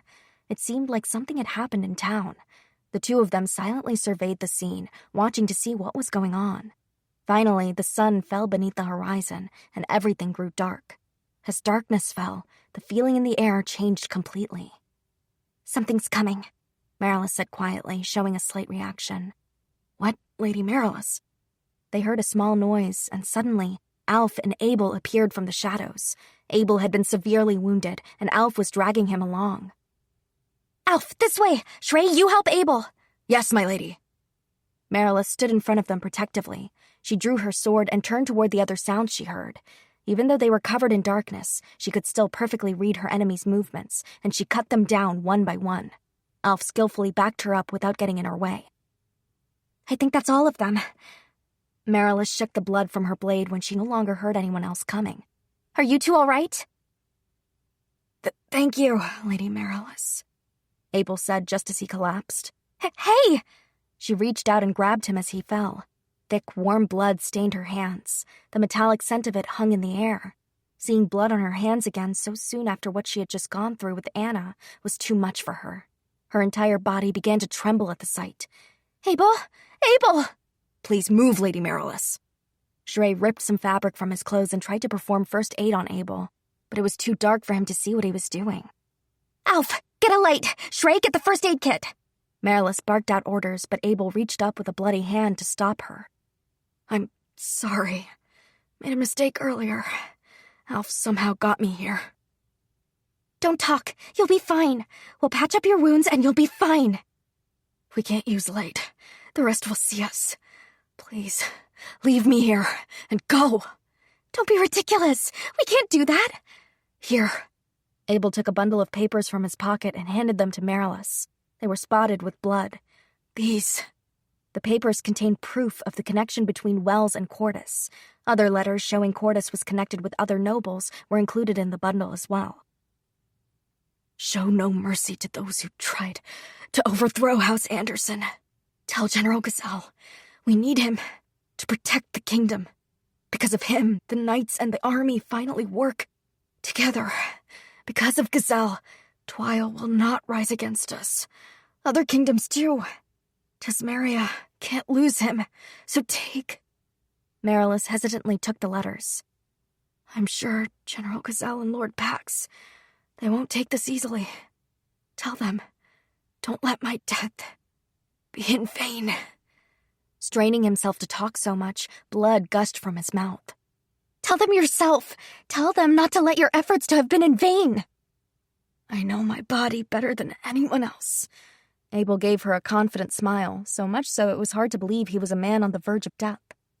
Why? Why? She asked with frustration. I don't take my life lightly. I have so many... He paused, choking. Many things left to live for, but I can't... He coughed painfully. Blood splattered and flowed everywhere. When the fit finished, he began to wheeze. But I can entrust this kingdom to capable hands, I can die peaceful. He must have already lost his sense of sight because he couldn't make eye contact with Marilys any longer. The flame of his life was about to burn out. She grabbed his hand. You can't just say that. It's too heavy. That's not something I can just promise. She smiled at him through her tears. But I will vow to myself to protect this kingdom's peace. That's reassuring. He smiled. His pale face twisted with pain, but even so, the corners of his mouth tugged up weakly. And Anna's waiting for you. She told me to give you her regards, but I think she can tell you herself now. Abel's eyes widened with shock, but he slowly smiled again. I'll let her. Thank you, Lady Marilys and Lord Louis. Then he quietly closed his eyes. As he did, Marilys doubled over, quietly sobbing. Rain began to slowly fall from the sky like tears. The droplets gradually picked up their pace until there was a proper rain falling down over them.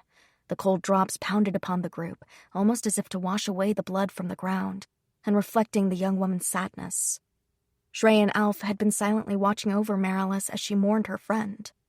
She wasn't sure how much time had passed, but eventually she quietly stood up. Let's go. Shrey, take Alf on your horse. I'll take Abel. We're taking him with us. Alf looked surprised. Marilys stared at him blankly. Yes. I want to bury him in his own kingdom. But if there are more enemies and we have him with us... He let the rest unspoken. His body would just get in the way and weigh them down. Then I will simply kill them all. She had said that so calmly, with a beautiful expression on her face, that Shrey and Alf felt cold sweat run down their backs. The young woman's smile was so full of malice that they found it hard to breathe. All the two men could hear was their hearts pounding hard in their ears. And that's why I'm going to take him with us.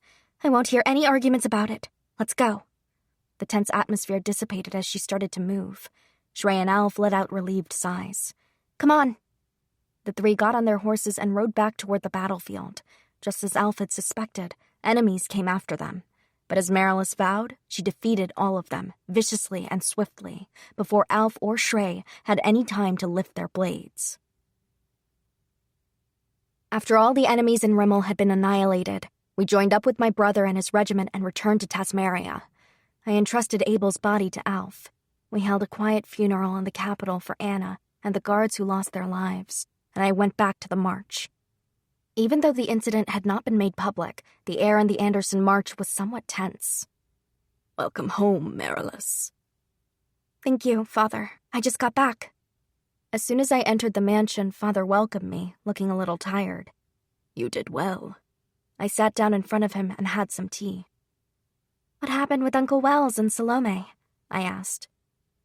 Wells, I took care of him in battle. Salome is still alive, but she will be poisoned tomorrow. I see. Would you like to see her one last time? No, there's no reason for it. I didn't even remember Salome very much. I was sure she didn't want to spend her last moments talking to me anyway. She said she was jealous of you, Father said. I couldn't help but burst out laughing. I hadn't been expecting to hear something like that, and it sounded utterly amusing to me. Me? Why would she be jealous of me? I knew that I led a privileged life, having grown up as the Marquess of Anderson's daughter, but that didn't mean that I had been happy my whole life. I had plenty of bitter experiences, and I had to work very hard for the future that was expected of me. People who claimed they were jealous of me had no idea what I'd gone through. I supposed it was easy for people to see my life like that, though, so there wasn't really anything I could do about it. She was jealous you were my daughter, and that you're engaged to the heir of Armelia. I figured as such. It doesn't matter. What will you do when everything's taken care of, Father?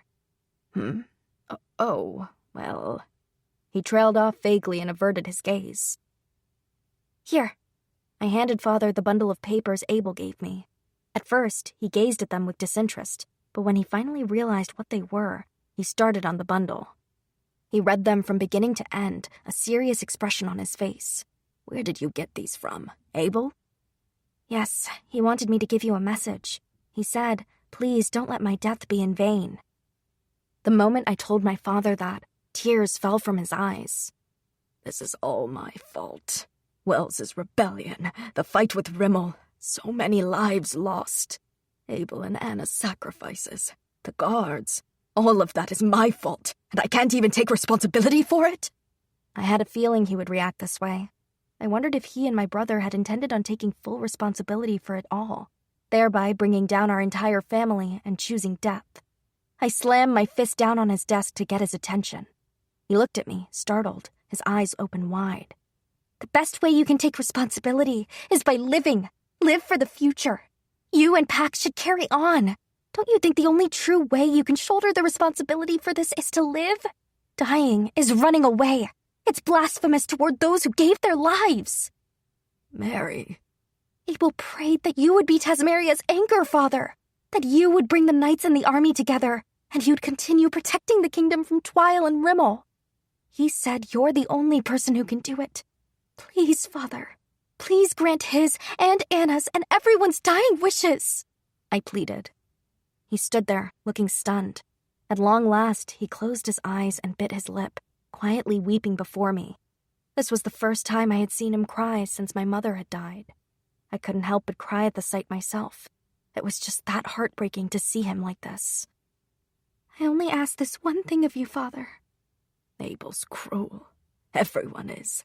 Their wishes are too great to shoulder. There's so much pressure. I fear it will crush me. No, Father. I smiled at him. You don't have to shoulder their wishes. You, Brother, Louis, and I, we all wish for the same thing. We all made the same vow to ourselves, and as long as we don't turn our backs on that vow, we will be granting their final wishes together. Father chuckled softly. I see, he murmured. After the funeral for the guardsmen who gave their lives in the battle, I returned to the capital. Welcome home, Lady Marilis. Enarine. Honestly, it shook me to see Enarine, who looked so much like the friend I'd lost, but I wasn't the only one in pain. She must be hurting much more than I could ever imagine. After all, they'd been together since birth, and that was why I couldn't ignore the fact that it was my fault. I hadn't been able to protect her, and I would have to bear the guilt of that forever. I feel like it's been a very long time since you were last here. The same goes for you, my lady. I suppose you're right. I returned to my room, and Enarine followed me. Lady Marilis, what do you think about a new attendant? She surprised me with that question as soon as I sat down. Are you talking about yourself? No, but I think Anna would be concerned. I'm sorry. A heavy silence filled the air. I have no intention of hiring on a new attendant. So then... Honestly, I can take care of myself. I can just borrow help for big events like balls and such. Anna was the only attendant I ever hired on for myself. Enarine's face twisted with agony. It looked like she was trying not to drown in her pain. She looked like the young woman held so much sorrow that I felt myself almost being swept away by it. Lady Marilis. What? I can't forgive you. You're so strong, but you were unable to protect her. I promised myself I wouldn't turn my eyes away from her, so I met her gaze. What she said was true, after all. I had to face it head on. Aren't you angry? She asked through tears. I didn't understand the question, so I just stared at her. Anna wanted to be like you. She wanted to fight with you. I know that she was prepared to die for you if she had to. Maybe even saying this degrades her identity as a fighter. I thought back fondly on that journey we had taken together, back when Enarine and Anna had first become my attendants. They had lamented their powerlessness when we fought those bandits. Afterward, they worked tirelessly to train themselves up. I understood what Enarine was saying. When you hold a sword in your hand, you had to prepare yourself for death. Taking someone else's life, or having someone else take your own, was not something to be considered lightly. And yet, I worried about her too much. Perhaps she thought I wasn't taking that resolve seriously enough. What you say is true. I wasn't able to protect Anna. That was an affront to her. She stood on that battlefield herself as a full-fledged warrior. I should have been able to take those I couldn't protect away from the battle. And I knew that, but still. But that's how important she is to you, right? You don't have to forgive me. Don't forgive me for not being able to protect her. Don't forgive me because I took her to the battlefield in the first place. Watch over me instead, so that one day I can become the kind of person strong enough to protect her. Tears overflowed from Enarine's eyes. She must have been holding them in that whole time. I was certain of it. I'm sorry. She collapsed, sobbing, continuing to apologize to me. I reached out to Enarine and took her into my arms. I wept with her, comforted by her warmth. The next day, I returned to the Armalia Manor. Even though I hadn't been gone for that long, it felt oddly nostalgic. The imposing white building was bright and beautiful before me. Mary! The moment I walked inside, my beloved fiancé opened his arms wide and embraced me. I clung on to him, not caring who was watching us. Louis! He wrapped his arms around me, hugging me tight. We stayed like that for some time. His warmth and smell were the same as I remembered, and it filled me with relief. I wasn't sure how long we embraced there like that, but eventually, he let go of me and guided me down the hallway. He led me to the parlor. We sat on the sofa, pressed up close to each other. You came back to me. Yes. Thank you, Louis. It's all because of you. Because those supplies came so quickly, we were able to wait and ambush the enemy. That's the only reason we were able to stop them. I'm glad I was able to help. I leaned against his chest, listening to his heartbeat. And I'm sorry. I couldn't protect someone who was precious to you. I clung on to his shirt. I heard. Yes, I heard. And I just want you to know that it's not your fault. That was what Byrne chose. Byrne? I looked up at him, not recognizing that name. Oh, wait. His real name. Only Father, Alf, and I knew it, but now... His real name was Byrne. I finally learned it, and I vowed I would never forget it. Instead, I etched his name onto my heart. Louis, we can't make his funeral public, can we? That's right. Only Father, Alf, and I will attend. Since he was a spy, it can't be public. Will he be buried with the Armalia family? He will.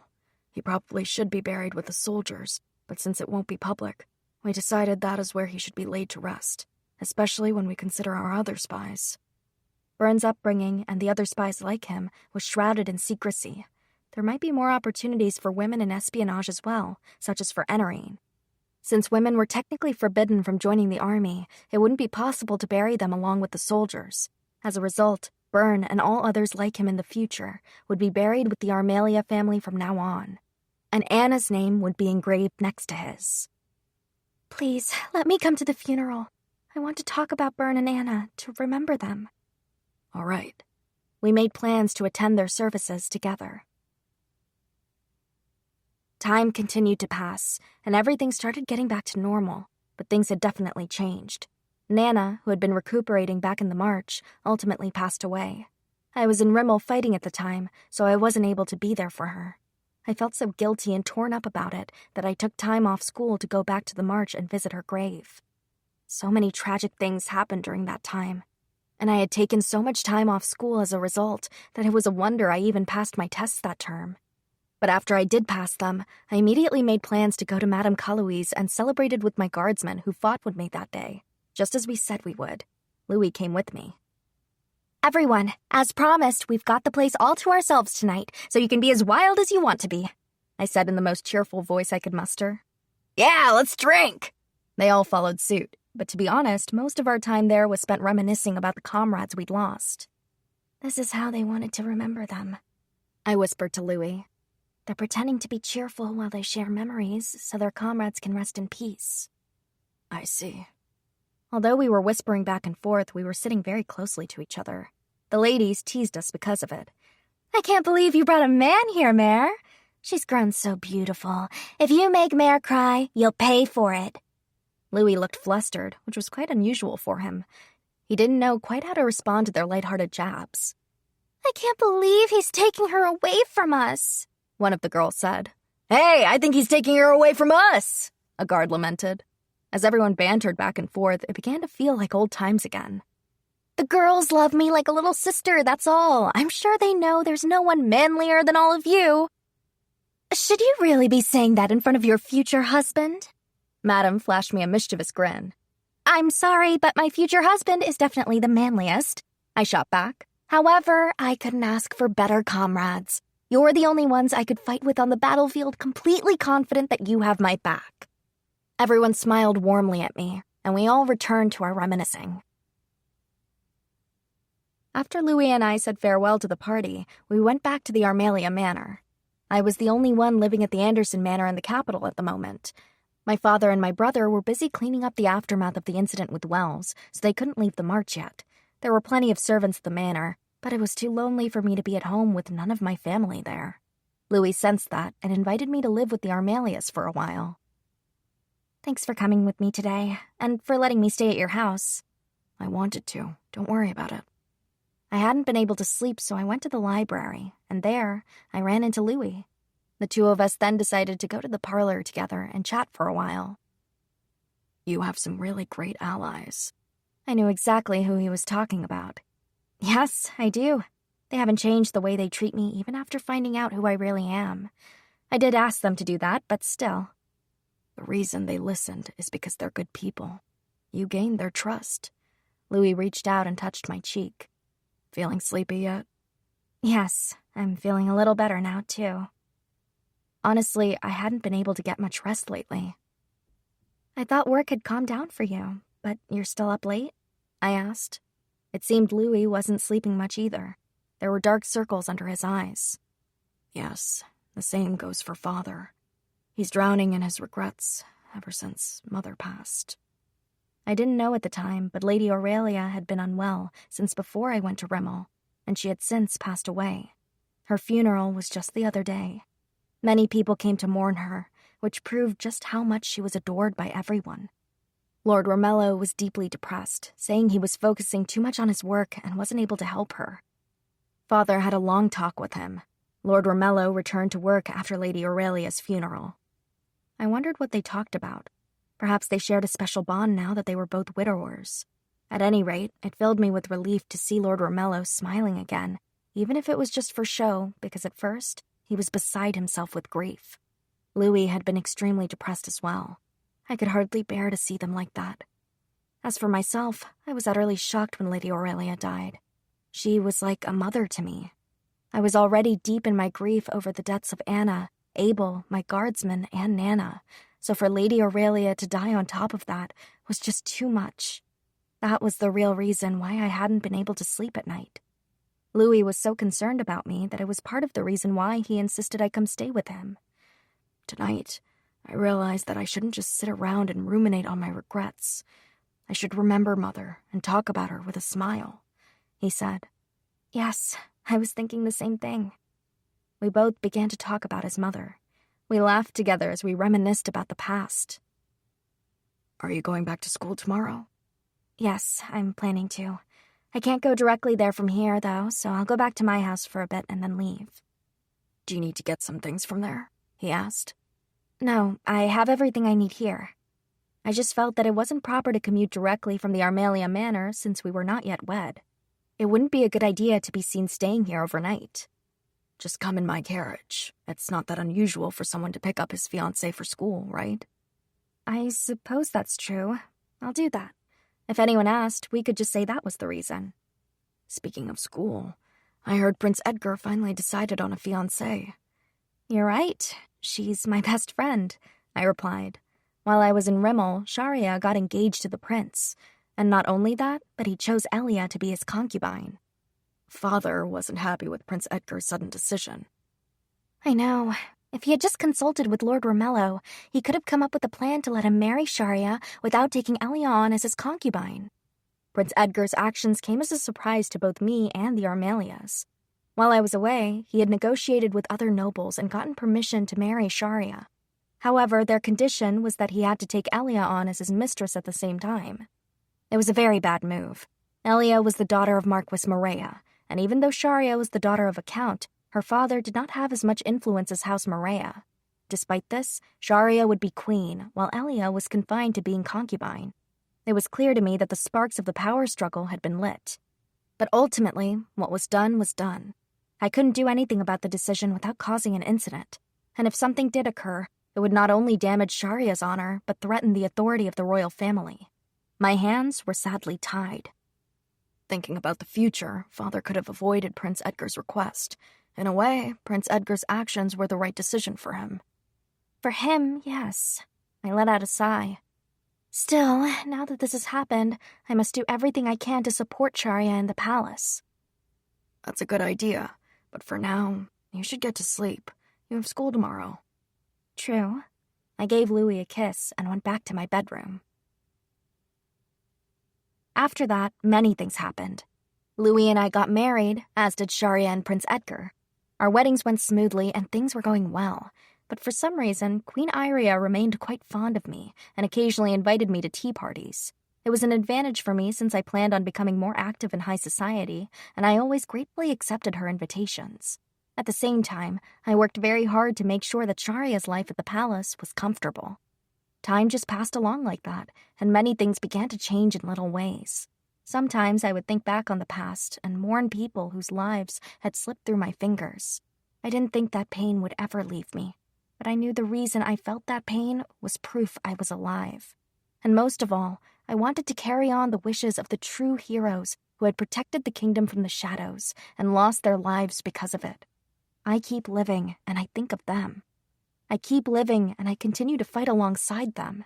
But now, my battlefield is the world of high society. Sometimes, I hold a sword in my hand so that no one else will be able to take those I love away from me again. I keep living, and I fight alongside them so that everyone can live at peace in the kingdom. And I trust that someday someone else will follow in my footsteps and take up the battle in my place. Epilogue. The Duchess's daughter takes over. I had no idea all that happened in Rimmel, Mother. I felt like my mother and I had been talking for a very long time. Even now, people speak of Grandpa Romello's successful non-aggression treaty between the Dukes Grindel, Crow, and Filling of Rimmel. They say it was one of his greatest accomplishments. I had no idea there was such a layered backstory behind it. If just one thing hadn't gone to plan, I might not have even been born. And I mean that seriously, not as a joke. Well, of course you didn't. It was never made public, and it can never come to light, for that matter. It's a story that will never be written down in history. Mother had a faint smile on her face as she said that. I could tell she still had lingering regrets about the past, which she could never undo. Have I become a person strong enough to protect them? Whenever I felt like running away, or whenever times were tough, I would ask myself that. Sometimes I still do, and I probably always will. I want to be the kind of person they're proud of. That's the only way I can honor those who sacrificed their lives. That made sense to me. I had always looked at Mother and wondered how she could stay so calm, especially when I was young and the name of House Armalia weighed so heavily on me. But now I realized that Mother always had a clear vision of what she wanted to do and who she wanted to be. That was why she never faltered. I feel like, once again, I've learned just how important peace is, I said. I vowed to protect the citizens of the duchy and help them live peaceful lives. I promise you that I'll carry the battle on to the future and carry out their wishes. Mother seemed to know what I meant. She smiled at me through her tears. I couldn't easily say that I would shoulder the burden of all those sacrifices, all of those people's hopes and dreams. I already had to bear the responsibility for the lives of my citizens, so I couldn't shoulder that as well. But what I could do was keep my vow, which was exactly what those who had lost their lives had prayed for. We all wanted the same thing. Hey, Iris, there's one thing I want to ask you. What is it, Mother? What's your idea of peace? She asked. I paused for a moment, thinking, because it was very similar to the question, what kind of ruler would you like to be? And I thought of that question every day. I thought and kept pondering it even now. Well, this is very idealistic, but I want peace to be where everyone understands the value of their own lives, the value of living. The value of living? Yes, people can't live without hopes. People can't live without food. War takes both of those things away from people. So my idea of peace is for people to want to live, to build a world that values life over anything else. More specifically, I want to further develop the duchy so that everyone has dreams and can make a good living for their children. That's my idea of peace. I see. So you're not just thinking of peace in a militaristic sense, but even beyond that. You want to build and protect a peaceful world like that. Yes, I've already failed at stopping a war once, so perhaps that's why I want this so much. Mother smiled happily at me. Just then, there was a knock at the door. Pardon me, Lady Iris, but your husband has arrived. Oh, Dean's here? I was genuinely surprised to hear the servant's announcement because, after all, we were in the capital. Dean was my husband, but he was also the former and presumed dead Prince Alfred, so he generally never came here. It was partly because since both Dean and I were the ones to make decisions for the duchy, we wanted to avoid both of us being away at the same time. However, the most important reason for it was so that no one would discover Dean's true identity. He wore a disguise whenever he visited the capital, but there was always the possibility that someone could recognize him. Anytime he came here was taking a risk. Meanwhile, everyone in Armalia simply knew him as Dean, so he was free to do as he pleased there. "Excuse me, Lady Marilys. Iris," he said. "Dean, you should have told me you were coming." "I had some business to take care of here, and LPs wanted to come too." Goodness, shouldn't you just be honest and say you missed Iris and wanted to see her? Mother teased, making my cheeks flush. "It seems I can't fool you, Lady Marilys. It's true. I've spent too long away from my beloved wife, and I couldn't bear it another minute," he admitted. Oh, Dean, stop that! My husband's words were quite effective on me, and I had to look away. Well, Iris, I'm sure you two have a lot of catching up to do. I don't want to intrude. But, Mother, I was the one who asked her to tell me stories, so I felt bad about her leaving. It's all right. I told you everything you wanted to know, she said with a satisfied smile. All right, then. Thank you for spending time with me, Mother. She was trying to be considerate of me, and I wanted to honor that, so Dean and I excused ourselves. "What were you two talking about?" Dean asked in a casual tone. When we were in front of others, he would still talk to me formally from time to time, but mostly he was informal around me. She was telling me stories about when she was young. "Oh, really?" His eyes sparkled with curiosity. "Stories about the young Lady Marilys. That certainly sounds interesting. You know, I can research just about anyone, but I can't find a thing about your mother's past." You looked into her past? "When I was battling my brother for power, I researched all the main noble families. But you know, I couldn't find the first thing about when your mother was young. She rarely made appearances at social functions when she was a girl. I don't think any stories about her existed until right before she entered the academy. I thought it was odd, and I really put a lot of effort into digging deep to find something.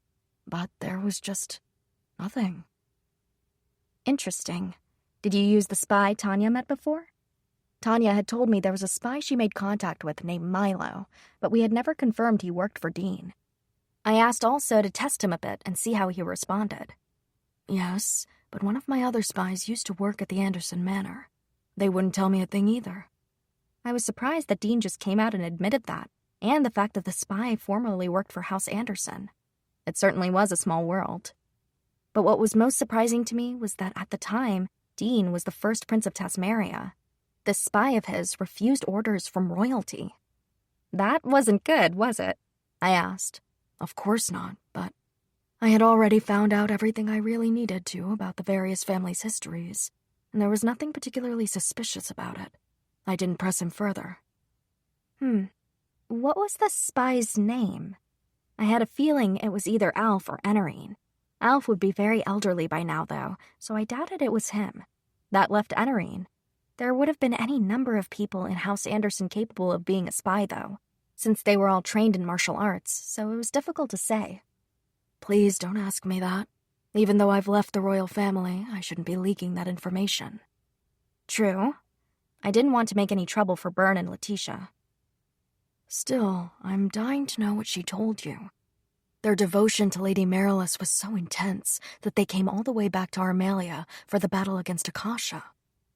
I'm sure you have a good idea already. I suppose I can imagine, but honestly, it's hard to believe. Dean held up his hands in surrender. Please, my dear wife, won't you tell me? I can't tell you right now, I answered with a laugh. But you can tell me later. Yes, it's a long story, so once we're back at home, we can settle in and I'll tell it to you. Got it. I can't wait, he said. We arrived at another parlor where our son, LPs, was sitting on the sofa. Goodness, LPs, you've gotten so big! I ran over to him and gave him a big hug. Mother, I'm not a little boy anymore, you know. He looked slightly embarrassed. I adored my children so much that I thought it was so cute even when he blushed. I'm your mother. You'll always be my little boy. I tousled his hair and scooted away from him slightly. The older LPs got, the more he resembled Dean. Though honestly, I hoped he wouldn't look too much like him. But after all, no one from LP's generation knew what Prince Alfred had looked like. And if anyone ever did comment on it, we could just say he got his looks from his great-grandmother. There was a knock at the door, and Luce entered the room. Father and brother are here? Oh, are you done with training, Luce? Yeah, I worked really hard today. Dean picked her up with a proud look on his face. You've gotten bigger since I saw you last. Luce hugged Dean happily. That's not fair, Dean. I wanted to hold Luce. You had her all to yourself the whole time you were at the Capitol. Oh, fine. I'll have LPs all to myself then. I hugged my son again. He seemed to have given up resisting because he let me. Father, will you spar with me soon? Lyle says you're really strong. I'm pretty rusty. You'll honestly get more experience sparring with Lyle. Really? I smiled as I watched the two of them talk.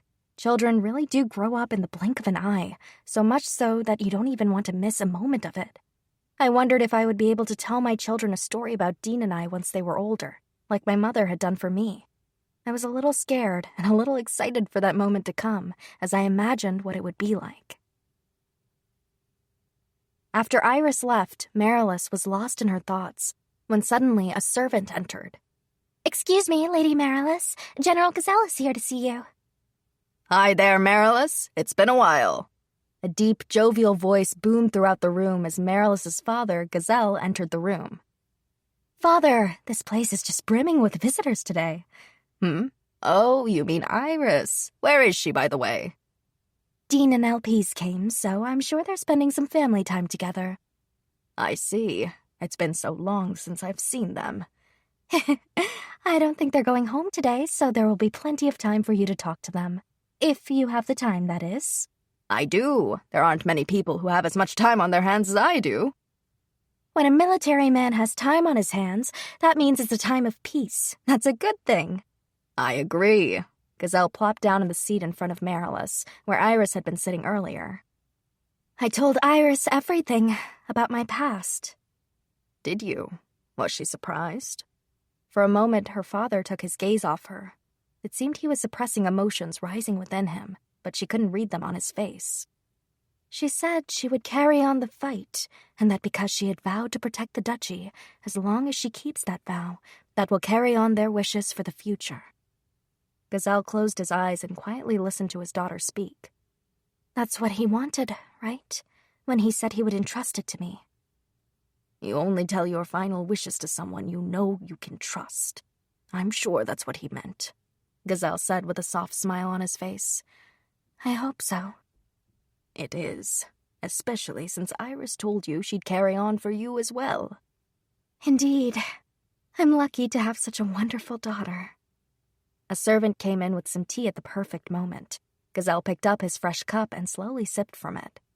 Speaking of the past, did you tell her about Debon? No. Unfortunately, Dean and LPs came just before I could. I see.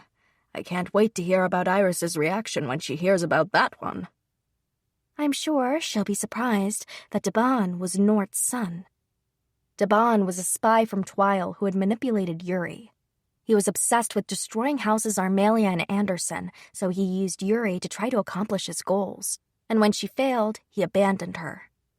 I was stunned when I met him on the battlefield. That had happened when Twile broke the ceasefire and started marching troops toward Tasmeria. Gazelle and Baron Messi worked with each other, and Gazelle led his troops through Messi's domain to prepare for the attack, and coincidentally ran into Debon. Everyone thought he had run away, but the man had been lying low in Messi's barony. Your instincts are uncanny, Father. You didn't have any information on him beforehand, right? To run into him just like that. All I can say is that I expected nothing less from you. Complimenting me isn't going to get you anywhere, Missy. Gazelle laughed and then let out a sigh. Still, his obsession was frightening. I suppose he was trying to avenge his father. Yes, Nord had the misfortune of being used by Cordis, and I was the one who killed him. You just put out the fire. The true villain was Cordis. And you killed that villain. Perhaps that's why. Marilys said with a frown. It was probably because we succeeded in thwarting the plot after the battle. Everywhere we searched back then led us to a hole, even within the Tasmarian army. I have to take my hat off to Alf's skill at rooting them all out, Gazelle reasoned. Yes, but the fact that he was able to build such a plot in another country showed just how capable he was. Perhaps this sounds strange, but it must have been frustrating for him. Gazelle closed his eyes. He could still hear what Debon had said the moment before he had killed him. Debon had cursed at him. It's not because Father failed. It's all Duke Sleegar's fault for hatching this plot to begin with. I just wanted to prove it. That's why I used Twile from the very beginning. I wanted to bring victory to Rimmel. But you're going to interfere again, Gazelle? I know it was frustrating, because if not for you and Pax, and for my husband, I might have become consumed by my hatred and enveloped in its flames. I could have dragged innocent people into my quest for revenge, burning all who came into contact with me. Isn't that the difference between the two of you? What do you mean? Marilys, you had people around you who were concerned about you, including me. He didn't. The only relationships he chose to have with others were with those he was using. No matter how great the flames of hatred inside of him grew, there was no one to extinguish them. Marilys smiled at her father's words. Yes, I suppose you're right. I'm a very lucky person, she murmured. She rose and walked over to the window, seeing a beautiful sunset stretched across the sky. By the way, Father, aren't you going back to the march soon? In truth, Marilys didn't like the color red. It reminded her of being stained with crimson. That color had taken too many of her loved ones away, and it reminded her of all the lives she had taken. But this was the path she had chosen, so she had no regrets. Still, she would never come to like the color red. I'll come with you. I want to visit Mother's grave. The red sky reminded her of when she was young and played until she was too exhausted to play anymore. She would then look up at the sunset as she ran home to where her mother waited for her. It was a fond memory. Oh, is that right? Merelda will like that. Why don't we invite Pax too, and we can all go there together? That would be lovely.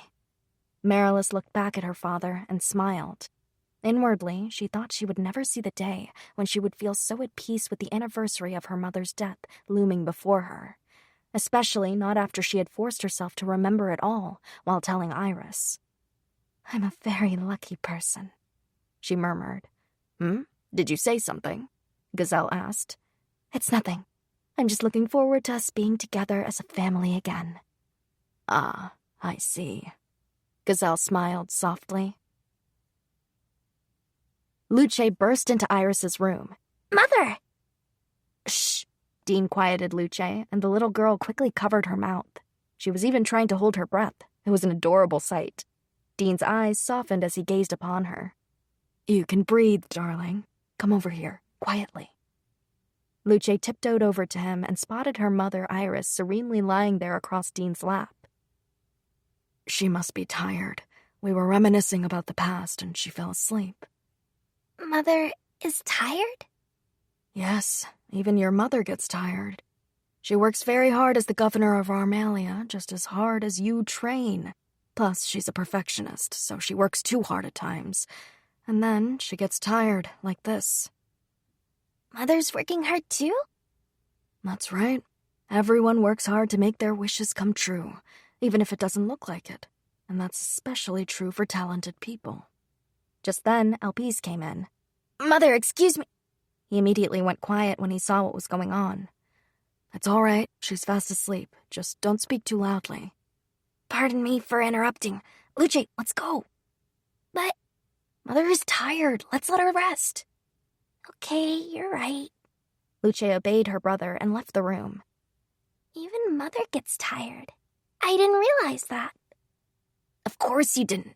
Mother never shows it except in front of Father. But why? Because she carries a very heavy responsibility. And because that's how much she loves Father, explained Elpise. I don't get it. It just means Mother loves Father a lot. Well, I get that, but what about us? Asked Luce.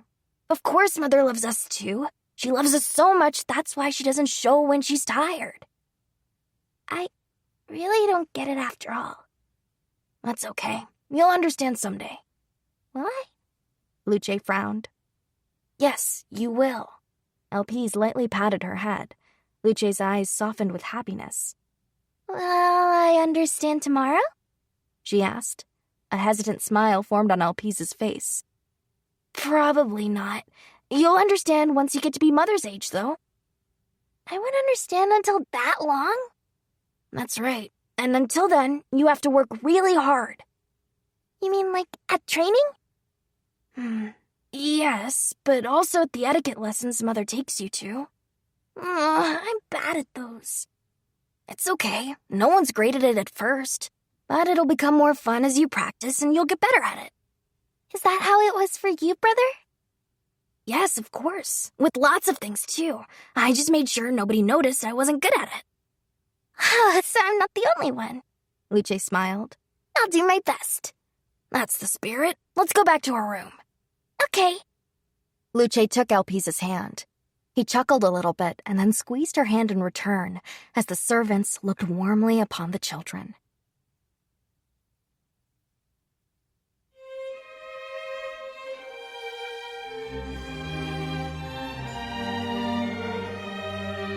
This is Anjali Kunupaneni. This production of Accomplishments of the Duke's Daughter Novel 8 is presented by 7 Seas Siren.